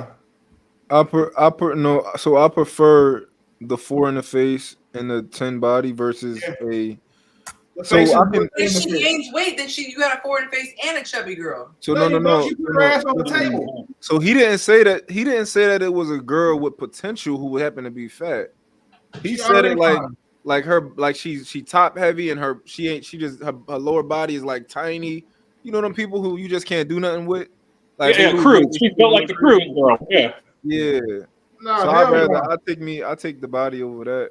I don't want the Puerto Rican auntie build, but like if she got a body already and her face is a 4, I put her on the table. Like, do you know how easy it is to fix someone's face? Oh my gosh, y'all! The views that are being stated do not reflect $20,000 and well, you wouldn't share your views of the women that are coming. That's crazy. And then you can put a lap band in just to make sure she don't get fat in case she's get all big head from the attention. Can you please save us? This is your segment. We'll let him have your segment. He said this is your segment. segment. You want another question? Okay. If your homeboy, your close friend, if your close friend is about to cheat on his wife, do you say anything if you have a relationship with his wife? Hell no. If you and his wife are close friends, do you say anything? Nope. Let's start with Cam and Jacob. Do you say anything to him about it, not her? Oh, to him, yes. He finna cheat on his girl. Yeah. No, I'm definitely saying something to him, and what I'm gonna say to him is like, we just ain't gonna be cool. It'll almost be like a dry snitch, like, oh, what's going on with how you doing? You've been distant. No. And I'm just gonna be quiet. I'm not doing that either because we have to fight then. That's different. If my man because I've had fellas that's been in that situation. I'm like, man, hey, I'm gonna try to talk him out of it. Hey, work it out. It ain't worth it. We gonna have that conversation. I'm gonna talk to him, and then I just probably won't talk to him anymore if he does. It's real easy. Hey, bro, listen, instead of cheating, just leave. I'm not trying to be funny, but I'm telling you, it's so much easier to leave than it is to cheat. So if you cheat, you got to stay there, and then you get caught, you got to deal with that damage, and then you still gonna leave anyway. So why not just go ahead and skip all the bullshit in the middle, A through Y, and get straight to Z and walk out the door. But I'm not telling his old lady that he's. I'm not telling his old lady at all. I'm not telling his old lady at all. I just won't talk to him anymore. Talk him out of it. My business. Bro, just break up with her. It's easy. Ask her, hey, why do you want to hit the other girl? Because she's A, B, C, D. Your girl is not. Cool. Then, if it's worth breaking your vow to God, the biggest homie of big homies, if it's worth you crossing him, leave that lady alone, and then just go hit old girl until you content. Like, that's crazy though. Like, cheating is, I hate to say this, cheating is like a broke nigga sport. Like, do you understand like how expensive it is to get caught cheating when you have your shit together? Like, can you fathom what it costs? You lose time with your kids, and then you end up, that relationship is, damaged forever. You lose respect from your peers, from her family. Women, when they get cheated on, the first thing they want to go do is tell people, oh my God, he did this to me. They want to make sure you're the bad guy. So now you done lost your respect inside your family circle. And then it's going to cost you fucking money. Because when you get caught cheating, you go to court, she going to get the most expensive $500 lawyer that she can because they know you got your shit together. And you got to pay for her attorney and yours, plus spousal support, because they're going to beg for that, and alimony, because those are two different things, apparently. And then she's going to ask for half your shit. Her. Yeah, you know how many of my friends I've supported through this shit? Man, that is traumatizing. Yes. Like, and I've been divorced myself. It wasn't for cheating. I just don't want to be married anymore. So it's a little different for me. I just left. But at the same time, it's not like that shit is expensive. That one little morsel of coochie costs you $200,000-$300,000. Yeah. You weren't even in that shit for but 10 minutes. Yeah, that's like $30,000 a minute of coochie. That's wild, bro. So Willie and Jacob, would you stop being friends with your friend if he cheated and you had a close relationship with his wife? Would you guys stop being friends with him? Hell no. How about you, Jacob? No, not my man. But Cam, you would essentially break up with him also. I definitely distance myself for a while because if you were telling me like I'm about to do something and then you just go out and do it, that's like premeditated to me on some stuff like that. I don't really deal a lot in that kind of stuff, and especially if I know that your kids are going to have a different situation. Like, I think about kids, adults really. So I'm like, now the kids have a different scenario and situation because you preemptively decided to do something, talked it through, and then still went and did that, and then now you ruined your situation, relationship, and then now my dynamic with my sister, essentially, because that's what it is messed up. I'm like, nah, we good until you can get your act together. Like, I mean, you can come like if you ever need to, like, you're trying to get your life together, come back through. But I'm like, I'm not going to be with you in the midst of shenanigans. That's what that is. A man cheating to not having this shit together though either. So when do you start being friends with him again, Jake? Cam, because you said for a little while. No, I'm saying there would be distance because of the scenario. So it's like you created a scenario. How long do you? It would have more to do with where he was at mentally. So like the divorce is going to take a while. all that kind of stuff. It'd probably be, it might, on average, it would take some time. It takes some months or some years just to kind of know. I want you to know that that wasn't cool. That's really what it is. It's like, now, okay, now you stop being friends with him. Do you still communicate with her? Probably not as much, just because probably just not as much. It would be weird at that point. Because you had a close relationship with her. Yeah, but then it's like, then it's just always going to come up. So that's why I'm distancing myself from him intentionally, but I probably would end up being a little bit more distant from her. Because I really don't talk to women. Yeah. Okay. I'm not talking to my exes. My ex is nothing. Yeah. Even if, like, obviously I'm not going to stop being his friend, right? But one thing I'm not going to do is, like, so say, for example, right, me and you locked in, we've been friends for, saying, 10 plus fucking years, whatever. Yeah. And I see your ex out in town, bro. I'm not even going to acknowledge her that she exists. Like, y'all don't have kids together either. I'm just like, to me, in my head, in my managed head, I'm like, that's one of my homeboys, old hoes, and I don't even acknowledge her no more. Like, that relationship is dead because you are my friend, and she was only my friend because of you. Like, and that was my respect for you. But I'm not going to cut my friend off because of some shit that he did in his relationship. I use the word friend, like, I think heavier than most humans do. So if I call someone my friend, that's a lifelong thing. Like, the people that I call my friend will send or take a bullet for me, will send or, you know what I'm saying, like, support me, like if I was at my lowest. So my friends, that word means more to me. So if my friend was like, hey, bro, I'm gonna go get some outside coochie, and I talk him out of it, I give him my spiel, he still does it, that's still my dog. It doesn't mean he's any less my friend. He just mean he's a lot less her husband. And that's between him, God, and her father, apparently.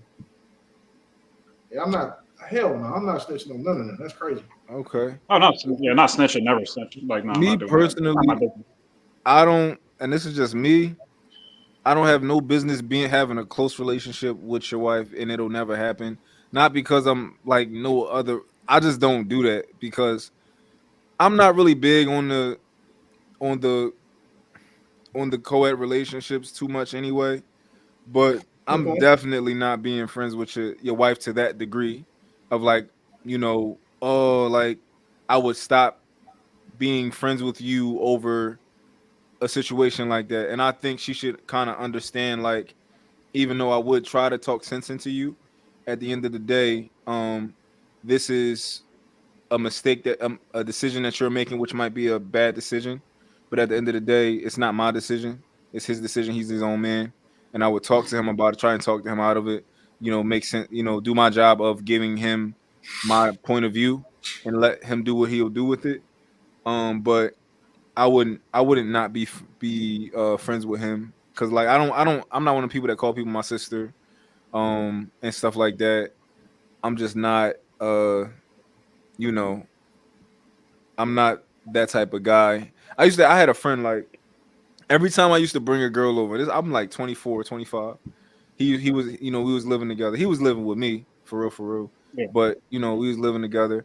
Every time I would bring a girl in, he would make conversation. I'm like, bro, they go into my room. Like, you don't have to talk to everybody when they come in and you got a friend, like, and just make conversation and be like, but like, they go on in my room. Like, you don't have to make conversation with everybody that come over. So I'm like one of them people. Like, I'm not one of them people who, if my sister got a boyfriend, I'm gonna try and like, hey, let me hang out with you. No, we don't gotta hang out. I'm one of them people. So, it's only but so close that I will be with your woman who I met through you. So yeah.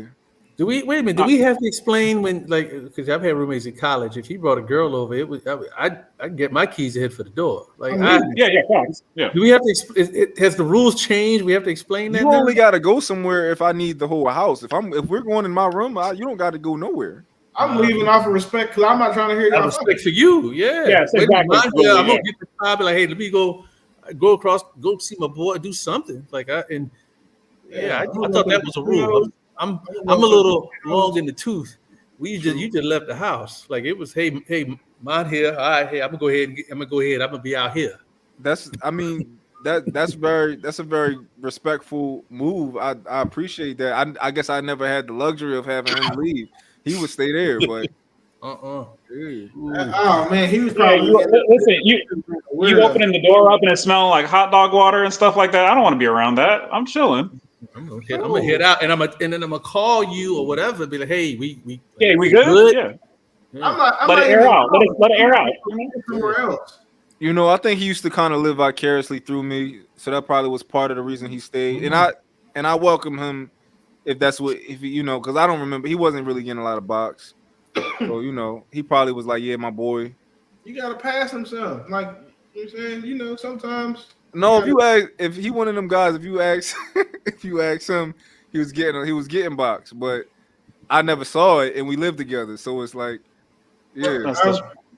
If my friends were honest, always in the field, and someone told, and they had to ask like about how much residual vagina that I've passed to my friends because I was married or you know doing something, like they would all tell you that, like you know, I'm fairly certain that I made them put up numbers because talk to me, you know, I'm cool. Hey, my friend though. Yeah. Like, So I have a question, Mont. So do you think part of it was like auditory voyeurism or nah? It was just not really. Like, not really. I think he I truly think that he lived vicariously through me a little bit when it came to women. Cause why not? Like I was one of those guys who you like, you know, if you can't get a girl, I got somebody who can. Like I was like, you know, so why not? You know, that's what I think. Because I would have left the house because that's why I was saying, like, to me, unless I was like, and I'm not in, I was like, I just, I don't know, it'd be weird. She's coming out there, she's walking funny, putting her shoes on, and it's just all bad. That's what I'm saying. It just looks awkward. You sitting there on the couch. Now, what I will say, this was one time, my boy. It was some girl that she was not a 10, and we knew it. We all just sat in the room. We like, we go wait till she come. We just go wait till she come out. It was some.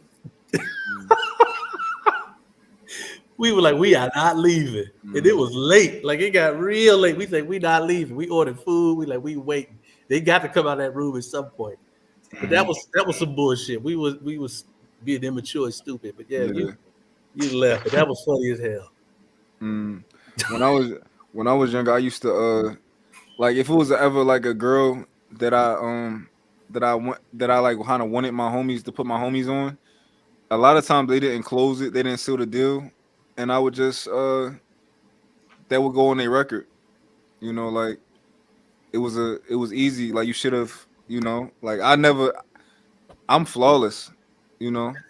I was a sniper. I did what I was flawless. Like my record is clean. Like I never failed when it came to like, you know, what my homies needed me to do, but they ain't do the same for me. But here's the thing for guys, man. Everybody matures, comes into their own at different ages. Like I mean, at different times of their life, and there's nothing wrong with that. Yeah, I was a late bloomer. Like I wasn't like our friend, wasn't that bad. But I'm just saying. But I was. I mean, I grew up in the hood, dope boys all around me. I was a kid with his books, trying to go to class. Dang, Jacob. Did he freeze?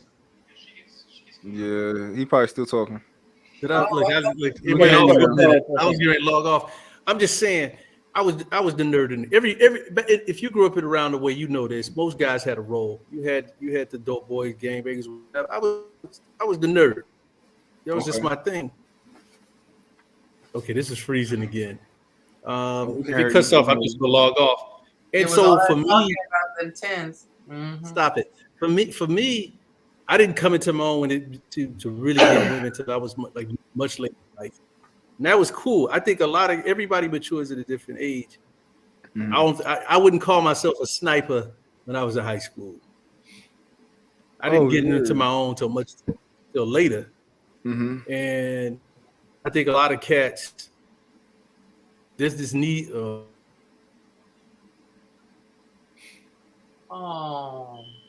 Hey, somebody clip that because that's going on a t-shirt. Mm-hmm. I'm on the bed. Absolutely. I tried. It's cool. It's good cool. night, man. God bless you all. And he scrolls right there too. Mr. President, we appreciate your We'll pick it up next week. I'm country. going to bed. All right, sir. We appreciate you. That's a good idea. We all should really, get some. Nobody goes to bed until we all decide that people go to bed. I have to go to sleep. I can't even be a time bully in that. I have to go to bed. What time you gotta go to bed, Willie? 12 o'clock. All right, so we going to 12. What time you gotta go to bed, Jacob? It's 12 right now for him. Oh no, yeah, but hold on. Jacob and Ken, what time y'all gotta go to bed? In the morning. Kaylee, how about you? What time you gotta go to bed? Kaylee said she's real tired. I don't work tomorrow. Kaylee don't got nothing but time. How about you, Ken?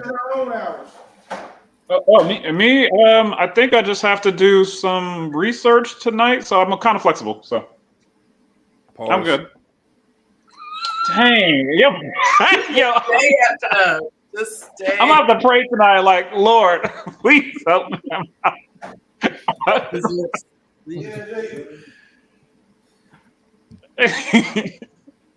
Got him again. See, and we could make a joke with Willie that he normally stays up all late, and then now he has a. Never mind. Terrible. You said you might do a what to a who about huh? I said I could make a joke because you left that one wide open. Yonci, you're not gonna answer my question from earlier. I just absolutely not. Oh, my bad. Put it in the chat. Put it in the private chat if you don't mind that. Only we'll see it. I'm gonna copy and paste it. I bet you would too. No, he won't. He won't. I just want to hear. I want to see. I know, Willie. See how honest you're gonna be with us. I just want to see. That's what I'm saying. I had another question. If you What'd you say, Yonci? If you were going to be there, I would entertain that question possibly. But now you've got to make an appearance. Hold on, I'm looking at my calendar. Hold on. The 6th, right? It's still your No. First through the third, right? First through the third. First through the third. I think it's gonna be pricey 2 weeks away. Just saying. I don't know. It might be worth the price if it's there's lots of if the averages are good. Who looking up the price now? Wait. Who's thinking about going? Jacob, the only member of our panel who's not going to be there. Oh man, he's got to be there. Wait, that's the round trip from that should be light work. Where you coming from, Jacob? Depends. Either depends on the week. Detroit or Atlanta. Hey, if my outfit, those are still better than Seattle. Yeah. Let me look real quick. Oh, I'm so sleepy. Oh, it's. Oh, look. I'm gonna look on the price. You calculate the averages there, Yonci. It's 12:02. Just carry the two. I have to go. I might be back though. You guys be safe. Really, you should not do this the one time you have a male visitor. I'm just saying. You just bad timing. Wait, what happened? Oh, because my dog is here. The one time he has a guy and he's like, I'm supposed to be a good host. I'm fairly certain that nobody in your no, because you have some retards. Never mind. So just to be clear, I am going to eat. What? Hold on. Hell no! Y'all heard about microwave? Hold on. Okay. Y'all are so know your audience, my guy. The price not that bad. But yeah, whatever you're doing, man, you entitled, you grown, you can do what you want. Fuck all that. You don't have to explain nothing, Willie. Look, camera, my guy. Sound clips live forever. Stop playing. Listen, that's what he said. Just know I'm gonna get everybody back. I just want you to understand that everybody, Jacob, I'm telling you, everybody. I didn't say nothing. Yonci said it. No, Cam, I like how you quiet because you already got your nickname. But Yonci, I got you. Oh, lick back. I think it's I call my no diddies out before y'all can call them out. So I ain't. So yeah, I was going crazy today, so I can't say nothing. I was just. Yeah, you had like 3-hour 6 flight. today. It's not bad. Nah, yeah, I had a lot of them. Yeah. Cam, we'd have thought you was coming out the closet. Nah, listen, you said I'll be out here case managing, right? Yeah, I only got women. That just worked. It never crossed my mind that you were doing some mail case work, Cam. I don't have any clients like that. He's a mail carrier. Yeah, oh, you're a mail carrier is wild. That's crazy. Trying to apply to get there. Like, is there a package or something for like hotel rooms or something? Ew. Oh, I was like mail carrier package. Whoa. Yes, there is. We have a discounted link for those who want to take. Yeah, everybody book through the link and stop booking directly. I know. Some people were just so difficult. Do y'all get like a thing for that? No, he had to reserve it though. We gotta. So if the rooms don't get used, we gotta pay for them. So that's why we're telling people to book. You're not stuck with getting. Why? Y'all should have told me that. A janky. I just did it, Oh no, y'all got some cool rooms though. Did you book through the hotel? They got balconies. No, I was booking through it's called UC. Third party. When you go to a resort and they like, hey, like before you leave, come do this little thing, and I was booking through that because they got me. Okay, then never mind. Because if you book through the hotel, they can still just put it under the name. But if you went to a third party, then no, I didn't book it yet. I've been going through it with them. I'm about to cancel it. I'm about to cancel my whole joint. Hey, use that link, there, bro. Yeah, I'm about to just use the link y'all sent because I'm asking them for my money back because they've been doing. We got rooms with balconies and everything, bro. I'll send it to you right now. You send it to me now. So you gonna go, Jacob? Did you send it? Did you send it to me? I think you sent it to me already, Yonci. I need to see if I can move something. Like I do have something to take care of. Okay. We'll have a severe case of FOMO. I'm just saying. Of the who? FOMO. Fear of missing out. So Yonci, is there any peanut butter from your pantry that's going to be available at the event? What the hell? Some he can ask that, but I can't ask the ratio of 10. Because mine was a little more coded.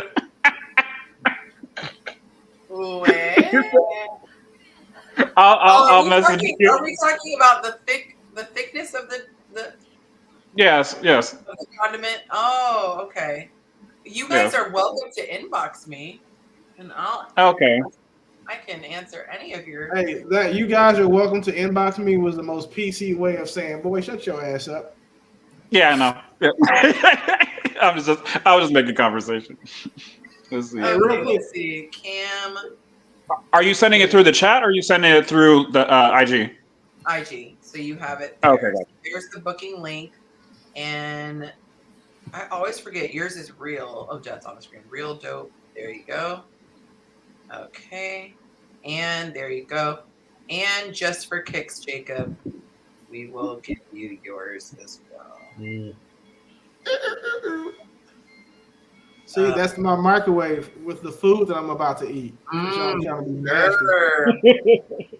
Sounds likely. See, since y'all trying to be nasty, anything I'm eating is not even in DC right now. So I thought someone hollering. Whoa, that sounds like a fucking robot. You think I'm over here fucking a Tesla dog? I got the Tesla second off. I just sent you the. Where'd you send it? Oh, I got it. Yeah. Okay, I got it. Yeah. All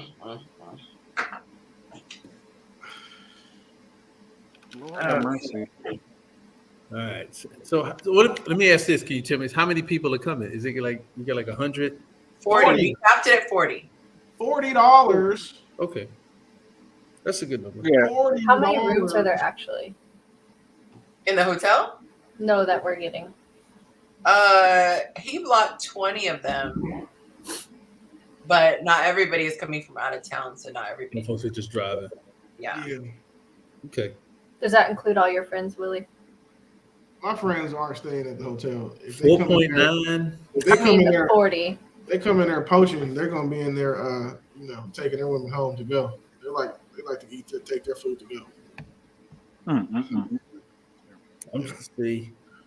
I'm just telling you now, Kaylee. Listen, I know one of my friends. You right up his alley. So if you come up missing and we see you, coming back in 6, 7 o'clock Saturday and Sunday morning, ain't nobody gonna judge you. So you know you had a great time. You had a good time. Me and Cam gonna get the twos. Like I said, we're gonna ride around and get all the twos. Not us rolling up to Waffle House. Yep. You're gonna see Kaylee coming back in with a Waffle House to go bag and a smile on her face. Just know I'm here for a long time. Yeah. How tall did you say you are? What? How tall did you say you were?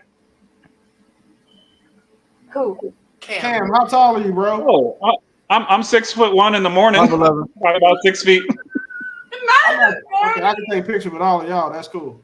5'11". You're 5'11", Mont? No, what? No, Cam's 5'11". Oh. No. I'm 6 feet. It's just I feel like I get shorter through the day. Cam, you are not 6 feet. 100. I mean, you can see when we get there. Yeah. Cam, do you know why you're not 6 feet? Why? Because you said you're 6 feet. You're not 6 feet, Cam. No, I said 6'1". I said 6'1" in the morning. Yeah, but that means that you think you're 6 feet, but you're 5'11". That's just the math. I'm 72 inches tall, and my driving license reflects that. I don't know. It's like when you say like, "Oh, I got 13 bodies." It's like in your girl. It's like, okay, well, you have 39 bodies. Oh no, I'm just saying I went to on my chart. Like when I go, they do the physical. That's what they said I was. They said I was 6 feet. Yeah. So how tall are you? I'm 6'4". Really? Oh, really? Oh, you're tall like that? Oh, Stabs. Oh, okay. It's funny because when you said 5'11". Huh? Say again? When you said you asked him he's 5'11", he shot up 2 inches. Like shit, what? I'm 6'6". No, it's funny because when you've never seen someone in person, you've only video chatted, you can't really picture it. So in my mind, I'm like, that's gonna be weird seeing people in person. Yeah, exactly. Wait till you see Deja. Huh? Wait till you see Deja. How tall is she? Oh, she's 6 foot. So she real might have some tall. heels on. Oh She might have some heels on. We're probably gonna be the same height. You talking with Deja? How tall Who's are Deja? you? What you say? How tall are you? I'm 6'4". Who's Deja out of Atlanta? Damn. You talking about? Was it her? Whoa! Whoa. Wait a minute. Hold on. I missed something. I missed it Me too. too. Yeah. I missed something. What I missed? Hold on. No, my girl, she tall. Oh, your lady. Oh, Yeah. Willie, he tried to play it off. He said, "Oh, I didn't know." You caught that, Willie, right? I didn't catch nothing. I don't know what happened. I like him tall. Jacob is a savage. What? Hold on. Wait a minute. He said she's 6. His girl's 6 foot. You said she from Atlanta. Come on now. No. I didn't mean no. I because I was talking. That's about exactly what you did, David. Jacob. That's exactly what you did. Hold up, pause. Time out. Flag on the play. Yeah, that was a flag on the play. I I'm surprised he Mont didn't kick you off the show. No. What's the old girl that usually hangs with us from Atlanta? She's tall. That's who I was referring to. You talking about Keisha? Yeah, that's what I meant. Yeah. Yeah, Keisha ain't been here for 10 episodes. She don't hang out with us. Oh. She got kicked out the club. Did she? Wait, she did? Oh, I mean, like we still. I was like, I missed that. What happened? Yeah. So that's what I was thinking of. We were thinking. She probably just booted up right now. She'll be back. She's tall. She'll be back when she messed that up. That makes sense. She probably is Buddha. Yeah, and as soon as she fucked that up, she'll be back. Damn. On live YouTube. Mm-mm-mm. So Willie said 4.9. It's gonna be interesting, like when we meet in person, because it'll be like, oh snaps! I've been talking to these people for months, and now we're here. That's gonna be interesting. We better be. Are we gonna do like a little hot show or no? No, we go. I feel like everybody looked the same. Like, I felt like Cam was about 5'11". I feel like Jacob's about 5'10". I feel like now Willie, you do appear. Willie appears to be 5'7", but I think Willie's I thought he was like 5'7". He appears to be 5'7". I don't know what it is. I don't know why, but I thought you were like 5'9", 5'10". I thought you were short. I thought you were shorter too, because like I don't know, it just seemed like you were like stockier. So I was like, oh, I thought he's just like 5'9", 5'10". Yeah. Jesus. Okay. There's nothing wrong with being. Yes, when you said 6'4", that's what I was like, oh, 6'4", you tall. In my mind, I can't see you as tall now. Like I'm not putting it. There's another. Do I look taller than Willie though? No, you guys seem about the same to me. I don't look. No. From this down, you don't. Yeah. So I have a friend. He's like 6'8", and Yeah. he literally looks 5'9". Like it was so weird, and it wasn't until I saw him. He's someone I met through Instagram, so we never met in person. Until I saw him like next to something, I was like, I just observed something here. Did you just hear everybody's reaction when he's talking about being 6 feet or 5'9" or whatever? That's the same reaction women get when they hear you're not a 10. It's just you get defensive. Wait a minute. I ain't a 10. I ain't an 8. Hey, wait. My doctor said I'm an 8. I'm like 4'11". Oh no, I don't particularly care if I'm me being 6 foot or not. It was just a more so situation. Like I don't care. Like if I was 5'9", I'd be cool. Like I'm surprised that I'm. For those who care, I'm 5'6" and 3/4. You seemed about that. 5'6". Oh, how tall are you, Kaylee? But then when I wear my heels, I'm 5'11". Oh, okay. I'm 5. For whatever reason, I thought you were a little taller too. I thought you were like 5'7" or something like that. But no. How tall are you, Kaylee? I'm 5'4". Like Katie looks tall. I thought I'm she a was little tall. girl. Yeah, she looks tall. That's what I'm saying. She looks a little taller. Tiny. But then everybody got defensive when he was talking about height. Boy, that's how the ladies be. Oh, Nick, I thought you were taller than that. You're 5. Why are you always looking at my neck? Keely look 5'7". Everybody's necks. So when you're like thin, yeah. I thought she was taller. I tell dudes to look at the girl's neck if you're trying to figure out if she's fat or not in their pictures. No, that's not. Yeah, you have That's not the clavicle. reason. That is not the reason. Let's be real about the reason. Right. I don't tell them to look at their necks because, like I'm saying, their oral prowess. You should show that video. Did y'all see the video of the girl like what she's like? She had a date on Tween. She had a date on Tinder, and then when somehow he backed out at the last minute. Like the pictures like she's real close like this, and then she backs up, and she seems to get like bigger as she backs away. The comment like the Clayface monster. Yeah. Wait, she gets bigger as she backs away? But that's what it looked like. It looked like she got bigger as she backed away. Comments were savage. They said something about what did they say about she looks like 2 Latinas or something. It was savage. The comments were. Can someone send that to me? Because I love the comment section on IG. It's amazing. She talking about she must have zoomed out with a wide angle camera. That's wild. And people are crazy. So funny. Like the way they, so you don't want to, like me, I don't like laughing, but sometimes they're so witty. It's like you want to laugh, and then I was like, I can't do it. I just can't do it. But yeah, it was. Her head looked very proportionate. Like it looked very like it didn't look like sometimes people have really chubby cheeks and a thicker neck. She backed away, and it was like the angle just went like this, and it was wild. It was wild. It was like her body was pouring out of her neck. It was like Beetlejuice. Drop Dead Fred. Yeah, that's what I'm saying. Drop that Fred. Yeah. You just got to be. They're really. Yeah, you guys are really good with the angles, though. Like some of the stuff that women have done with like photography and stuff, I think it's actually kind of impressive. So like, I've definitely seen girls like I've seen them in person, and I'm like, how did you slim yourself down 50 pounds and you're only like 5'4", like by angles? Like you like I said, she like put like a clavicle in there, like we talked about before, how you could kind of like etch and sketch one, and then. Yeah, because that's how usually you see somebody, is thinner. You can actually see the clavicle right here. Added a clavicle. Listen, sorcery. I call it. Yeah, sorcery. That's what it is. It's impressive, though, to be honest. To do that, to me, that's like a skill set. Yeah. For me, I never want to look better in a photo. Like, to me, that would be so disheartening for a guy to be like, oh, I thought you were so much prettier. I've had a guy say in the reverse, like, I get that a lot. Like, wow, you're so much prettier in person. One guy literally said, I would have done more if I had known. And I was like, you probably shouldn't have said that. He showed up because I'm not kidding. I literally don't like big over-the-top first dates. Like, I want to know I like you before you spend money on me. So we met at the park. And he came from a coaching session. So he had on a t-shirt and had the full pit stain and the back circle. And he was like, "Oh my God, you're so much prettier than your picture. I would have tried harder." I was like, damn. You said that out loud. Like, I heard you. It was so, I was just like, you're special. You're really special. That was it was a very interesting one-time situation. Oh. Pit stain. That's crazy. But For anybody. It wasn't even that I was offended by the pit stain. It was the fact that he like admitted that he didn't try. Why did you like, dang, you continued on the date even with the pit stain? You should have a class called "You Can Still Get a Man If You're Not a 10." My class is actually called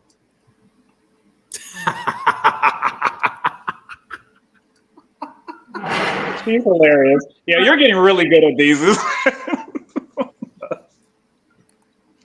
All right, peace out, y'all. Good night, y'all. All right, good night. Y'all are funny as shit. All right, bye, short people.